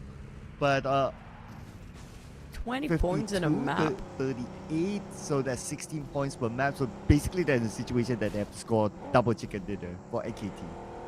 Double chicken dinner plus double-digit eliminations. Now, that's going to be a tall order for those 2 teams. Not just NKT, there's 2 teams down in the same point. But we do have the circle shift over on the northern side a bit. So it's going to be around La Benita. That's going to be the usual circle we always see. Right on the northern side of Los Leones, there's going to be a lot of teams rushing towards this side. Which means there's going to be some battle going on already when they are transitioning, including FaZe Clan and Roy. They have a big clash here, and we have XERXIA as well. Oh, not the time to flip vehicles, but Roy, we got Junos here with a high ground against FaZe Clan. Porsche will knock down on Zins. Now all in onto 9 Noise on the other side. Cooking up this thing is going to be Junos. Nate, a bit of an overshot, but 9 Noise wants to counter another Nate. Okay, another Nate onto 9 Noise, but he's okay for now. But Onzens can't say the same for him, as Roy will be coming in. But Ventores from the back could come up with something. XERXIA chip in some damage into a side of Roy too. We just talked about Roy cannot afford to lose any of their members or being eliminated. Yeah, this is not the time for them to commit to this fight. And we're talking about the teams that already kind of comfortable with their positions here, which can be FaZe Clan. Now, for Roy and XERXIA, both teams, especially XERXIA, they do have some slight advantage. They are quite far from the rest of the team, but Roy, they are fighting back. They got 1 knockdown on FaZe Clan, but can they translate into a point now? Now the point, waiting to be translated. Okay, still red there on our stats. But oh wow, where did the angle come? Oh, from behind! Oh, Juke taken out, leaving Roy with only 1 player. Oh no, not good for Roy. Oh, it's going to be Shunos, the last player remaining on the side of Roy. It's going to be all about survival game for them right now with XERXIA chasing the points. Infinity still alive. This is going to be a tough call for Roy. Not again. They did it last week. I know, right? Now it's time to be scary for Roy. Oh man. Oh man. Okay. 1 player. Let's see how long he can last. But we're talking about still 16 teams. Even though if he wants to go for placement points, it's still a lot to work on. Where to hide at this point for Roy, last player, to make sure at least he got a couple of placement points just to make some progress for this map. It's doable for them to actually play it out for the next one, but it feels like a deja vu for them today. Yeah, I know, right? Without Geek Fam. Who's going to play the Geek Fam this time? That 1 player or that 1 team to take out Roy. Okay, we will look at that. Who's going to be the Geek Fam when Geek Fam is not here? Who's going to be the kryptonite of Roy? But we look at the circle. Okay, move towards the northern side, so away from Choo Choo being the hater of certain area. We all know that by now. Yeah. You're not wrong. My turn to spit out some facts. Yep, that's kind of a factual thing now, obviously. But I love this circle. There's so many high grounds and low grounds too. There's going to be uneven terrain, multiple level days to play. So when it comes to RIQ, this is going to be the time to shine too. And they got themselves in the center for now. But progress-wise, RIQ, I'm surprised how performance-wise, it's just, you know, it's definitely their downfall when it comes to this final week for RIQ. Yeah, I know, right? I mean, 52 points, unless the double chicken dinner comes. But we're going to continue on this fight. Team Secret could use a couple more points. Same goes for MORPH, so MORPH wouldn't mind eliminating Team Secret as they try to find their advantage. We saw that. MORPH. We saw that. Deflected by zone grenade. Lucky didn't hit on any of the players, but unfortunately, Roy, no! With XERXIA Infinity alive, PANDUM 2 and MORPH trying to take down on the players of none other than they're fighting right in a Team Secret. Unfortunately, things going down in shambles. Team Secret winning over this fight, and MORPH, this is not happening. No, not like this. Oh, Okay, one more player to go, but same situation as Roy. But speaking about Roy, actually, Roy had been eliminated, by the way. Who was the one who eliminated them? Okay, I kind of missed that. I was glued towards Team Secret versus MORPH. But anyway, PA comes by, and they could be the party pooper here for Team Secret. Now, it crossed my mind just now. Sorry, I'm not focusing on this fight right now. If PA will actually stop Roy for the next map, just like how GigFam did, that's painful. It's basically like involving like the team that has nothing to do with the Super Sunday, right? Yeah. That will be something. That will be something. And if that happens, that's like PA's like mini trophy. Ah, man. And if it's another Malaysian team, I swear to God, Roy probably get traumatized by it if we ended up the day like that, right? So far, it is showing no signs. We're gonna have to wait and see for Roy's fate when it comes to the next map. But for Team Secret, you mentioned how they need the points. They already cracked the 90s. They are at 92 points here right now. Is it safe enough for them with their points? But PA, I mean, like you mentioned, they got nothing else to do. Like, why not try to challenge them straight up front? And that's exactly what they're doing right now. And they're crashing in. Frankie down. Adam comes in to follow up. 3 members of PA still active. They could probably finish up Team Seeker with the numbers that they have. They just invite the final member of Team Seeker on the other build, the other door, okay, the other room. And there you go. So PA eliminated Team Secret. That fight is over. And PA, they did not lose anyone. Yeah, it's a shame that PA actually show what caliber they can actually do with their CQC fight. A bit too late now. I mean, like it's. I'm sorry, but definitely impossible for them to catch up for the numbers there with 2 more maps remaining, including this one. But at least it shows that they have the capability to go for the force of fight. I mean, go for the rush, try to force an engagement or initiate any fight, and they can actually win it. They just managed to do it today, which is, you know, a very last minute. I'm thinking of another potential last minute here. Okay, news flash, Infinity is out of top 8 as of now.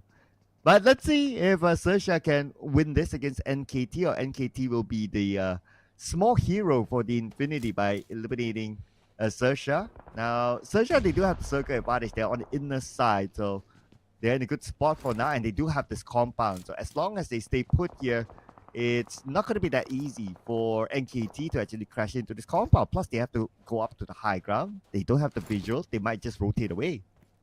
For Infinity, all they need to do is just score another 4 eliminations. SERXIA cannot afford to go down. It's going to be another factor coming into the place. But for NKT, they pretty much one of teams that have nothing to do. How can I actually say? And until they surprise us, of course.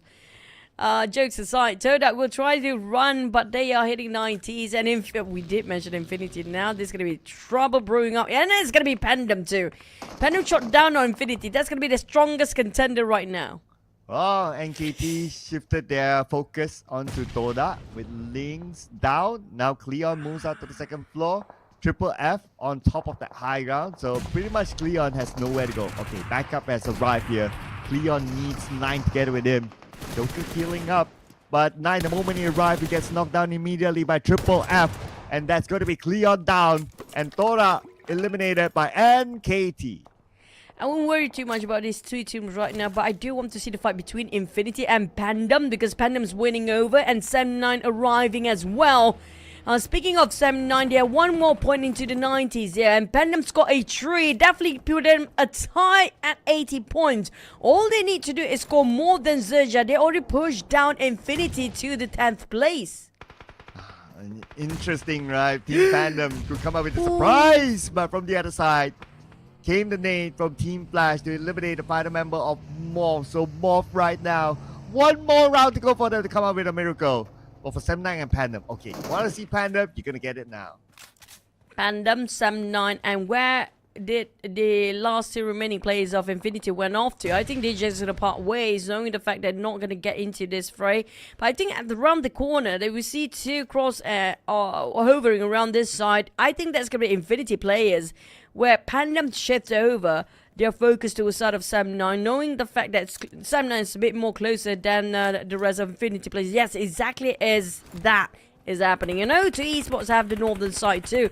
Hardship of the circle and Infinity close enough. They can gatekeep PANDUM and Sam9 and score something out of this. I'm looking at where the interesting point is at, but never mind. We'll look at Team PANDUM right now. Looks like 2 players of PANDUM down. So it's only Jopranki and Achul left up against Sam9 on the outside of the circle. Cooking up this day is going to be Jopranki. Tries to land on the Bobo, but Jopranki down. Oh, it's down to Achul now. Achul. They have to win this fight to stay away from XERXIA and Infinity. No. PANDUM down to 1 player. They can afford to go down now. XERXIA managed to get 1 knockdown on FaZe Clan, finish it off. So they will try to get points there. XERXIA still fighting FaZe Clan. Sam9 taking down PANDUM players 1 by 1. This is not great. These are the team that's not supposed to be in early conflicts. Oh, yeah, and so happen they are. Well, even O2 wants a mix of this. Bobo will finish off Team Z. Okay, it's now Achul. Achul tries to get away. He rotates up north, praying for him to be able to get into the circle. He's still not in it yet. The blue will put pressure onto him. And now it's going to be Sam9 and O2. But, oh, Achul, he has RRQ right. That's why he can't continue on. Yeah, but he's going to put a pause and try to pull over. But it's going to be a 4-way war. Now for the side of Achul, all he needs to do is just hope that RRQ just take away the pain and just leave slowly and sneakily behind, quietly going away. Achul! He survived for now. Oh, he went past RRQ. Okay. Woo! That's a close one by Achul, but there's still 12 teams left. He needs to wait for at least 4 other teams to be eliminated before he can start the game, play some points. Praying for RRQ not to pass by because RRQ is just next to him. Oh my god, there's so many teams around Achul right now. Imagine how nerve-wracking this is. And people start shooting as well. Oh, Achul barely got covers, and if the explosion of the vehicle actually hit him, that's going to be a problem. But O2 Esports is also on the rise. Jumper, he will try to fight against RRQ, but unfortunately not enough. But a nade coming up from Sam9 UI. What a mess up here. Jumper seems to be the bait, and Sam9 took advantage of it. RRQ's name now currently down, but the fight's not over yet. By the edge of this circle, the other members of O2 have this high ground advantage, and looks like they managed to nade down Nassar. And the fight will continue on with Sam9. Yuhai took a bit of that nade. Oh, it's going to be O2 raining the bullets and nades down to a side of Yuhai. And RRQ are still not being finished off by any of these teams. Everybody tried to snitch away or just tried to steal away the points here. While PEA taking on NKT. Asa is still bleeding out. I don't know where are the rest of RRQ right now. But O2, they are being surprised by Sam9 from the back as well. And Yuhai will be finished off by O2. And O2 got more points right now. But RRQ is not done yet against them. Oh, not at all. Try to lock them out onto the outside. Asa might be finished off by O2. And that is actually Logan from the Infinity stealing away the point from afar. Infinity, they're definitely watching it right now. I'm looking at Achul all the time. Just in case, just in case. But RRQ, it seems their focus deviated from their main concern where they thought there's going to be 2 teams only fighting. Unfortunately, they caught in the process. Nachul steals 1 more from RRQ as well. Scores himself another point, but that gives away his position. And that means PANDUM also opened up opportunity for XERXIA and Infinity to take over the top 8. Yeah, I know, right? Both of those teams are very, very close still. So, Achul and Team PANDUM now 82 points, and actually XERXIA is the same amount of points as Team PANDUM. Infinity just 1 point behind PANDUM, so there's a very high chance that PANDUM will be pushed out. Yep, PANDUM, at least for tiebreaker, they got that chicken dinner early on, will actually play in quite a big impact by end of this map if it's still going to be the same score between them and XERXIA. But for O2 Esports, they're aiming for the chicken here. They want to go for the chicken to get themselves in the Super Sunday. It's still doable, possible. But will it be? We saw one of the players of O2 Esports got shot down from afar. I think probably that's going to be... Is it going to be Infinity? Potentially, because Infinity have been doing those long-range shots to try to steal away elimination points, and understandably so, because Infinity, they need the points as well. So, looking for more. Let's see if there's another opportunity. But definitely opportunity for FaZe Clan right here to try to take out the 0-2 or 9 North shot from behind. So he's well aware of Boom Esports that's actually shooting onto him. Yep, 9 Noise tried to do some miracle clutch here against two different angles entirely. It's going to be a big swing for him to clutch it out against O2 Esport player. But O2 Esport, one miscalculation and one mistake. It's going to be the entire crew down, and Boom is still up there. Razy might actually watching this side as well. If they're not being careful, got themselves their backside open up for the shot, and it's going to be going down in an instant for O2 Esports. But another team that everybody kind of look out for their points is going to be Infinity and XERXIA. They're both being very quiet here right now. Yeah, waiting for the right moment to show up. But one of the reasons, perhaps because they only have 2 players left. Razy showed up to finish off 9 Noise. So, yeah, I mean, both teams, they're fine. And Boom Esports, it seems that they are just on a mission to just take that #1 spot out of the hands of Team Flash just because. Just because they can. And one of the teams that can do just because, don't forget, Team Flash and Boom is still in here to win some chickens. And this is going to be the teams that want to be on the rise too. PEA, all of a sudden, they're being super aggressive in this map with 7 eliminations. Now playing it aggressive and productive, but will be enough. And O2 Esports, unfortunately, meet up with the non-ending fight against RRQ. And Fredo is a bit too far to save Kit, and that's going to be another free point for RRQ. Yeah, Fredo can't do much from his position. But now with only Fredo left for 0-2, so he'll hold on as long as possible for Pleasant points since they're now starting to collect them. Next circle, here we go. How far will it go from these teams? And it will go towards, slightly towards the right side, and the teams inside of it.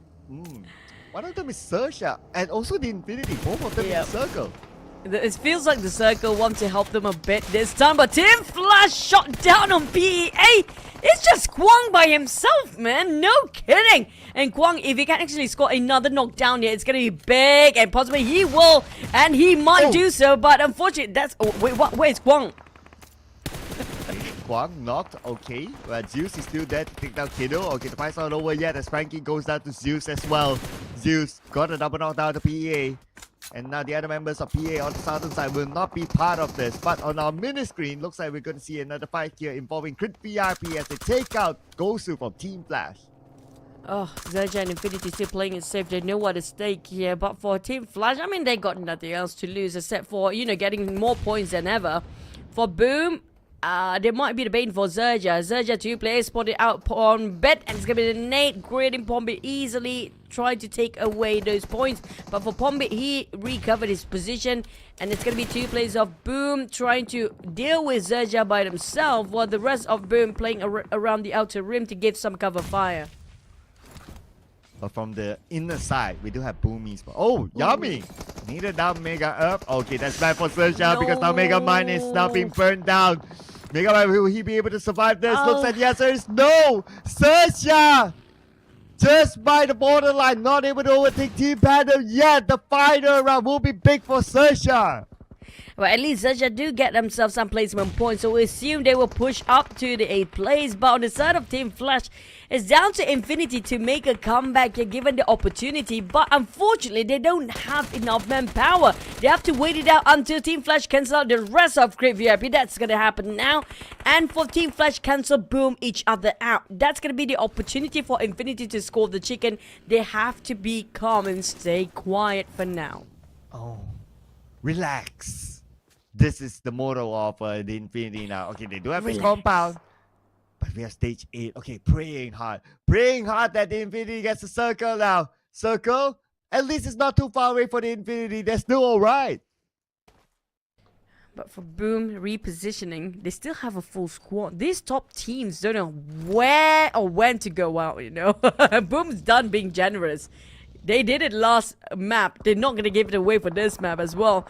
So for Team Flash and Boom, they have to wait it up. These two teams to fight against each other. And lucky enough for the side of Infinity is still inside of Rim of Circle. But stage 9 will hit any time now. So it's all about timing here by the end of the day. If they open fire, they go for no chickens anymore. And if they score a chicken, they're definitely going to push all the way towards probably in the 6th place.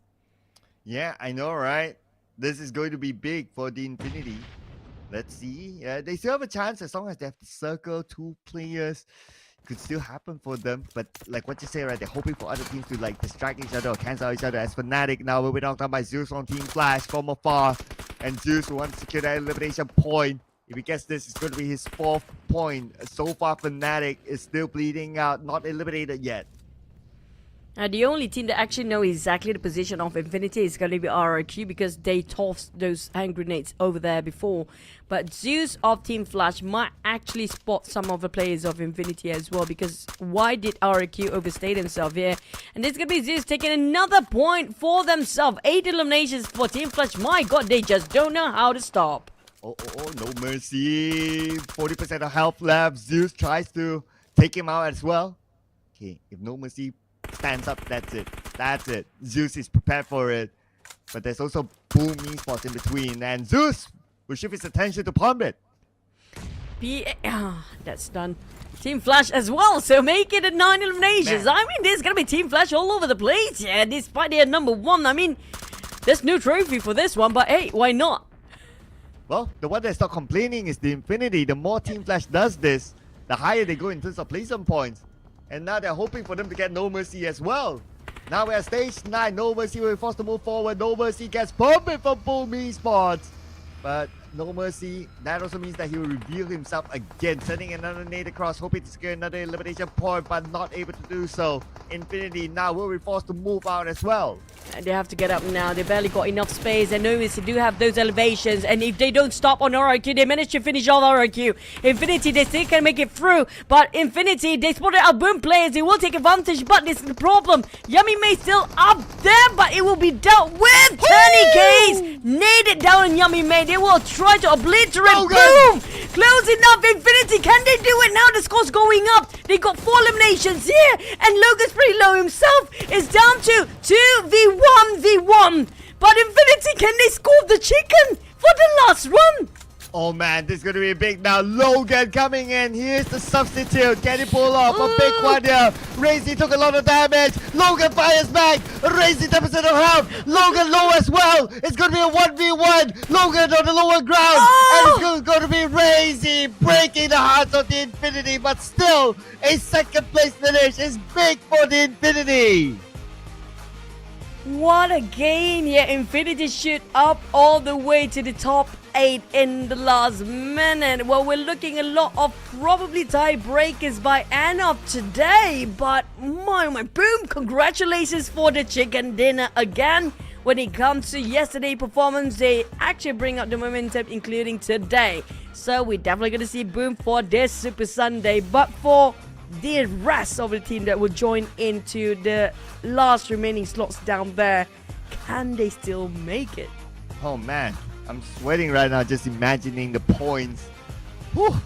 But anyway, this round, I mean, Boom Esports, yeah, one of those situations. It's like the BTR situation, like the Vampire situation. Cool. Score chicken dinner, 10 elimination points, so that's 20 points for them.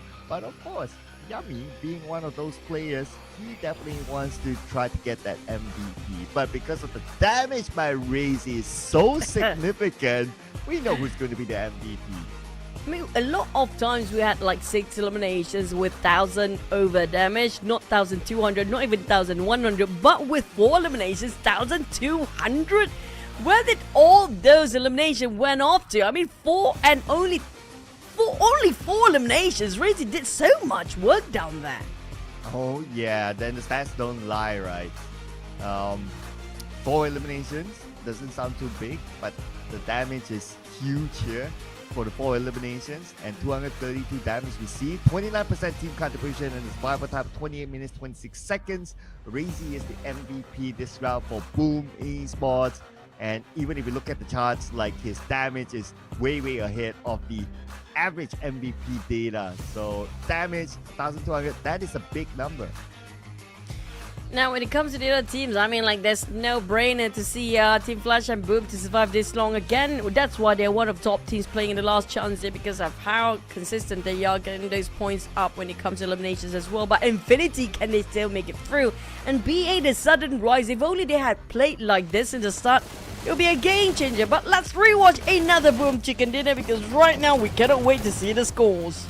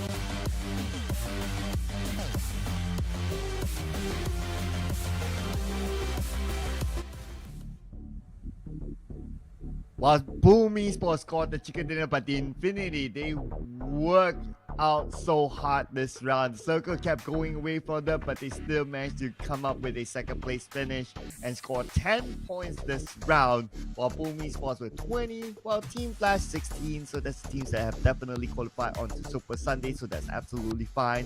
PA scored 10. Where were you guys?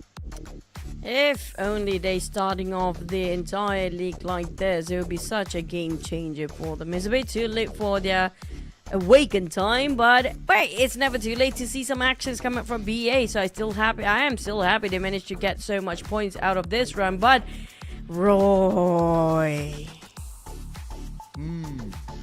not like 0 this. points for Roy. Okay, this is gonna be real interesting here because Infinity scored a good amount of points and SERXIA 3 points. Okay. Team Secret, well, Team Secret is already like cool 3 points. I think they're absolutely fine. TODAK, those 0 points, but they should be fine in overalls as well. But let's get a confirmation right now. Okay, Roy. and gone by the edge again. Oh no, and we have 90s. For Infinity, they push all the way up to 6th place, just like how we envisioned them will be doing well that last map. TODAK also at 90 points, but 83. Ow, so close. We're gonna get to see whether it's gonna be a tie on the 8th and 9th place. PANDUM do score a chicken. Now, if they having a tie with PANDUM later for Roy, now that's gonna be some difficult, heartbreaking, no Super Sunday moment. Flip over. Okay, PANDUM 82. SERXIA 83. Oh my goodness. And then you got MORPH with 72, which is, if MORPH were to do it, they have to come out like really, really big, right? And also, of course, hope for the teams on top of them to not gain as many points. So that's going to be a wishful thinking for MORPH. Not I would really. still put them probably still. I mean, with their last run last time, this is where they start to make it happen. And we saw just now Zero start his momentum. Like how he did getting those 22 eliminations to the last minute, remember? And that was them way worse position than they had right now. This is a way better position than that during that time. But we're going to give it to Razy again. I mean, 1,246 damage with 4 eliminations. Definitely worth putting up the record up here with Zeus coming at 1,176. Yeah. So 2 players, more than 1,000, man. And Zeus really has been popping up the charts here. His other teammate Batman is up here as well, 681 damage. And we got Yami, who's Razy's teammate, 566 damage. So 2 teams represented here as the top damage dealers. But because Boom Esports scored the chicken dinner, it's actually their second chicken dinner. So we won't get a complete flags here on the screen. But the last Miramar match will be big for teams at the borderline. You know, I feel like Boom and Flash been dominating over today. I mean, we definitely have our focus 100% towards a team that can barely make it to the top 8 here. But you know what? They will make us not forget about the presence. These 2 teams, they are, you know, just battling it out just to flex who gets the more points by the end of today between these 2 teams right now. So we ignore Flash and Boom at the moment. But when it comes to the tiebreaker, I mean, PANDUM have the best position for the tiebreaker with that chicken dinner. Like I mentioned before, they couldn't afford to lose way early on. And for Roy just now, still fortunate enough without any points to barely make it to the top 8. Now they have to make sure they will stay alive a bit longer. Yeah, and we talked about like the kryptonite for Roy, right? So we still want to see like who might be the kryptonite for Roy in the last round. It's gonna be huge. So many stories. So you got the Roy, you got the PANDUM, and I don't know if a MORPH surprise later on. So if MORPH does come out with a surprise, like they will basically break all those teams' hearts. And it's like, hey, what we thought you're not supposed to be in contention, but what are you doing here? Why are you doing on top now? Hey, I wouldn't mind if MORPH actually do that, right? Because if MORPH actually happened to manage to push down all the teams, it means they one of the teams that have something to fight for. But if Roy happened to be pushed down, just like how they've been pushed down by GigFam that, you know, got nothing to do there, And it's gonna be PA with this momentum that PA actually put across the last Miramar map. Now that's gonna be, I don't know how to feel if I'm Roy, you know, it's just no words to explain it. Yeah, that time they might forgive Geek Fam, or maybe not. But yeah. It's, the whole Roy thing, right? It's like, deja vu all over. Okay, it's Miramar again. It's maybe another team coming at us. I mean, there's so many things that can happen, right, for Roy. And it just so happened that they are in this almost similar situation as before. I mean, what are the odds, right? I don't know if that really happens. They have 100% very bad luck. I'm sorry to break the news, but they need to do something about their bad luck for next season. And if I were to add on like the level of heartbreaking, right? Let's say if Roy doesn't make it, right, then they are out of the grand finals because in the league points, they are not even in top 16. So it's a must go for their Super Sunday. Yep, I agree. Roy, so close, but feels so far right now. All they need to do is just make sure they cannot be eliminated. But the more we emphasize this, the more it will happen later. But that's what's fun about this, right? Yeah, if not, it wouldn't be fun, right? Would you rather have a round that everyone at top 8 is already clear, nothing else that number 9 always can do? We know what that sort of story, we want drama here, and this is a drama that we live for when we watch PUBG Mobile Esports. The main reason of our existence in esports as well. But you know, the things is the game changes. It's gonna be Team Flash and Boom, of course, because right now I don't know what they definitely gonna be in the Super Sunday, unless if they just, you know, want to make it fun and they're being eliminated early, it'll be something else. But for Sam9, there's some change of plans here. We finally get to see the IGL is out to replace by Depth. Yeah, sometimes at the stage that they can do pretty much anything, right? Even if they want to stop in the manager to play. The manager can play, by the way. Yeah, upward. If they want to put in Pasha to play, it's fine. They can do that at this moment. Sometimes it's fine. Roy.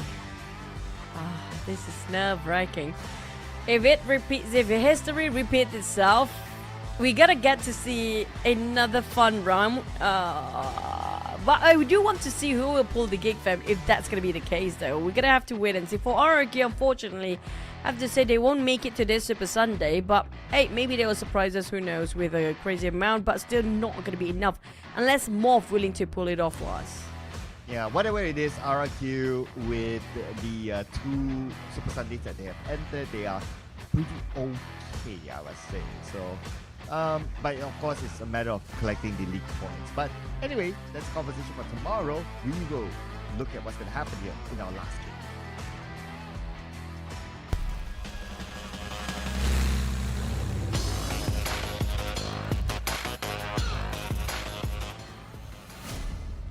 Here comes our last map in the last chance stage of the final week. No more Super Sundays, down to the last Super Sunday, who will get into the Super Sunday for the slot into the Grand Finals. They fly more towards the right side up to Torre Ahumada. We're starting off from Puerto Paraiso. Imagine, right, Cloud, when things are so tight right now and I'm definitely hungry. The race of getting into the top 8 is so close between the teams and the circle making it so difficult. Now that's something else, right? You know, if you continue to say like the rise of the teams that get into the top 8, that would make sense as well. Yeah, that would be like, oh, okay, no one would notice that you're hungry. Yeah. But I don't know how to play around with words sometimes, to be honest. So yeah, I'm just gonna tell people that I'm hungry right now because we definitely can get a good dinner after this. But speaking of getting a good dinner, with the teams that barely make it the top 8 can still have a dinner after they know the result by end of today. Yeah, it's either they have their dinner happily or they have their dinner sad. So that is going to be the difference here. This flight path, okay, slightly different from before. Before this it was on the left side, this side is going to be on the right. Geek Fam's not playing, so Crypt VIP is going to take their spot. Circle wise, it's not too far off from our previous circle. And look who's in the middle of it. Team PANDUM. Senator Patron. PANDUM. I mean, well, it's a great spot for them to start, but I do want to see if there are any hot drops between the teams. Because circle pops before all the teams manage to land their feet onto the ground, so we might actually have some teams actually made a U-turn. Just try to be in the center of the circle. Right now, Minas Generales will be taken over by Boom. But I want to see any early pick-off. So far, none. Hopefully, it can stay peaceful. For the teams in the middle pack, I wouldn't mind the teams on the extreme... Speaking of the middle pack, no, Zerja, not like this. Ooh. And it's not only one player, it's like two teams in the same compound. Oh no. Okay. NKT. What else are they going to come up with? But NKT with 2 players. Okay, Mega Earth gets a knock on Super F. Nice need there to open up back. Spider Tan, let's go. Let's see what he can come up with. If Spider Tan actually put a hole for Zerja's run into the Super Sunday by himself, I swear to God, they're not talking to each other anytime soon now. Yeah. Oh, okay. Spider Tan still firing back. No! Oh, Spider Tan! NKT will not make it, but still. They definitely not friends anymore. Spider Tan just crushed. It was a 3v1. It was a 4v2. What? It was a 3v1. Why? What? Zerja, why? NKT Spider Tan, why?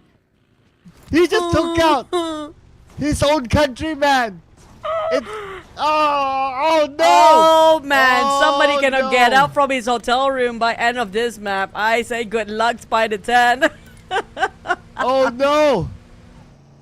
And SERXIA out. SERXIA is actually in the danger zone of the league points. They have to go in. No! They at 9th place. There's no room to budge anymore. They've been taken out so early. This gives so much opportunity for PANDUM to now chase down for the points of Roy. I wonder what sort of conversation they'll have. Can we send Mr. Bo to follow them? Just so Yeah, that we can get the do- translated version. Can we get an interview between Zerja player and Spider Tan? Oh yeah! Just for today. Yes, please. Yes, please. Okay. No, And Spider Tan, not Oh. like this. production just have to show it to us again. Why? And it was a straight line for him too. All 3 of them. Are you no. kidding me? Oh no! Now I need the player cam. I need the player cam now. How do they look like? Oh my god. Okay. Whatever brotherhood they have between them, Zerja and Spider Tan, is definitely off right now. No way. No way. No longer. You don't exist anymore. We Oh, don't know man. you.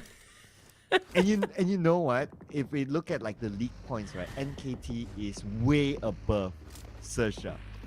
Oh yeah. And, So and NKT Zerja- has a chance to go grand finals, and SERXIA very 0.0001 chance to go there. Now Zerja, if they got this Super Sunday, they have almost an 80% to get into the grand finals. All they need is just one more Super Sunday. Is that happening right now? Okay, that's not happening right now. That's a replay. Nah, that replay is not important. You know, it's Boom getting chicken dinner. We want the player cam of SERXIA. Yeah, we want the replay of Zerja players camp. That's it. We don't want to see the game. We want to see Zerja's reaction. No, they're not gonna give us that. No. We don't even want to see Razy as a highlight player. No, we don't want to. No, it's okay. Razy, you're amazing, but no. You know what? If production wants to troll, instead of coming up with Razy stats, they will come up with Spider 10 stats. Oh, that's painful, man, to watch. It's just a troll. Oh my god. I don't know how Zerja feels right now. They are definitely gonna have that early dinner, but it's gonna be a sad one. Moment of Definitely silence not for the Zerja. same. Definitely not going Yeah. to share the same table as NKT. No. Or specifically Spider 10. I Only feel like they're him. probably gonna be in the same floor when it comes to the hotel rooms. I don't know how Spider 10 will try to be in his room tonight. Oh man, he better hide. Call the security, please. Stand by. Protect Spider Tad in case he gets eliminated in real life. Hey. But you know, we definitely want to focus on teams like Roy. I want to see how the rotation coming up for Roy. I feel like they're gonna play it safe, just like how they did last week before GigFam did whatever they did. But I feel like Roy, when it comes to survivability, they have better chances than XERXIA, because XERXIA do prefer to play a bit more aggressive. And it's XERXIA pushing into Spider 10, by the way, so it's not entirely Spider 10's fault. I was pressured. I didn't know what I was doing. I wasn't thinking right. Yeah, it's just reflex, you know? Habit. Reflex. You know? Yeah. If you never pushed me, that wouldn't happen.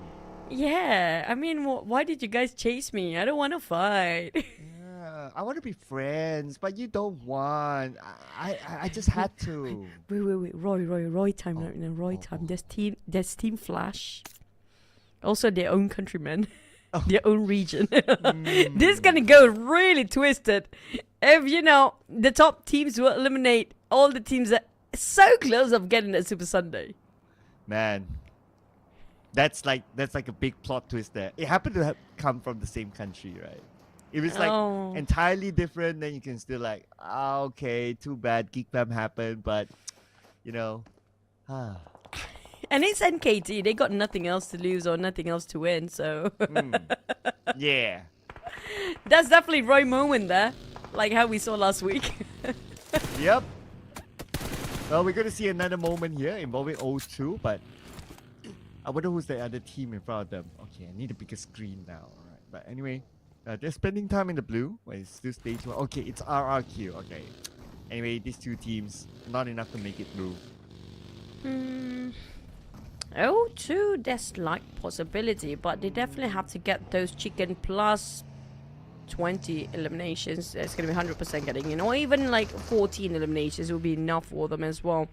PANDUM is going to be a different story entirely. Now, if they're being a bit too reckless and aggressive, it will cost them dearly, like how week 1 did to them. That what happened when they got finished off. You remember that time? They took the bait and got finished off in an instant. Yep. It's almost like the XERXIA situation. They took the bait, they chased Spider 10, and yeah, you don't play with spiders. But the difference was not really entirely like how XERXIA's position just now. XERXIA feels like exactly like GigFam, because when it was PANDUM's time, the rest of the crew coming up from behind, so they managed to get secured that one player they were chasing all the time. But XERXIA's condition was different. It was that one player that finished off the rest of XERXIA. Well, yeah. I mean, I wonder which one is the hardest one to swallow, right? But okay, we gotta move on from that, right? So now that we're moving on, Crit VIP, if they score super big, maybe, just maybe. But they are up against a Boom Esports. They did take up on it though, so let's go for Crit VIP. And lesser man for Boom. They've been clustered together here, and the formation been broken as well. Boom, Razy will toss the nade. Here comes the Boom Bastic. Can they actually do it or not? Crit VIP, there's still a slight chance for them to get into Super Sunday here, but they need that crazy amount of elimination. We're talking about insane significant amount, but Boom, Yummy May left. Down to 1. Speaking of generous, they're being generous again for this last match. I mean, like, they definitely have no problem. Yeah, donating points away to a certain extent. Oh, okay, but no, they're not gonna make it that easy for Crit VIP. They're still gonna make it work, make them work for it. Newbies eliminated. Okay, Team Secret passing by. Okay, Team Secret. Okay, here we go. Oh, Iron Bro. Iron Bro. Crashing in. He managed to still stay alive after that huge accident collision there. But for the side of Elton, coming up from behind, and the side GK spotted out, and Crit VIP are boys are taking on Team Secret break. MORPH now taking some fight against PEA, but at the same time, Team Secret, they try to obliterate the entire crew of Crit VIP. Crit VIP secures 5 eliminations right now. Okay, so Grid VIP 5, and they're not done yet though. The GK is still here. Sensor nade to a boy. Wow! That is a 3-pointer there by GK, but another nade onto GK himself, but he is still okay. Now on to Halton. Nade will not connect. GK last hand grenade now tossed over to Aboy to secure those elimination points. Not gonna connect as well. Halton. Here comes BA just crossing over the other side, across the other side of the street. GK pop all the smokes right now, advancing towards side of Halton. Halton prepared for this fight in the warehouse. It's mano to mano between these two players. Here we go. Oh, Halton fired back and Team Secret is out and Halton still survives. But Team Secret 93 points. Still okay based on our benchmark. But let's see what's going to happen here between RRQ and O2. Fnatic from the back will knock down Amazal from the blue. So O2 totally didn't expect that. Yep, for O2, I mean, down to only one last player. Creep VIP still have a shot, but they have to go back again. But O2 tried to take down the rest of RRQ. It's going to be the Blues are taking some health away of RRQ players. They have to tank it out while trying to repositioning to a sort of jumper. The curve of the ground will make it difficult for Assad to land those shots, and Jumper managed to shoot down on No Mercy. And it's down to Fnatic, who's still tanking out the Blues. And speaking of NKT again, here goes. Here goes. Okay, also to point out that if Jumper goes out now, O2 see them next season. NKT but oh my goodness.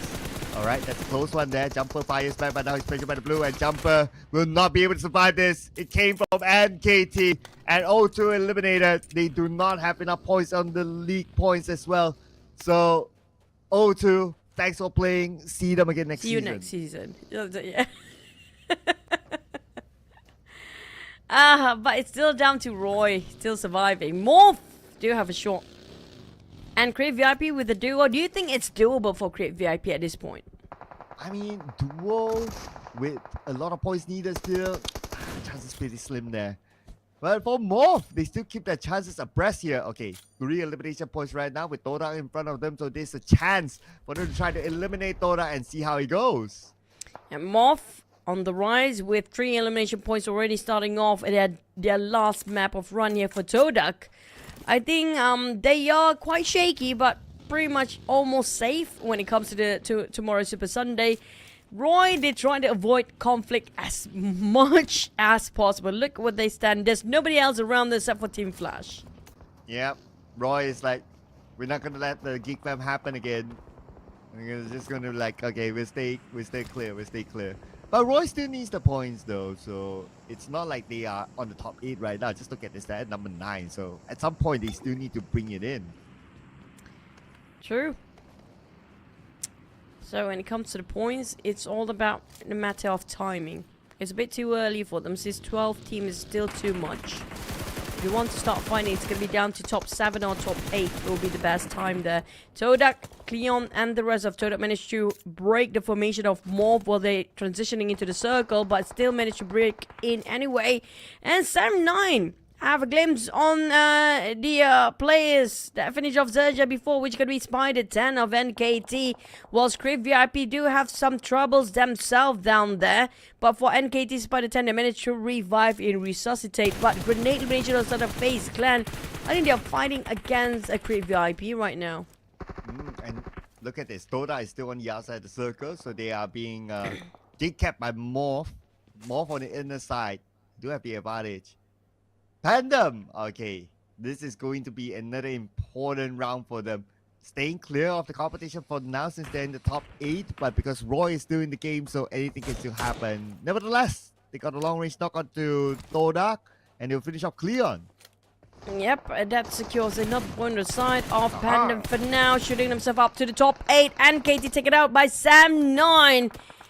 And now we're waiting for Roy to make some actions to happen here, because they are the only one that's not moving from their numbers and spot. For Morph, there's going to be a lot of eliminations to be done. We're down to 11 teams, and body count wise, they have to start taking the points here right now for Morph. Yeah, in order for them to come out with a surprise entry into the Super Sunday. And as of now, MORPH, okay, and 3 eliminations. Okay, that's pretty cool. Full squad. Okay, that's most important.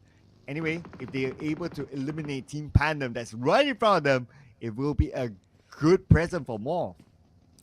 But MORPH and PANDUM, this is going to be a really heated up battle when it comes to the points that can get into the top 8. Both teams are actually on their 11 plays and 8 plays. So for PANDUM to give out the positions here way early is a bit too risky. And Zero will have a bit of a spray and make a U-turn to reposition himself just in case PANDUM decided to visit and having a rush towards their side. But Achor, how do they respond to this on the side of PANDUM too? So PANDUM right now, okay, they kind of have a split, right? So PANDUM on the south and MORPH on the north, but 20 more seconds to the zone. Roy, on the other hand, they'll be like, okay, we still stay chill, okay? They're hoping for PANDUM to be eliminated by MORPH, if only they knew that this fight is potentially going to happen. Anyway, Billboard is cooking up his own nades. He's prepping himself, but he's not really committing to it just yet, but he might do that now. It's going to be painful if FaZe Clan, the one who will eliminate both teams at the same time, since they have those elevations, they're watching these two teams at the same time. So I mean, PANDUM and MORPH, it's best to part ways and go a different entry into the circle, because right now FaZe Clan will try to take them down as well, where we have finally Roy trying to migrate into the southern side. But for PANDUM and MORPH, they're still committed to this fight anyhow. Yeah, and because of the zone that shifted, then this fight will definitely need to end. Okay, here we go. Both teams taking their own spot in the circle, at least sending one player in. And Jobrenki is going to be knocked by Team Flash Gosu. Oh, Team PANDUM in trouble. And speaking of the one that lose nothing else, their Team Flash really bored when it comes to not getting anything. Their hands are itchy for those targets.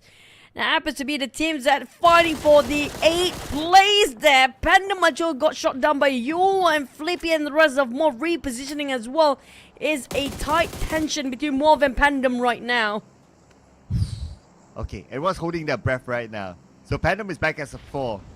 But the zone will force them to move anyway. Okay, one needs to cross by 2 Yo! Do not Billboard! Okay, that could be an opening. Look at Hazel's position. He's going in for the flank as well. Billboard finished off by Hazel. And that's going to be 1 point for MORPH out of the hands of PANDUM. MORPH, let's see what more can they come out with. Team PANDUM, they are retreating back into the circle, but they will bump it onto FaZe Clan. FaZe Clan taking down on PANDUM players as well. Everything's on PANDUM here. And speaking of which, Zero taking on Jabranki and Zero taking on the last of PANDUM taken by Infinity too. No, PANDUM at 86 points. That's definitely not going to make it here. Roy, this is that time. And MORPH, can they push TODAK as well? Since TODAK only have 2 players. Oh man. Roy.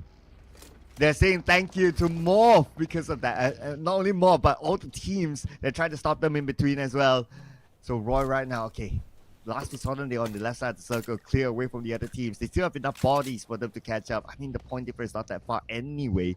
But for MORPH, in order for them to have a chance, they need to still bring in the elimination points. Plus a chicken there to confirm it, right? A boy cooking up the nade. It's going to be the team that has no business here, but they're going to make it difficult. And one finished off MORPH down the 3 players. Oh my god, speaking of making it difficult for the team to make it a top 8, but they managed to secure and having a trade-off down to 3 players. But for the side of Crave VIP, they finish off their run at several Malaysia, so unfortunately it will not be enough. See you in the next season for Crave VIP, but for MORPH, still gonna be doable with 3 players remaining. And Roy, they're not taking any actions yet. They still have enough bodies though, so they still can stick. And not only bodies, right? If you think about it, Roy, if they only play for placement points, they can even catch up to PANDUM. That is the situation that they're in right now, the difference of points. But, okay, they're going to have a chance here to gather points. Team Flash in front. But if MORPH actually go aggressive here, they will take over Roy's position at 8th place. Unless PANDUM get pushed down, of course. And TODAK as well. There's going to be 2 teams who will be pushed down if Roy and MORPH manage to secure that chicken dinner plus half the amount of eliminations too. So for the side of Roy, I think as long as they got around 7 points, it's going to be enough. unless Team Flash does the NKT. Same country sort of thing. But okay, Infinity. Well, they have Kido in front of them. This should be a quick cleanup here because Kido is the only man standing. Okay, 4v1, and Kido tries to fire back, but he still lost the fight. And Infinity got a good spot in the circle. And BA, thank you for participating for this season. We're going to see you guys next time, hopefully, because right now BA did not score any Super Sunday. So you won't be looking for them for this Super Sunday or the Grand Final. But still, it's fun to watch them play here when it comes to the last day. Now back to it, the side of Roy. Mini 14 in hand, spotted out MORPH. Of all the teams, it's going to be MORPH. Well, I also want to give a news flash here. With a PA eliminated, now Roy is starting to collect placement points. They are at 84 points now. Okay, but the next contender is going to be FaZe Clan. Okay, here we go. Let's see if they can do it onto FaZe Clan. But on the other side, 7-9 surprised by Team Flash. It would be great if they cancel each other out, but there's going to be trouble for the side of MORPH. It means body count wise, it will not be enough for them unless they start to take into this matter for their hands and their points too. They have to interrupt and also intercept this fight, but unfortunately 7-9 will eliminate it. So body count wise for MORPH, will it be enough for them to turn and flip the coin? Well, as of now, it's still mathematically enough, but we also have to remember that TODAK is still in the game, so that's one thing as well to consider. So let's see how much can TODAK get. TODAK is going to play as passive as possible, just to hope for the teams below them to just eliminate each other. But we're going to continue on with MORPH. Actually securing another elimination point. Okay, 7 now. Okay, Team Flash going up against Roy. And Roy winning fight against Team Flash. So far, so good for them. And Roy taking the advantage from the side to steal away Gosu when he's being knocked down, so they steal the points away. But for Roy, they're gonna force the fight anyhow. And they have to cut across Team Flash if they want to score the chicken dinner here. And next to them is gonna be Infinity waiting around the corner. And FaZe Clan, they're just gonna make it difficult for both teams because they keep intercepting between these two teams, fighting against each other, playing the third party. Yeah. FaZe Clan is just the annoying one in this round, right? I mean, they got like, what, 103 points, excluding the placement points, so it's fine. FaZe Clan, they can do anything they want for now. Well, for Roy, okay, 6 more teams to go. Roy, 1 elimination, so they're 84 in elimination, make that 84, 85, so they still need a little bit more to chase Team PANDUM. Very close now. Yeah, they cannot afford to go down now. If they got a couple of eliminations next, it's going to be 100% secure for them to be in the top 8. But also depending on... yeah, Roy, I think they're definitely going to get PANDUM spot if they just survive enough, like long enough. Yeah, and they do have the circle with this compound, and Team Flash, they don't have a big reason to push Roy, unless, well, just for fun.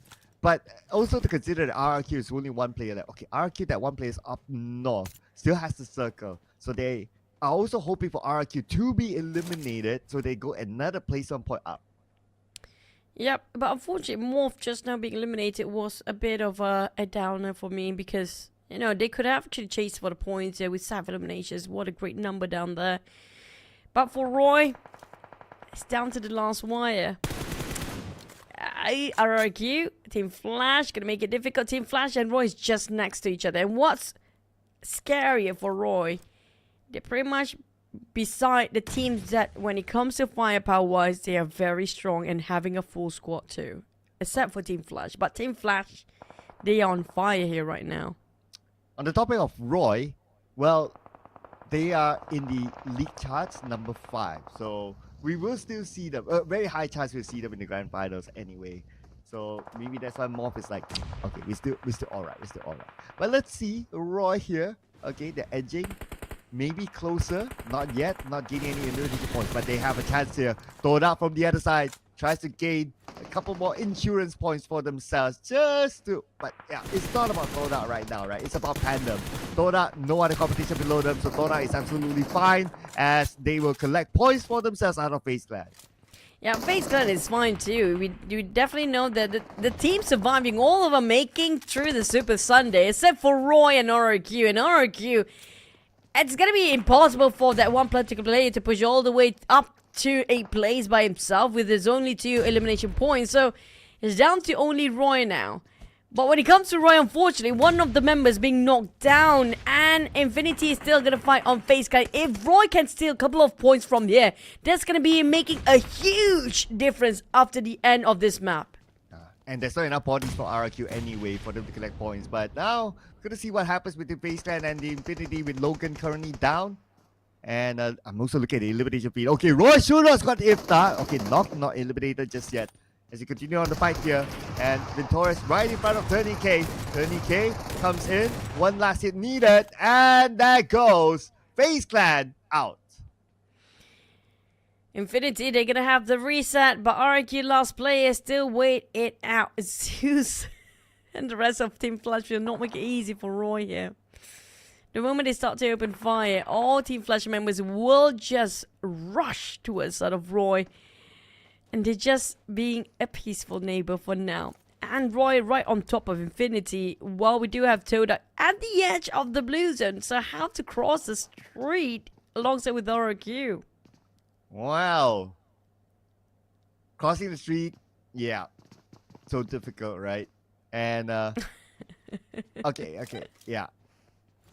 Smokes, that's definitely going to be the basics of it. But they have to eliminate each other, so... let's see who will win this one. Okay, Fnatic, he seems to have lesser spaces compared to TODAK, so that's going to be one factor there. It does look better for TODAK if we compare between the two, unless Roy Churros comes in. Roy, they managed to get those knockdowns, but where are the execution? RQ stole it away! Every single point matters for them in Porsche actually get those elimination, add in those numbers. It's 86. They will push down PANDUM right now, but PANDUM, they don't have the tiebreaker anymore since they did not add in those placement points for the side of Roy. And now, Roy, congratulations for making into the Super Sunday. Now it's all about the chicken dinner. Woo! It's the sweatiest one for Roy, but yeah, let's see if they can put the cherry on top of the cake right now in this round. To score the final chicken dinner, they do have a full team up against 3 from the Infinity and 3 from Team Flash. As now we're in our top 3 teams. Roy with the high ground still, but the blue might push them down, and if they're forced to go down, it could be a long jump for Roy. For Roy, I mean, might as well make a big chicken dinner by the end of today. They do have those elevations, but it seems the circle will hit into the last stage. No more circle there is. Just drop whatever utilities they have from above, below, and they got on Zeus on one, making a double down with Batman as well, only leaving Team Flash Kwang, and here comes another nade. Did not connect down to the last player of Team Flash. Well, nevertheless, it's going to be the Infinity that might steal away those elimination points. And Juke now still holding on to the high ground, but one day set across onto Kwang, and that is gone to this nade to take them all out. Oh, speaking of stealing in the very last minute, but the Blues don't hit both of them here right now. Whoever stands the longest will score the chicken dinner, and Roy might actually have a shot at the chicken dinner, yeah. But multiple trade of bodies between these two teams. Well, Carl tried to revive a Porsche, but it's going to be unfortunate. Roy! But it's okay. Calm down, ladies and gentlemen. Roy, they knew they did enough. We can see them happy enough here. With that second place finish, the Infinity, they're definitely through, so they are okay. But Roy, okay, the players probably don't really know the points. Maybe, we're not sure. But for us, we know they're through. So Roy, we'll definitely see them again tomorrow. Because Roy right now calculating, is it there going to you be go, enough for us? They're definitely calculating it right now. For Infinity, I mean, they're 100% getting into Super Sunday. Congratulations to the Infinity! Finally get their to fit into the first ever their Super Sunday for the final week. Whoa! The Infinity made it in the final week, so tomorrow will be very interesting for the Infinity. Let's look at the numbers here. 10 elimination points for the Infinity, and that's going to be 20 points this round just to wrap our group stage up. Yep, and this time our MVP with the UMP 45 is going to be God Tunny. It's a rare sight to have a UMP blade to get the most damage out amongst all the other members. And when it comes to damage received, the least amount coming up from Tiger Axe. I mean, he's always going to be the tanker, but this time he is playing a bit more safer because damage-wise, got Tony tank a bit more than the rest as well. Yep, the tanker for the team. And let's see here, of course, it's going to be our MVP, Gotani, one of the original members of the Infinity, with 6 eliminations, 648 damage, 460 damage received, 33% team contribution, and a survival time of 28 minutes, 25 seconds.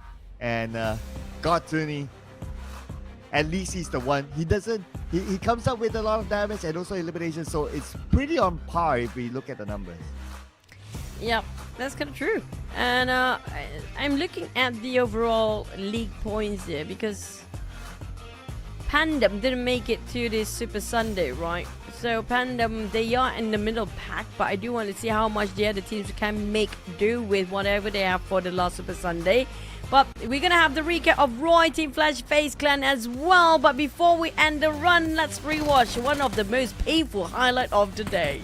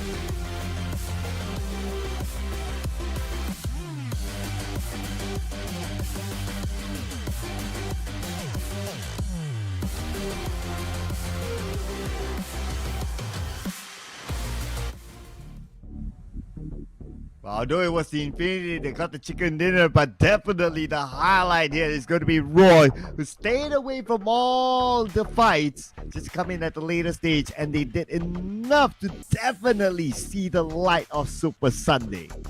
Yep, their first ever Super Sunday, and for Roy, they needed this Super Sunday as well because they are at the very bottom and they made it through in the last minute and nobody pulled a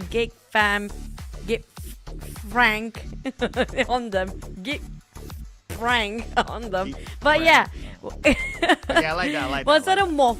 I won't worry so much for MORPH because when it comes to your leagues points, they're pretty much up there as well. Yeah, so it's a matter of them probably losing out on the starting points in Grand Finals. But yeah, let's hope that doesn't come back to haunt them later on. Okay, look at the overall rankings. This is clearly our top 8 to move on to Super Sunday. Congratulations for the team that are going to make it through their first ever Super Sunday. Yeah, it's going to be the Infinity and TODAK. They are first ever Super Sunday.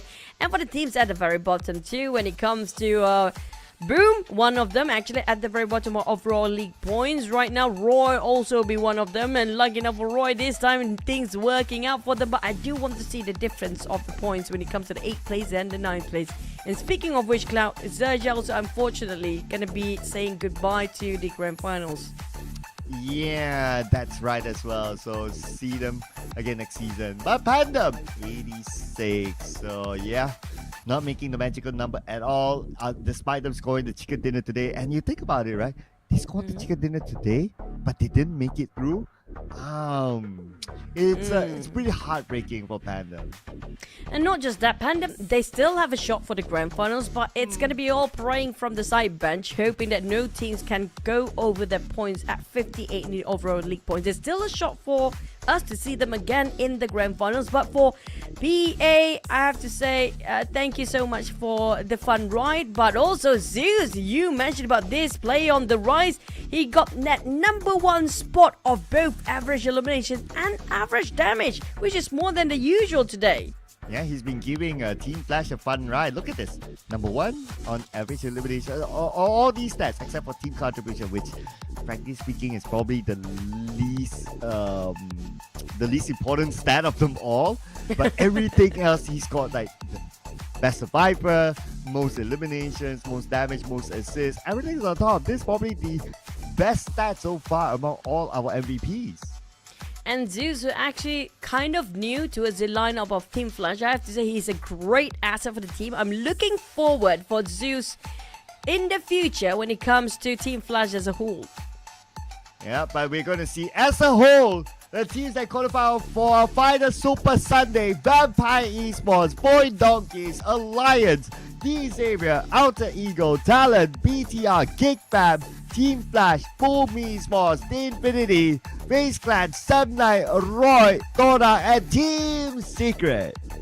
Whoop whoop! Congratulations to all these teams who made it through for the last ever and their first Super Sunday, which is going to be the final Super Sunday before we're heading over to the Grand Finals. So if you guys want to know who will be fighting for the Grand Finals, make sure you guys are present for tomorrow's Super Sunday run, which is going to be the last one for this season. Yep, and we're going to look at the weekly rankings in preparation for the Super Sunday. So these were the numbers that we were talking about earlier on. And as of now, FaZe Clan, they are at #1, 94 points, followed by Team Secret and Vampire Esports. So that's the top 3 bracket there. And all of these teams are obviously heavy hitters. So this Super Sunday will be interesting to see if some of these teams can maintain their spot in the top 16. Yep, the only 2 teams that actually got in the first page with only 6 matches was PANDUM and Alliance. So we're going to have to wait and see for the case of PANDUM, especially since they're not getting into this Super Sunday. Unfortunately, XERXIA will be pushed down because GigFam did make it through and Team Flash as well, and their points is very close. They only need like 2 points, right, just to overtake XERXIA, and 2 points to overtake Crypt VIP, who did not make it into this weekend's Super Sunday. So, yeah, I guess we can pretty much say goodbye to them. But of course, we'll leave that for tomorrow's discussion again. Infinity, welcome to Super Sunday for the first time ever. And TODAK too. Like, And we're TODAK gonna have too. to wait and see. Yeah, how much can they get within a day with their sudden progress of performance there? Unfortunately, we have to say goodbye to PA, but let's hear it out from Roy. Hello everyone, welcome back to our final interview of the day. And right now, you may on stage we have Roy Teams. Please welcome Sunoas. Hi Sunoas. Hello. Hello. So Sunoas, first of all, congratulations for making it into Super Sunday. And it was a close call securing the final spot. And how does it feel to have made it through by such a narrow margin? Xin chào Sunoas. Trước hết là chúc mừng các bạn đã giành được tấm vé vào Super Sunday. Thì vừa rồi là một cái tình huống mà các bạn giành được tấm vé rất là sát nút với khoảng cách điểm rất là hẹp. Vậy thì không biết là cảm xúc của bạn hiện tại như thế nào? Nói chung là mình rất là vui khi đã vượt và hoàn thành qua cái thử thách lần này. Generally, I'm very happy that we have completed this challenge. And I'm so glad that you guys make it into Super Sunday. And reflecting on today's performance, what key moment or decisions do you think were critical in securing your spot? Khi mà bạn nghĩ về trận đấu ngày hôm nay á, thì bạn nghĩ là những cái khoảnh khắc nào hoặc là những cái quyết định nào đóng vai trò quan trọng giúp các bạn nhận được tấm vé vào Super Sunday? Đó là sự điềm tĩnh và bản lĩnh của team mình để chắc chắn để giành được vé vào Super Sunday. I think it's our calmness and bravery that helped us secure a ticket to Super Sunday. Yes, and especially from the last match because your hard work really paid off. And how do you mentally prepare for Super Sunday after such a high pressure situations? Does this experience give you more confidence of moving forwards? Thì hôm nay sau khi mà trải qua một tình huống áp lực cao như vậy thì các bạn sẽ chuẩn bị tinh thần như thế nào khi mà bước vào Super Sunday ngày mai, và điều này có giúp các bạn cảm thấy tự tin hơn rằng mình có thể tiến lên phía trước hay không? Nói chung là team mình cũng đã tìm ra được sự cố và phát sinh lỗi, nên là team mình sẽ chuẩn bị thật kỹ để ngày mai bắn không có bị tình trạng mà trôi nhiều như thế. So generally today we have found out our issues and mistakes that we made, and we will try to improve so that tomorrow we will perform better. And is there any opponent that you excited to face for tomorrow? Vậy thì có đối thủ nào mà các bạn cảm thấy mong chờ và muốn đối mặt vào ngày mai hay không?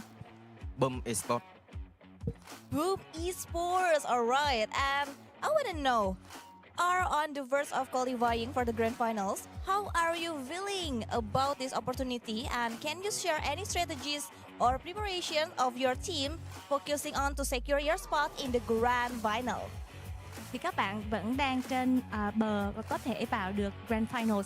Vậy thì các bạn chuẩn bị tinh thần như thế nào, hoặc là các bạn có những cái chiến lược gì để giúp các bạn có thể giành được một tấm vé vào grand finals?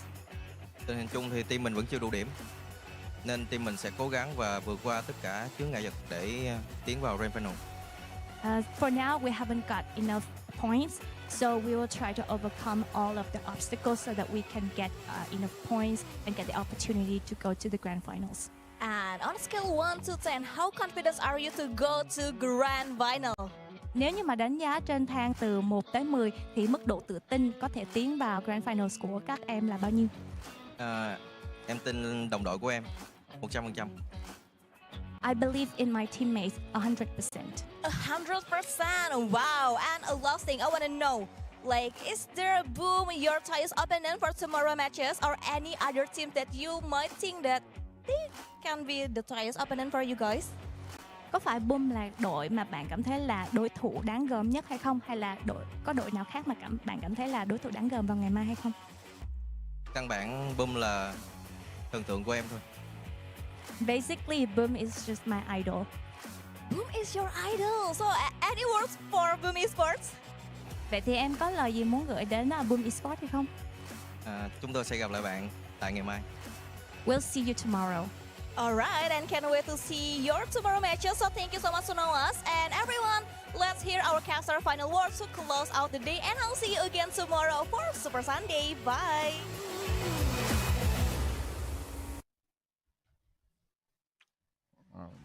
Speaking about meeting your idol in the Super Sunday, right? I know, right?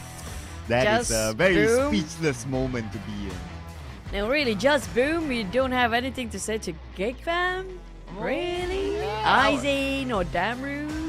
I think they were expecting them to say Geek Fam, but I think maybe they forgot since they so happy. Right? Yeah, I think they should ask directly, what do you think of GigFam? Yeah. Direct. And we won't make you forget. Yeah, we make you traumatized by it just to relive the moment where you're being pushed down in the last minute. But we get to see that rivalry tomorrow, which is going to be super fun and interesting. I cannot wait to see the last Super Sunday. Oh yeah, the final Super Sunday determines who will be in the grand finals, what kind of starting points will they get, will they get 30 points, will they get eliminated? I mean, there's so much more to tell for tomorrow. So tomorrow will be a big one. Rivalries, let's not forget, we're going to see also Alter Ego and Vampire Esports. You know, they have a jab with each other as well. Tony K and Rosemary, of course. We're going to get to see who's the final week MVP. And not just that, speaking of which, the teams that they don't make it through like PANDUM, are they still safe to be in the grand finals or not? Ooh, at least it does still look okay for PANDUM, right? It does still look okay. Definitely not okay for Quick VIP and XERXIA, so probably gonna have to say, yep, bon voyage, yeah. Okay, Just let's count remember for a my bit, friend. okay? I want to count first. PEA not making it because it'll be 18 will be limited. PEA and O2 ESPORTS. That's gonna be also who else? You know what? We're gonna leave the counting for tomorrow because there's too many names right here. Yeah. But you know that we're done for the day. Tomorrow is gonna be Super Sunday. Cloud, any last word from you? Leave the counting for tomorrow, so bring your calculators along to the math class. So that's it from us, guys. See you guys tomorrow, same time, same place. Don't forget the last final Super Sunday and who will head into the grand final. See you guys tomorrow. Goodbye, good night.